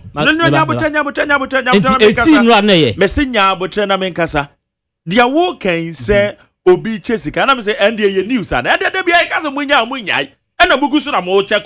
So now you are condoning? I'm condoning what? Or you are accepting it to be a normal practice? I am not accepting it to be a normal practice, but what I'm saying is I hate hypocrisy. Mokasa sa de na enye ba men koye wadwe say obi na akoye no. What am I saying? Am I saying say I am saying say enye. Don't pretend as the if assault on the third vice chairman of the NPP. Don't pretend as if so the threat of harm anyway causing death to the minority leader also. Enya the papa. Mate. In the 3 key incidents we know. This my brother here. Don't tell me say all right, thank you. Betio yanko oh you na masa ba ho na ya analyze the situation. Mark Jerry. Yes. Ya twem na ye ka ho asem na enu bia na obe kire wa no. And because all the time no I decide to describe MP4 as intellectual hypocrisy, intellectual dishonest people. And no and I will church and I say on person be me na no atie no. Then of course before even the election shas here no kran ye hu computer your election officer any mumu election officer no mu nyina ho e di agro and na computer kora bi say obi a hye one tag obi a hye one tag na wo MPP ni no wa wo ye election officer ma MPP no na wo hye tuta tax me no we nyina na agro no mu nyina e di omu di agro no sa esere hye omo ho ana e de na asem ko ye. Secondly, all cars of kasem. Now, before we cause a concern, you see, the act of threatening anybody no may enforce. Yeah, chairman as okay, don't justify. That's what I'm saying. The act of threatening anybody may enforce. Because if you threaten me, I will not be happy. So if you threaten any person, I don't have to sit on this media station and do that sort of hypocrisy. But then the question is that, what even warranted it in the first place? Whoa, one alcohol. But what came from the ground, you say, Honorable Fenyima Markin, or Tamacho men, actually 3 pickups. Once they were patrolling the town, Omuko drew a NDC office. NDC office, no, you did posters. I said that I'm okay. Oh, that is the news that came. That's the news that came. Because my interrogator including Mustafa Gbandi. Yes. Woman in answer Mote. Now, one more day, but she's a nay, we are saying you woman. Now, by elections, we are quit here. Now, for your market, any macho men, 82 posters, and the young video back. That's what I'm saying. The news that came was that Afenyo Markin was patrolled. In fact, their intention was not say omo kwa quantitative posters no kromo. But then, omo ko do NDC party office one, and omo sha say omo hu say posters started NDC office one. And I'm sure say titi our posters. Now, obi the posters at the party office. Who got it here then? Definitely, people were in the office. They will also resist that attempt. They will also resist that attack. And then chairman of the say, now when I go for macho men bar say, I'm met titi posters. And can be 2 or hand me be young. You see? So Afenyo Markin himself did not behave well in the first place. And can you saw this how macho men no? Also one quiet, sir. No, for now, and nobody has proven with evidence say and pass on. As at this point in time, will he agree or accept the fact say wakoye sir? As look at who you and a bad media will be any so because normally sometimes we see say say oh it is normal say one who posts posters no. Sometimes we feel that it is normal, but then it can ignite confusion in some places. Into who got posters in here then. Even before the MPP talk about issues of arresting Chairman Azoka, you first of all have to go and arrest the minority leader. There was a point in time of assaulting police officers. If you're a member of parliament, so do you have to be going around assaulting police officers? And that one. It was in the news all over. And no, there's me not me force or by election. No, sir. There be no me can. But it was in the news all over. Why did he go to assault a police officer? In the first place, wouldn't need right to be assault a police officer. But he went ahead to assault a police officer. Yeah, who know media also. Yeah, so you see, an act we are him say edi confusion be banana obi de okoye wa enya wode no enye se wo perpetrate. And then self obetena ha, you are defending your party and trying to say NDC aye baby enye enso eni enye se wo weka ho asem. Na mu ne mu ye ende mu de mu ahu. You had the right to go and tear our your friends the posters at our party office. You had the right. Did you have the right? Law bend the man right in some koye sir. Now koye sir adwuma we na obi sorry no so ompene a. Obi defending who a. Obi defending the party officer. Who see the no defending the party office. Look, we just have to stop this hypocrisy. And I will classic as say, oh, the moneycracy. Look, I highly condemn any issue of moneycracy. But I can tell you, sir, you are the greatest victims of moneycracy. Yeti Kromba, Brian Chapwan can on the churches, come Dr. Bamia winning in primaries. Brian Chapwan can. Sir, Margere, did you, what's your question, Obisa? Mark, yes, what's in your Obisa? Other. Or say, is that a crime? Say, or Mechi Sisika. Are you the same person? No, Brian Chapwan say, Brian Chapwan say, oh no, coach says, come up, Bamia, let me win election. And Seth, you are just saying, is that a crime? You are asking whether it is a crime. No, okay. No, but you asked me whether it's a crime. Yes. You asked me. Is it? But you asked me. Money went on there. That is what I'm saying. They have a high level of hypocrisy in their DNA. Hypocrisy is MPP. Adi omu ye amaya ye hu se omu aye no. Omu sorry ah. That is what they come to speak against on live radio programs, on TV programs. Abra wa muni se mo amu ye. Look, ye enforce any act of that ye enforce. But then that is not a guarantee. Somewhere wetna se na muka say because your friend say muko didi muko ye mon 70 and this my defend here. We will defend ourselves, and I already told you. I said it on this radio station that we were going to Akwetia with our hands, and our legs. Some make cry. And I will be some say, we went to defend ourselves and make sure say you're winning election. Look, the Akwetia for Trauma NDC. If you have not any war, and I'm an MPP for more years, shame. She said, when you was your party is becoming unpopular. Because no person will use our election way to know as to whether or not their party is still popular. If they were able to win our election way, and can say, okay, your party that's a popular crap. Because this is a neutral grounds. Because the neutral grounds are MPP are winning order, NDC are winning order. It's a neutral grounds now. Now the electors, the Ghanaians has told you, say the NDC still remain popular and firm. You might Ghana etumpono. And no one that's one ye did Agyeman. In itself, when you be just congratulate the member of parliament for Akwetia and let matters go. The Amodika say muko arrest as well kamuko ye when you first of all, go and arrest. You are good if you're a good citizen of this country. Obiako assault police officer. And you people, MPP, most of you are a good citizen of this country. And some can arrest Edinburgh police station. More than Edinburgh police station, then we deal with you, we catch as well, catch you, and we deal with all of them. But you cannot come and sit here and be defending the acts of Afenyomakin, Abra, and condemning the acts of your second vice chairman. You see, you went there to perpetrate evil. Because we were very patient. The police was very professional. The police made sure, say, they send you a signal, say, look, we are going to arrest you. If you commit any crime, then we are going to arrest you. And so once we are ready to arrest anybody that commits a crime, you ought not to have done certain things. You did all these things to ignite Abufua Ebeba Yakuma Samaya taking actions. But we took our time to make sure, say, our candidate, because our focus was, say, the candidate for NDC should win the election.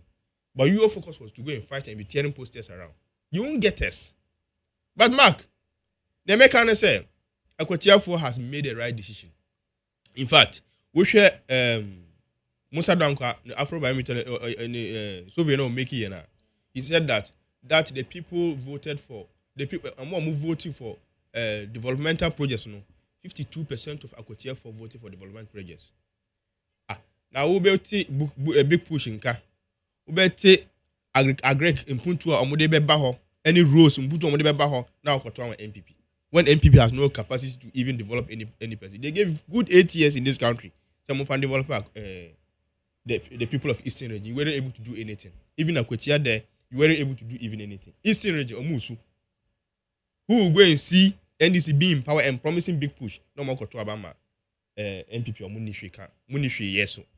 So look, just come and support. Now when just I concern la lata seminar more yena. Any wo diversion of tactics, diversionary tactics and more yeah. You just want to shift people's attention from the shame, the embarrassment I'm facing Wakotia. That is why you are putting across all these things. That's an embarrassment. It's embarrassment. Oh. It's embarrassment. They thought that they were going because one of these MPs said that if MPP are winning our election or not resigning, all those things, they want to shield all those things. So that it will look like BBA and see what my family. So they want to go and bring as Okasem.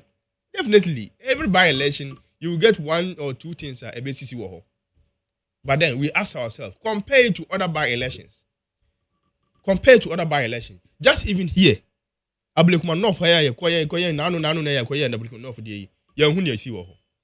in your market crazy Wahama, Sebi, with the greatest of respect, a broker crabby bow. You understand? But ye call Akwatia Jerry, Sebi.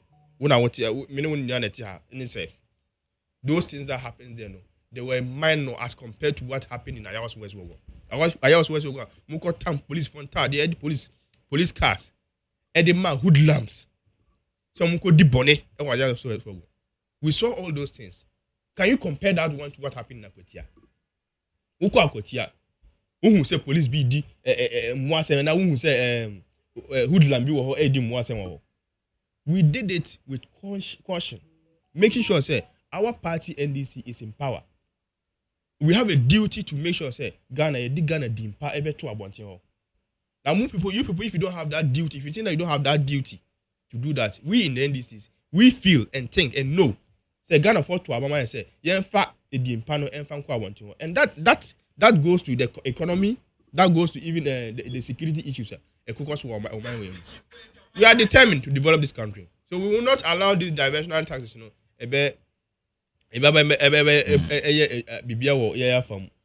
Presamama is diligent, he's doing his thing as he's supposed to do it.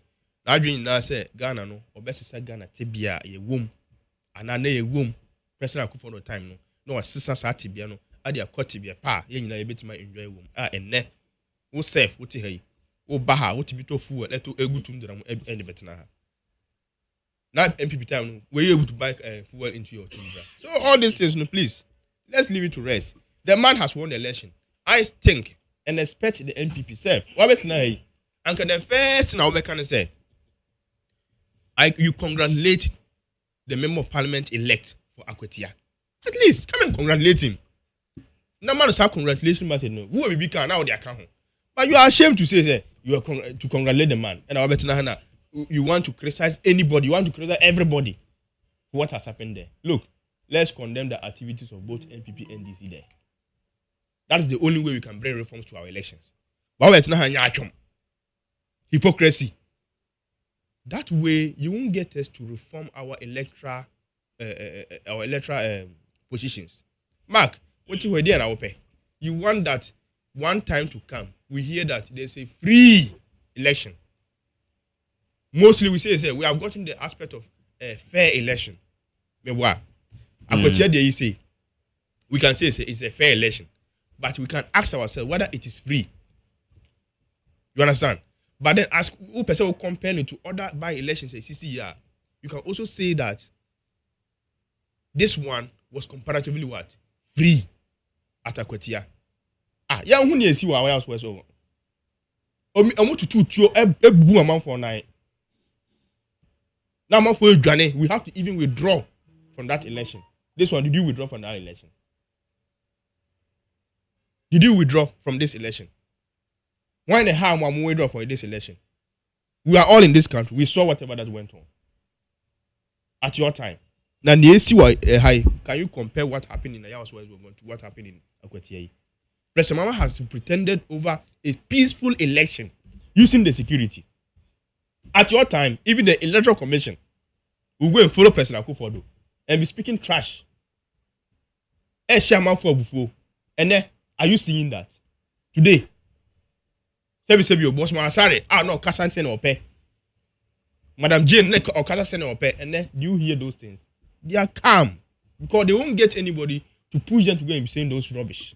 And then rubbish and you from oh man, and the man say excuse me to say. Excuse me to say now rubbish. But now I'm kasa so I'm processing. Me say using I'm kasa. Also I'm kasa said I'm payment. No, but as at then you could hear what Boss Marcel was saying. Yeah, we won't go into the integrity because that is not the subject matter now. But what Boss Marcel and Co were doing under President Akufo-Addo because they thought that they all the power and they thought funny on me I came to be at the about to my MPP. But fortunately by the grace of God and Ghanaians, development, His Excellency John Dramani Mahama and my neck who they needed development building on the development that Ghanaians want. Magere, enye na anu mi ya na. Papa, His Excellency John Dramani Mahama. Ekwan we asemi. We assist na ye tie baby. No, we say contract na enkoso biem. Driver sorry ya almost say ekwan no enkoso biem, ekwan na say ni o ma enkoso bia o contract no mu na adwane. There's no way going on there. Almost on be oyechre. That's how you call it in Nigeria, right? Oyechre. Back. It's called Oyechre. Yes. President Mama Tia no say montomo. Mama hu ne ekoso wo ho. President Mama hu ne ekoso wo ho. E no hu say da bi. Sika omo koji ye. Loan omo koji anka yeso mo di ye kwan no. Sa loan na sa ebra e kwan no wie ye.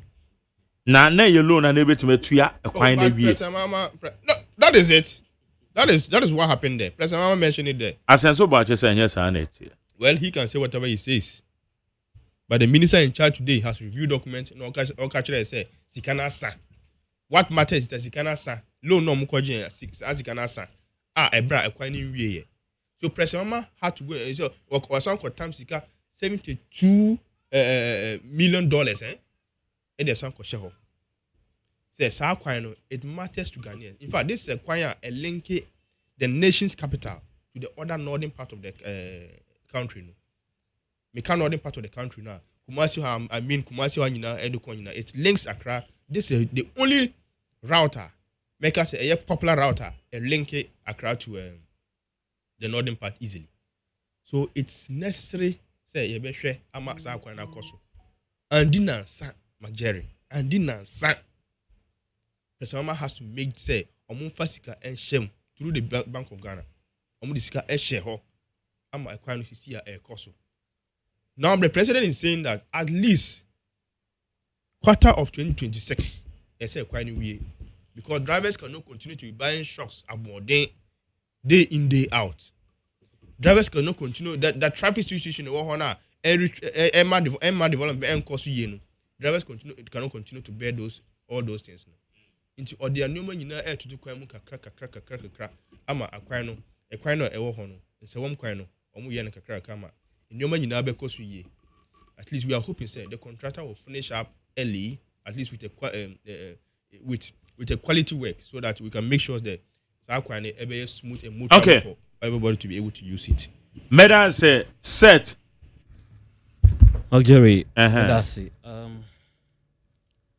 Let me sound this caveat. My intention of coming on radio to discuss issues, and you say, it is always to paint the negative of my opponent. But of course, my didn't say, you just show mind there, baby, near Manco, you know. I was say, a ho, a margin, a coho. Now, you see, ma, ye.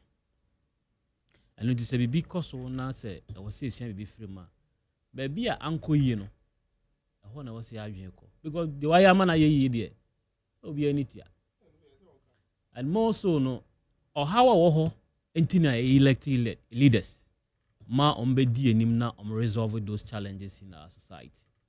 In this obetana na okache me say emre bi etwa mo bi sie enti and e bi asia emfa ne saa I will find it very difficult to appreciate the kind of analysis you want to make to our listeners, because I believe say on my chichre eye enkanko enye backwardness and principle should be principle. So let's stand by the principles we have always espoused than say ebeka say asa ko enim ba ko nti ekwa echi mienu nkrofo bi asa de enya ne de chichre yamai de dikan Magari enti papa na odeni sa woka your third vice chairman or 70 years minimum age na me ka some say modemo na wunyini no it is synonymous with wisdom and common sense and it comes with experience. Na say obi awadi 70 years na utimi inya the effrontery attempting to even go physical on your fellow human being, then what are the followers of you going to do? Because I believe say the odi no usua the odi kana nante. I don't want to belabor that point. Kakra mpese me kafa sa incident no ho ne say your third vice chairman Bugabuga, he demonstrated the actual and the real character of NPP4. You see, we always say, Sentoka besi wa maima NPP. Sentoka besi wa maima NPP. Yana ngofo bi ntiase. Your third vice chairman on the day carried the whole show. Amma nyina ehu say indeed leadership is about common sense and tactfulness. It's not about showing machoism. Because you got to about in fact there and tampering. You could promote ba company tampering. And that was the exact thing Papa demonstrated. Even upon constant provocation from this chairman, he still stood at the ground and said, I am not in for fight. Continuously calling him my brother, my brother, my brother. Thanks to him, say, and also Amasa Niemana na Papa ne yeno. Amana also uncommanding the boys said they should equally attack him. I was thinking, says Uncle Papa, yes, sir, Uncle Day, and I keep going. Sassino. Inti Chamabuga, dear. Kakra Mekan said, why are there? No, me who say, indeed, there's a clear difference between the NPP and the NDC when it comes to leadership and the kind of approach I call election. Mame, and congratulate both parties. I mean, the contestants in the two. The NDC candidate and the NPP candidate. Both were first timers. And looking at the kind of campaign on year devoid of insult, especially with the NPP campaign, I am so proud of the guy. Say, indeed, Ochire say politics is about issues. It's about contest of ideas. It's not just about fisticuffs and personal attacks and insinuation. And I also learned say it's not about sharing of money. What's it? My man, now better me there. Man, and gas and yonko.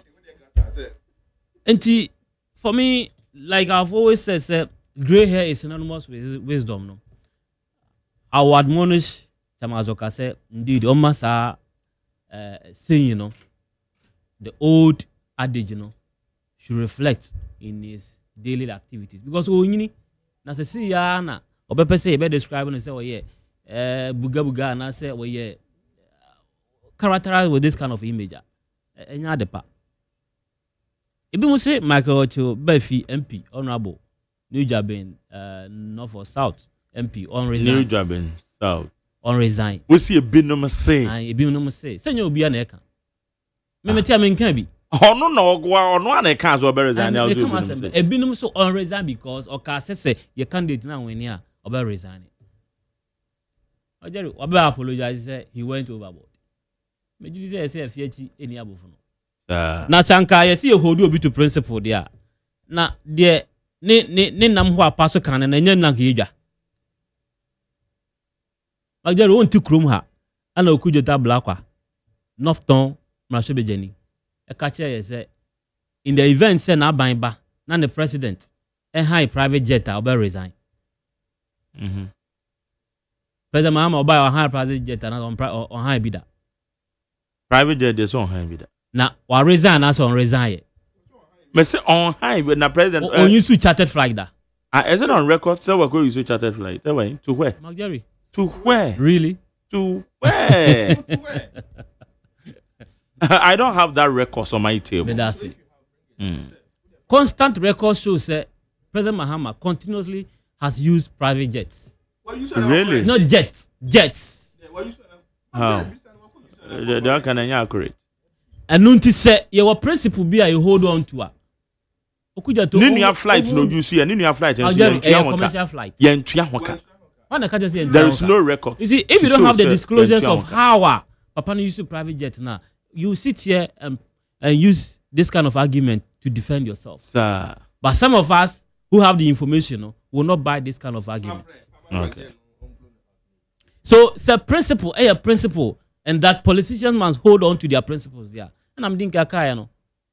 Why wouldn't I do one number who are personal?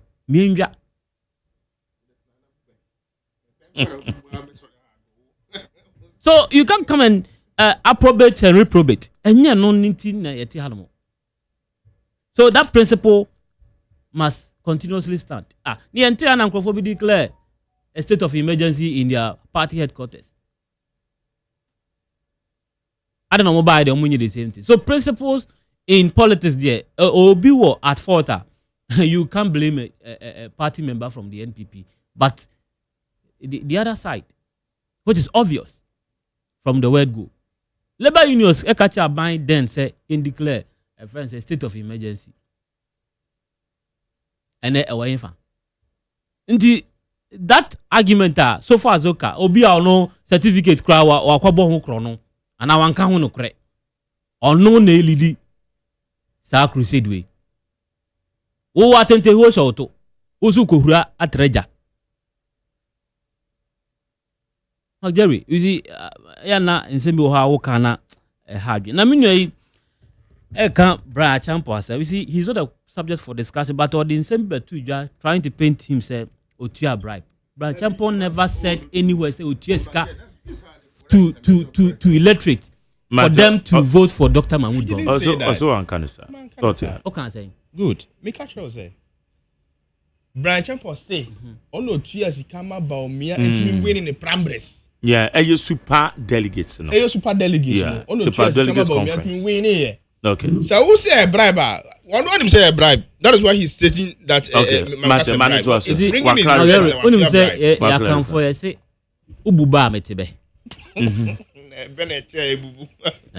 As a Chinese, Sabe, ububa metebe. Who lay foundation to your discussion. Now the way the same catch him say, Bra Champo, I could just Kakrama Bawumia mana when in private. Okay, into Bra Champo continuously keep supporting party faithfuls. And Dr. Mahmoud Bawumia time. Way back 2012, 2016, 2024, he keeps on supporting the party in diverse ways. And the contribution to Nkrofo, especially in the Eastern region, is not in doubt. What he does is that Nyama Wasanka, he rely on party to bring to the Eastern region. He, on his own volition, does it for the party. Because when he say, party there, apart from say businessmen, are supporting. Now we tell you say they are and as a philanthropist, individuals within the party are more kumapanso it will support in the nurturing of the party. And no, it's what he continues to do. And the some say Uteska purposely for be delegate. I don't want it to be situated in that context. I said he went there to influence people to vote for Dr. Mahmoud Bawumia. So this kind of argument should be off the table. I didn't hear Ghana for say Jerry. Dollar na NDC force omo twia bafam na ato is forcing. Indeed, ato is forcing. And the dollar oko market is here dollar nam 12.9 cedis. 12.9 cedis. Bank of Ghana rate and namuda betuja 11.9. Bank of Ghana rate no 11.9. On the market 12.9. That should be the bone of contention this morning. I was here discussing. They have touted say dollar bafamti nyema nyina bafam. Ma je enye no kre. Ukodwa so a adwadefo osu. Businessmen, the quantum of money come here to import goods and do business has become a challenge. And that is what the Ghanaian is looking for. Say, someone say dollar, a swati or Bank of Ghana there. It should reflect in the pocket of the businessman. This is the issue on the table. Inti so betra now the argument say you cost so plenty picture. I don't fault my brother because sabe ebia nufu okra on top. Okoya no akosi ho na ebu agum no otu na ode aba. Eye clear say on top fool. Sanko top fool la. Anko hu the hit in his pocket. Say fool na ye kan wazam no. Enye de otia no a odi ehun nkomo no.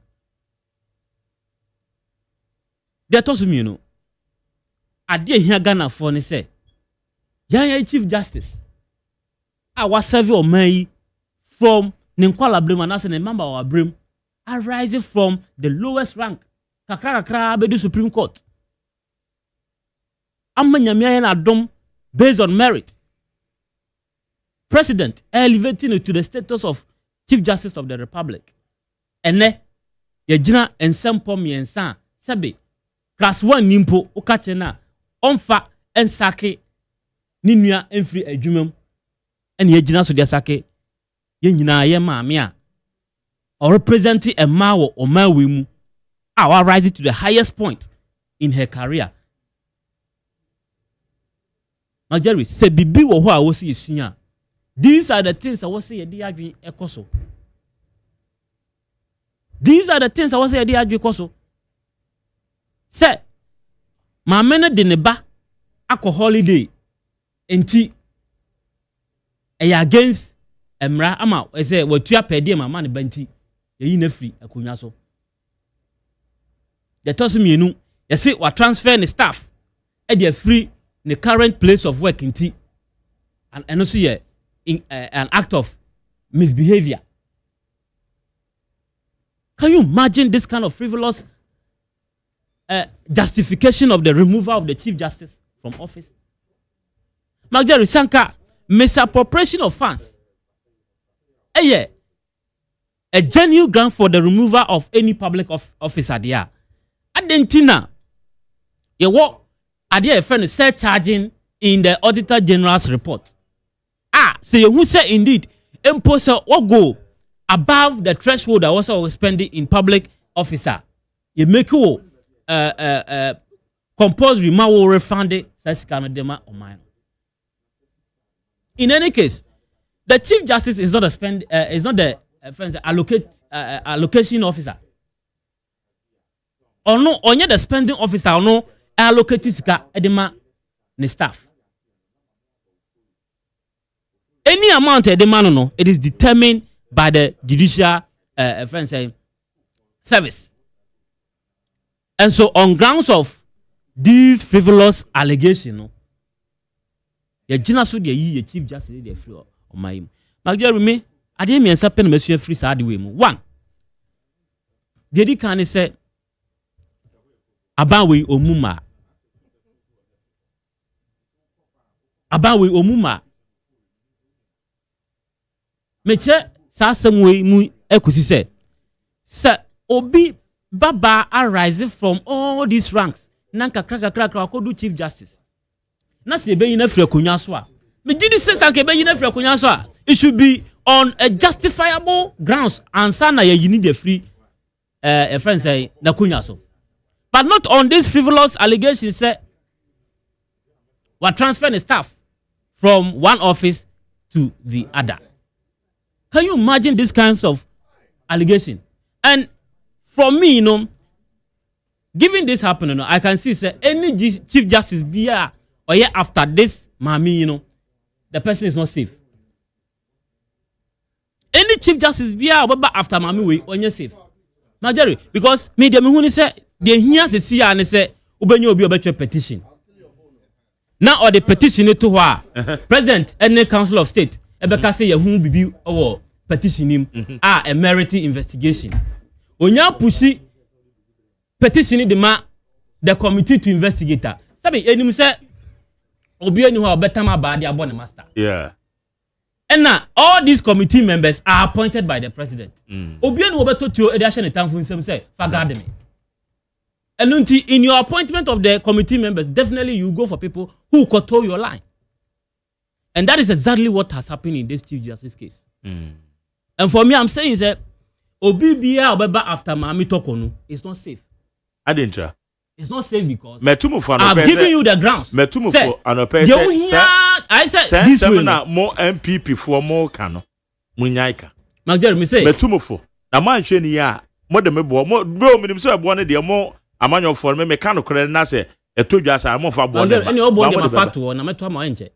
Sansam no munyaika. Me say any mafato de ama say MPP try opposition for 12 years in power be back. Yo minimum say e de end this woman Jerry Don Rollins Eddie Omaisi for 19 years. And no problem. Okay, Kunya no so. What the mejitum ba the American say munyai sansam na. Now me say President Jerry Don Rollins. Eddie Omaisi for 19 years. Okay, Kunya no so. Na me say your papa. President Kufuor me taking Akunya. Idi Amin. So ni Idi Amin. Me menka the longevity am but no position and you na meka. So I'm saying whoever advised the president. That you mbonu mu say mo kan sa. Obi bi o to President John Mahama for say in the term of legacy on fanya sa di way the pakon want to for ye President John Mahama na ye me say obi o to no for say and I'm say that petition we or entertaining one ni table so no on pushing ma council of state no mo nhwem no mo advice no na on set up committee mo investigate sa issue we no for one no crop for group committee no so na omo determine say maame we yin ni free ho no the pakon wanya no at the pebia na futu of the man no it will come back and hunt him. I know say in about 3 years some 4 months to come no President Mahama will be former president of this nation. Yeah. So what in the office as a former president I know say one of the decisions about regretting as president ebe sad we are why any other decision biano will be secondary to this kind of decision. Okay. The most regrettable decision of his life as president of this nation will be Madam Tokonu removal from office. Because he has set the precedent to say any chief justice be obeba after Mami Tokonu be any safe. Okay. A position that is supposed to be apolitical now has become a political position. And this position is going to be coterminous with the president's tenure. Any president can. I'm telling you. Okay, Mate. Higher need 100.9 and yes, set of fair. And you're member of the MPP National Communication Team. Na yesaka eye Mustafa Gbande, Deputy Director of Operations at the Presidency, Deputy General Secretary of the New Patriotic Party. Ah! Hey!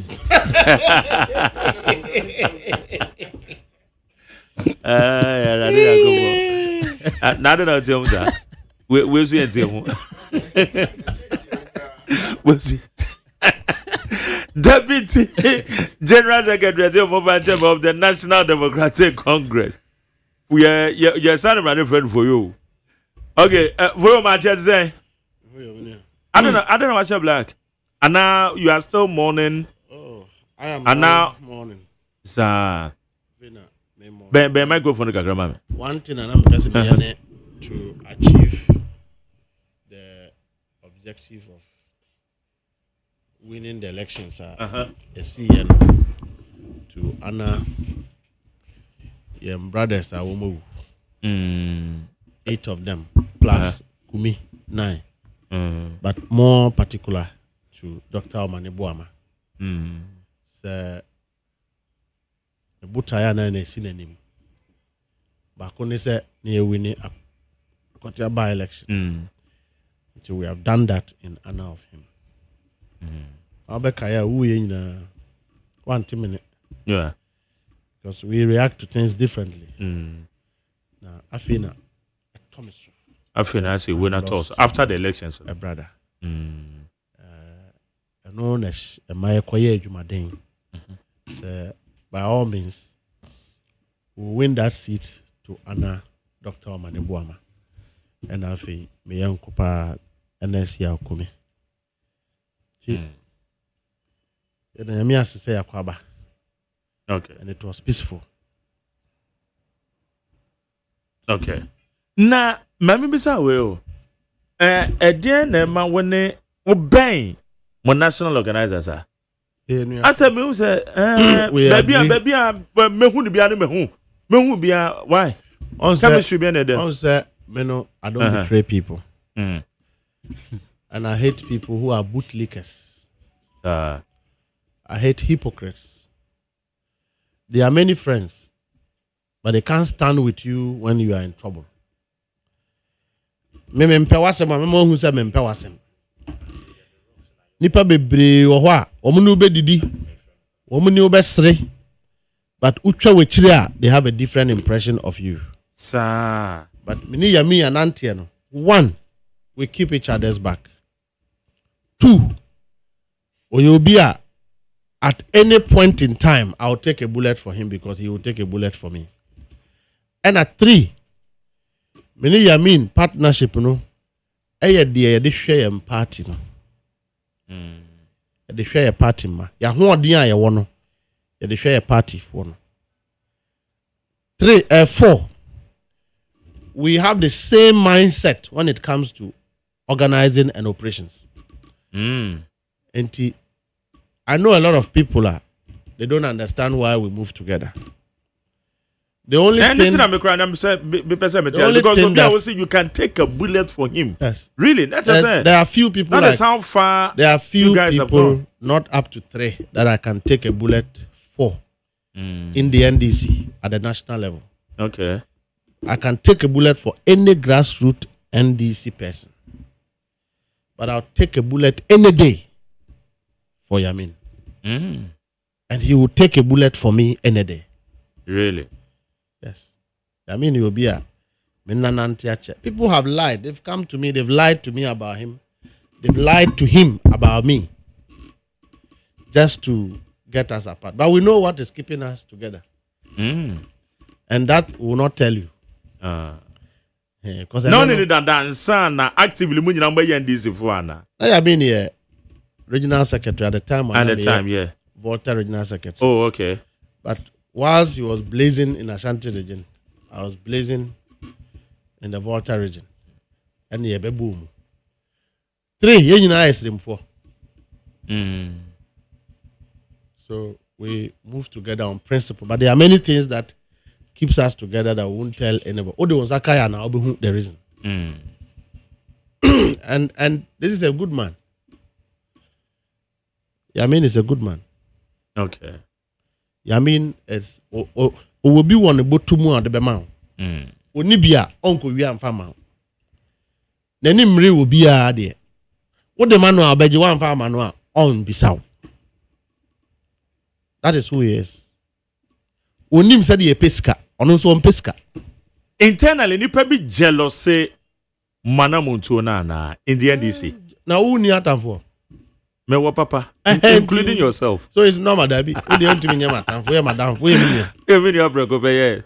People will jealous you, but whoever is jealous of us, when we get to know you are an enemy and we don't wish that you exist.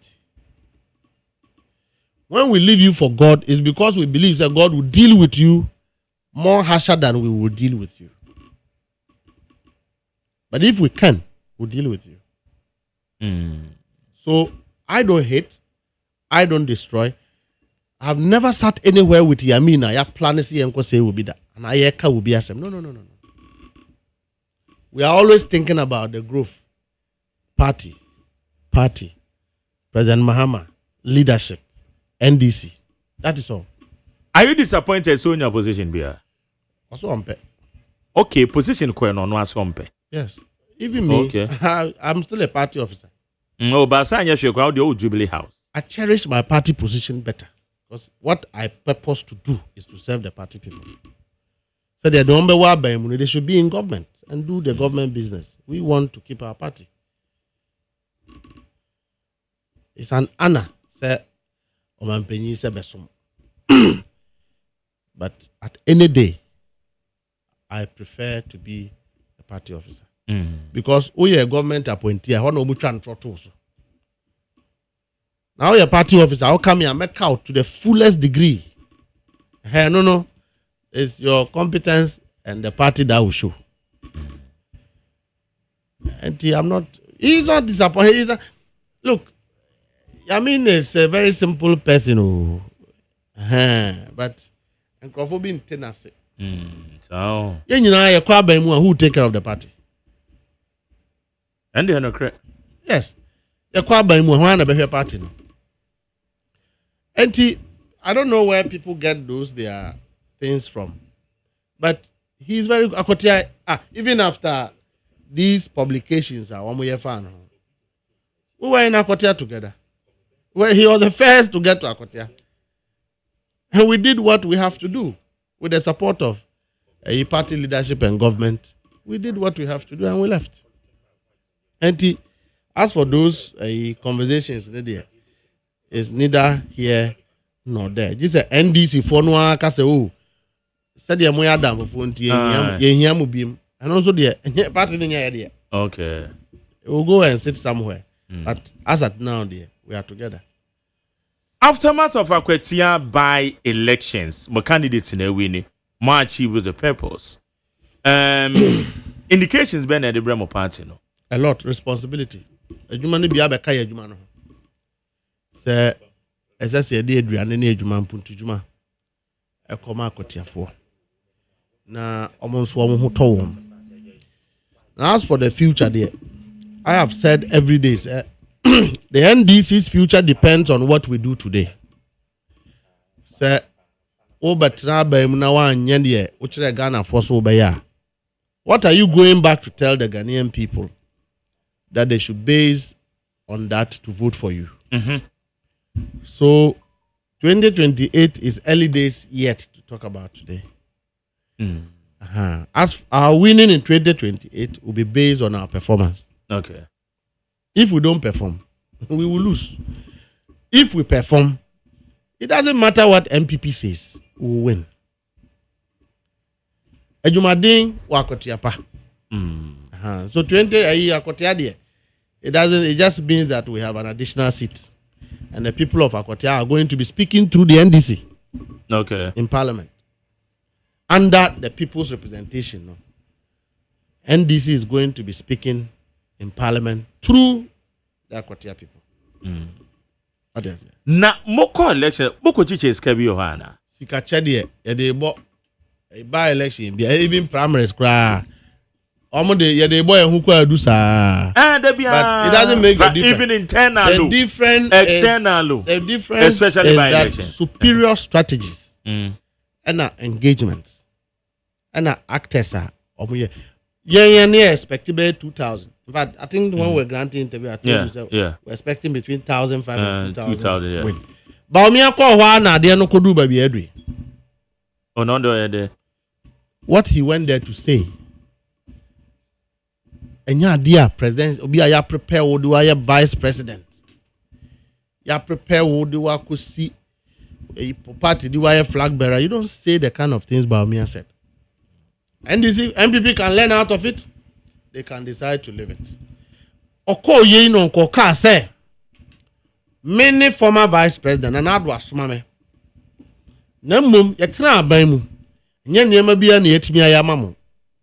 Enes kumin pokra no ye yemba. Nanka say bona baso ye ntimi anya. Wa firi mu yi. Moma emfa ni nua asumedu ngina na namu. Na de enes ntimi anya no. Ya hweso ayama mo. Abra ye boaboa hu se ebesa ba aban mu a. Chief ebeto asum. Udru won so ntimi ankyere say MPP 8 years musi toilet. Enti mu hwe toilet no so mfa to abama yen na esi school dan amamo. O say NDC for na de NS court na pressure man wuye. It is not a presidential comment. Obia onim amane enim amamre will condemn that statement in their heart. But fortunately, he made that statement in the MPP's own stronghold. Awa hifie. And okoye sa statement. Na se bobo waboyen.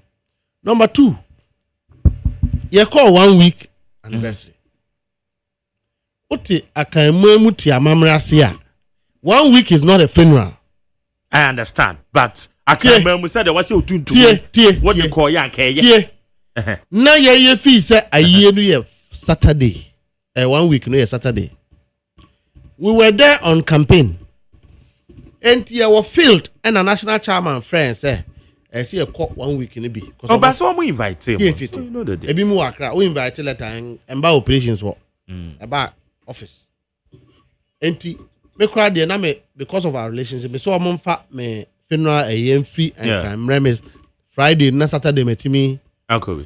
Ti free bush na general secretary so abedru. I say e ko brief no. And I me call command center. And a friend say chairman is still in the field. Enti yen take lead. Ono wi a obedi akire.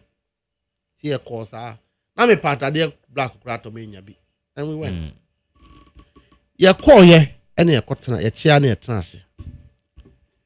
And a chairman be do ye. And to be do ye na ye kachira ye na ye pria bontia kwa receive chairman. Minya ye ba na MPP for ne budget chairman so sa and na ma MPP for ne bi bufu ye. But you see, if you are cultured and groomed and trained properly, or barbesia on sorry say obebo mema. And a year a hene pon eti ho. Party penny 40 ho. O man penny dada eti ho. O man penny abeji achire eti ho bi. Oba, you don't do that. Na unim. Ajiramwani ekura. Ena ajiramwa mama ewu. Ena ekura se obekobi. No ahwe se ajiramwa se ode ne boni ache na okohwe se ode ache na ana. Ena ajiramwa ikobi. Kusi akura ikobi. Okoya anu akogina ajiramwa mama adaka ho. Ena osu. Ajiramwa sori ya wakoche ekura yawe no. Eye no gui. Ena MPP for eden. Eden. So yeah, establishing that your intentional say outfits na mo de call. No. Your intentional say outfits na mo de. It was circumstantial where we found ourselves. There was nothing we could do. What did I say? Now, the reason why I cry is that you did kanja national chairman. They said, "Omo my hint say you need 1 week need be 12. Now about 11. Who kunya atade we na ekoi. Boni be ni aye. Omo be to ahye ho ada. It's omo boyen. MPP for there. Me, I won't talk about them. But I'm grateful, say, Yakwaba Asumbi woman. Tamale Central, they say, I wanted to say. Bibia than a cremwa. By, I think, a few days there. The Bay election and that will be a. Now, my candidate. Oh, okay. All right. Now, so far, Abemuso and Omeko say. Eddie. Let me ask you, Oman penny be an appointment. Sorry, na appointees. I feeling it pa. So on your side, why your own way? So can say party no mo cherish party in the position. Mo say party in the say dinkunim. Kwa ben so na mo be more fa na appointees under my administration ni. Obeche say one more ebe yo madwuma yie na so manfo na ni Ghana fo na ni. Yentu abrante akọ ware yentu na futu obedwam. Abrante akọ ware yetu no fo dem. Ni here na say 8 months no is not enough. Okay. Afi na ebi mo ko training. Afi na ebi mo suasu ase de ye niam. 8 months is not enough. By the end of the 4 years, you be hu ne NDC be present ama Ghana for year. The chere mo se mo ye be ye ni de yetime ye ni. Within the 4 years, Ubeshe was sitting on the higher then. What's on Zwatwaba? Okay. Say, do Hona was sitting on yet. Now, a bino, Eddie, where we are. By then, what am I? It's early days yet. Okay. MPP for no moody kind, and no more race ye, and no more day. And round so the one of a book ray. And no more there. On the book ray. Chronobo. And near hunter.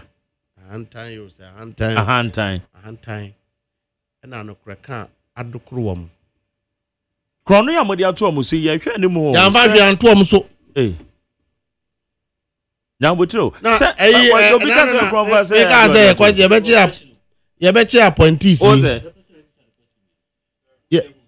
Ya ka say ye be che ye be che appointees no. Okay, what beba. Ya ka say ye be che beba. Ye be che appointees. Beba, what beba nya betre. Ya ka say ye be che appointees no obi say. Me hu me enu o. Me na me kan. Say wa na me say anti Ghana for nso nim say bi mu ya krofo. Na wo baby at the fine me ade media agro na wo baby ade akwakofa se ejeze bisu me maka so bi ye kromfo na me kwa me kan po say admittedly na me kan no kra me pa cho say me hu obi a bi order wanted list so it doesn't mean say people me kromfo that be say akwalu ya chi ni ise oto and then no che so ye kromfo otwirimu sa and no che so ye kromfo instead of obi ka so akwalu ye kromfo obetwirimu sa asese otwirimu onye hwe ba ko beli no obebeli agbalu ya madam fumo mbat na sa wo so beto say ya chigo baby na say me jina na bail condition me miti am beti me bail because you are my good friend yen chi me e be 16 years time after na ma ba akokra so etu ka sa agbalu bedem sa otwirimu e wo de say ya che no why ye den em de pa why ye den em de pa me miam nso how akbalu why ye den asia kekasa say Ghana for esu o national radio so menkasa o dey say ka asem bia now say menkasa obi tibetimi wu sheja na ye wu yesu na wa ko jira ka say eya wo de say onkrofo ewu good okay ba wa be pachew otwim ye be na me say wa be pachew opia na obetua ho enu ti na mo ache no minim ba em de pa aba obetwim sa o say MPP fo na edin obetwim sa kwasi akeka ho wonfaso ugu so kan kwasi akeke akukọ edidi ana odina no atwitwiri fam enke obi ka bibia tia President Mahama akwalu be ka say no but you see President Mahama is a nice gentleman enye ye nyina na nice me I'm not a nice person I'm not but Mustafa o ka say eye wo de say ya chena ada na won find out reasons behind find out then me bomb pa say be me ade mu ade akobe 2 weeks I also find a reason 2 weeks or trim ye hu ade kra wa obetrim o trim so sir you see MPP NDC enemy ho ti wo de okotare ho na unya bebi edi a don't go and fool yourself when you are being dealt with ubehu so we ajanka o trim yo pia obesua bebi you don't say that but that is not reason obi by wu our sheja yes and your papa say obeka same minute within the same hour you were on radio on say eya wo de say wo mawu enia tell no pa ne de manje ato so obeba cho because no hu say wan ka say ye we can't continue like that oh look you be kon pepe President Mahama nya tu kan pe ya ne ma ti krumu ye ne obi a wa na adwen so obedi nkwa asem no ye nyina be kon pepe asem be na ka na sa wo say president tu kwan a mo be no ama ya chi ukra se ye hwe na udisa president tu kwan be president tu kwan bia mo be chi obi ya chi how menti ase ko US kan hwe ade internet say president tu kwan why want to be the enemy be chi ade internet say president tu kwan a sa mo be so operations no so man penyi de ompe basa enti mo shada na mo yesa no obi a chose ya no monza mo shada na mo cheche nkrofo obi a chose ya no monza Mustafa dia wo kan hwe ni ye o national radio so president tu kwan a mo be cheche nkrofo me say o de opa ma ye hu say waje contractor wa anya na hwe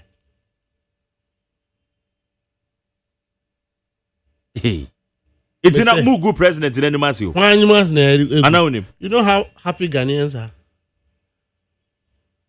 Do you know how happy Ghanaians are? Ghana fueni aje. At least and go asem beba form kakra. Na we get sound mind to work.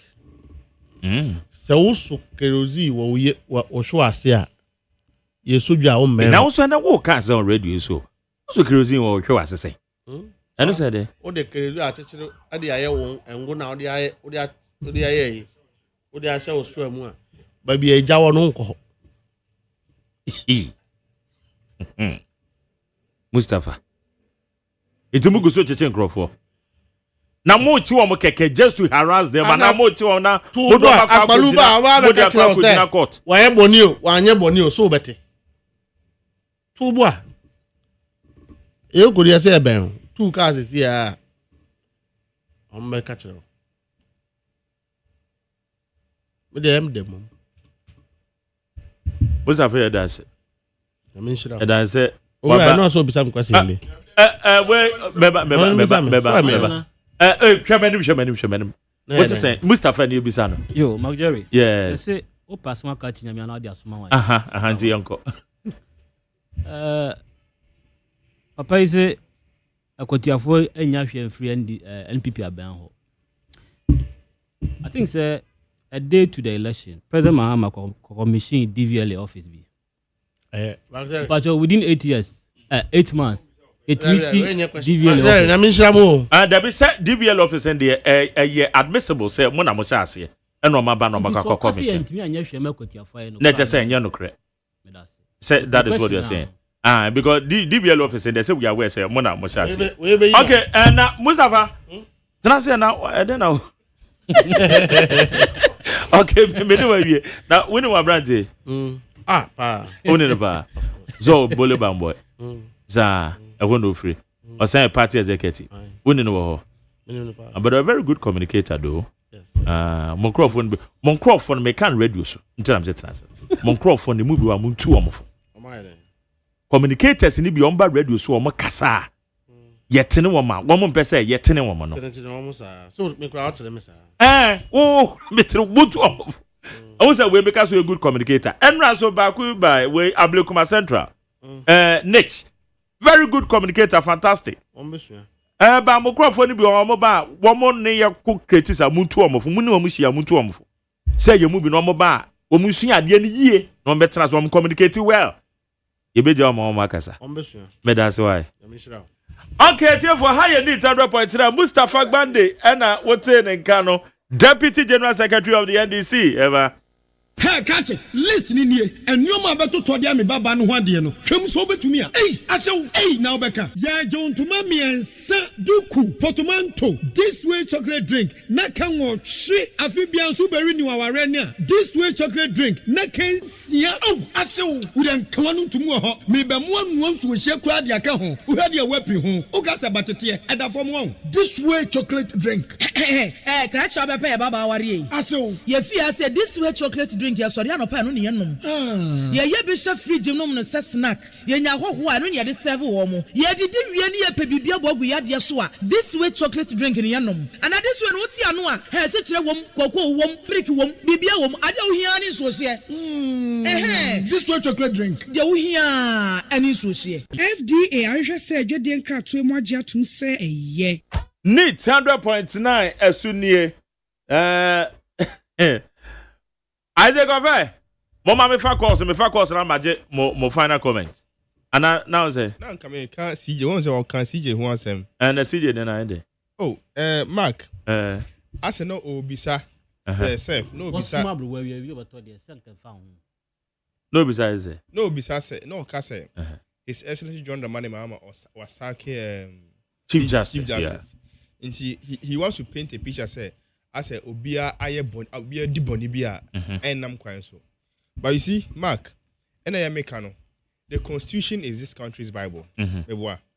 This constitution and a country Bible. And obia disu e de adwuma Ghana we. E ba ne mrasem a and obia disu. Now article 146 no. Then a kafa chief justice in sacking so. Which means say MPP for more sacking we asema. All of them fail to admit the fact say President Mama follow the constitutional requirement or the sack chief justice. That is a fact. Nobody has ever challenged the constitutionality of what President Mama did. That alone because President Mama is a president of Odimraso. Onye president Odimraso because he followed the 1992 constitution on the other side. Now no besides say or saying Those reasons are Yejina so the sacking no. They are minute reasons. Oh, really? The question is that why are Bonnie and I say why are Bonnie? Now Bonnie, would the Bonnie say oh one kwetia akatia. Bonnie biane and one kwetia. Into would the Bonnie bia ne would ye do farm kwan so a catch on near bay and senior Mrana farm faso. Now we say no, what the Bonnie will say Ketu say Kesio, but Wabum Branoso. In fact, the Chief Justice and on a year obia or interpreting Imrano, Eddie China even His Excellency John Dramani. Now then I must say why you know be paid. Other Chief Justices, or Kofa and dance here the bar. I'm better testify. Especially so also the new Kunan bear to come. I'll much on with PDM. Who tell what this idea na ba. One with that evidence, obedient a back and in the Kunu, and I about the back. You're part of an entitlement. The entitlement is that. And no, have you read it? Please. What we know is that, say, we call official duty, we know security in the echo official duty. You don't go with your wife and your husband or your child. And I was Sunday on my Nisika, 8 per day. Not just a W on best order where Kusiani bread, no, any tea, no. We sent your muka from the government's coffee. All these things, you the boost and now say the Bonnie. Meanwhile, you know that it is against the law. But and now say they are minus reason. No, because Obiakoko we are Appointee and Obiakoko Jom, Uncle we are tomatoes. Ninchine, Uncle we are the Mukochina, Mudino police station. Now, coaching out to a in prison. Only the only nipa. Higher need 0.9 030225790 0302243 Sado Manfa call we Bosco Achemi few minutes. And Manfa calls now the meba final comment 30 seconds in your call. Meba Jawo by so be try to tell Mama Bao Manasono. Near Queen Macho. Hello. Okay, but you're Jennifer, so now you're for next one. Meba Jawo Memacho. Yes, your uncle. Yes, sir. Mini to Tupachi, Ashimosuno Canable. Masumo Domekabina, Typhon and Ibutio. Brahma Pacho, me boss call, Mustafa Bandio, and now. Oh, I was from Badutie. Come a cast in the Asama Meba Kenchama G, Asama, the Pesame Cano City on the. When you boss, you know. And Brasini did not. Nananu be or your money and Yapan can make us many more brought to a send a bear institute. I don't know your day, can is listen or your day. Remember, Jay, the boss, Miss Fresco, what not I share workshop on or didn't my fear papa or be a team. Gentlemen, give me friend, me boss one. And I call it reject here, my friend, call it reject here. And send up a new Nigana. Never, we might see everyone of our now, but here I don't use them to know from I don't know. I see send me on that particular moment, you know. I know, grab me. Okay, would there anytime be a major interview? I may be sad, but that's my next one. To the watch. Mammy, fine, maybe to match. Yes, you too. Marjorie, and a Chief Justice. I'm penny say we use on what I see. Oka was some one can want to when you're a you now the air course work with you were so azoka. Also, ordinance after who be any our police for a general. Nothing up to now. Gentlemen to your senses so for azoka say, not to the meeting since in Bianoa. Nay, can I go say about when Abano? You and about way by. Social media can you create match or social media see who video that amateur. No way I see one man IGP our aquatia and a den on my phone. In Conton Paul Macasa after marking Acom party of the process. No, Magdalene, I don't know. I let the commission last said to be able to have a position a new party poster be at the time hall. Maybe this for say. Now, and no, I have found a marking as well quantity. Say, I'm pa.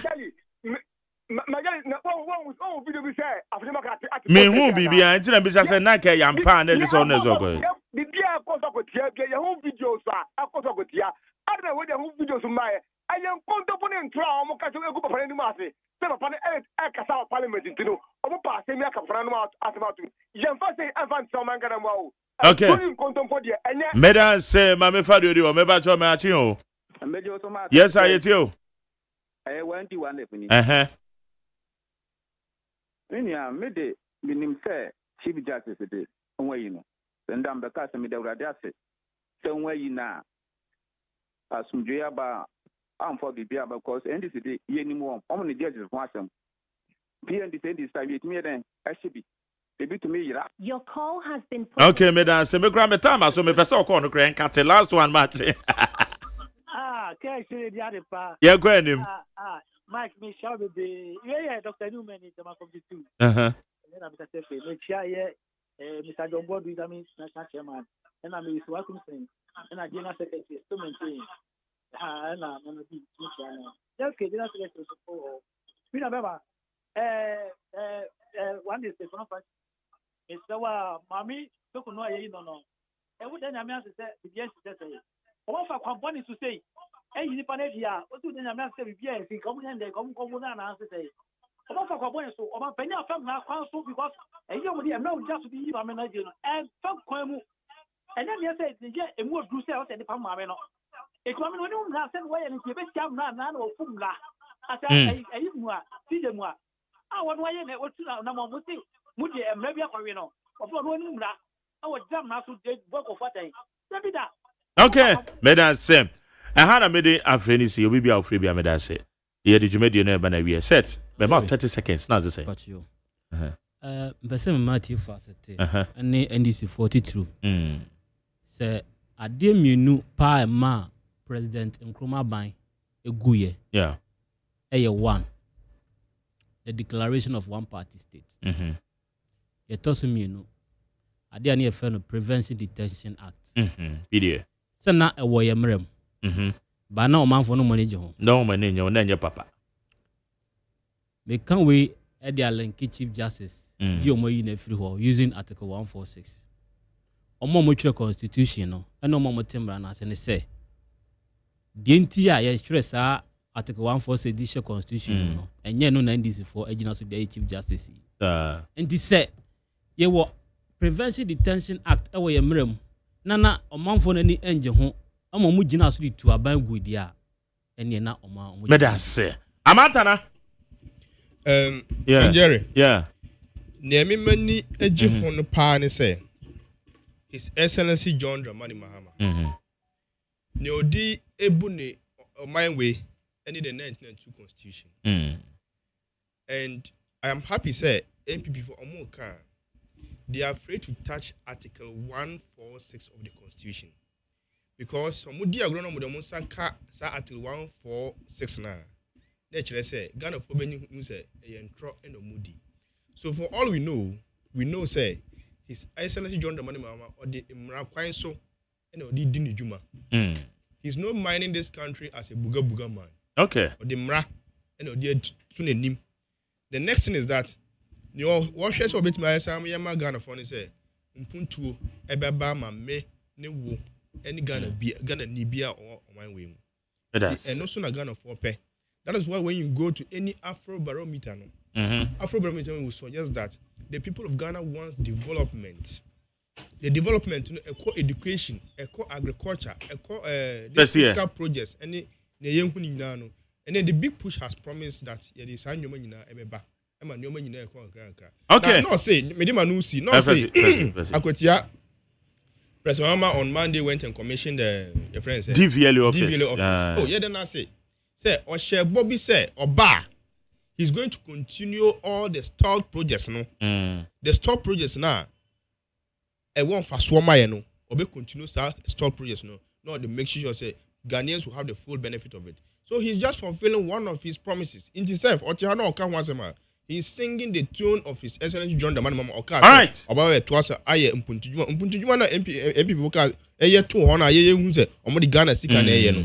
We have a duty as a government to continue to finish all those prayers. So enye ade bia eye mpuntuo na inji President Mama de ade aba ho saa so na MPP so ode sa amwacha se ho na eba to aso. So Madam Sam Mame catch us a more person, mo pay school a call manone and no many idea no. But more thing say, tall be na person, or quantum be na person with two. But when the art value consult, ending come art value consult, one better normal visa acquisition, no more any amount. We just say one more planning local tourism. We say your holidays on the side, I know, local tourism, air cost art value consult. But the answer one more ebekasa na a school na person will call man because about 800 universities across the world. Press 0245 30 38 99. When they add value consult, when they pay for any come na one we say yes, I'm pa one more about year pa 0245 30 38 99. Na we no more any come na bibia enko ye emfa emma wakwantu mu sem de kama medin de OSEI AGYEMAN na me call DJ Bosco take over but do that me ado me dance me producer bena frame abankro na ya osafo me da mas social media administrators na mame akosu etonam also me dance aye newspaper review on a constable amasanchi ame kwabena mafo me boss your friend Kwesi Aboade the darling boy na Dr. Faradexen na executive producer the general manager Kennedy Asantio say and a bonichidom and then you remember be shall touch lights Jimmy so DJ Bosco medana say wa waman mem yemrene kakra e dia kan wo be take you no bonyom kama na bibia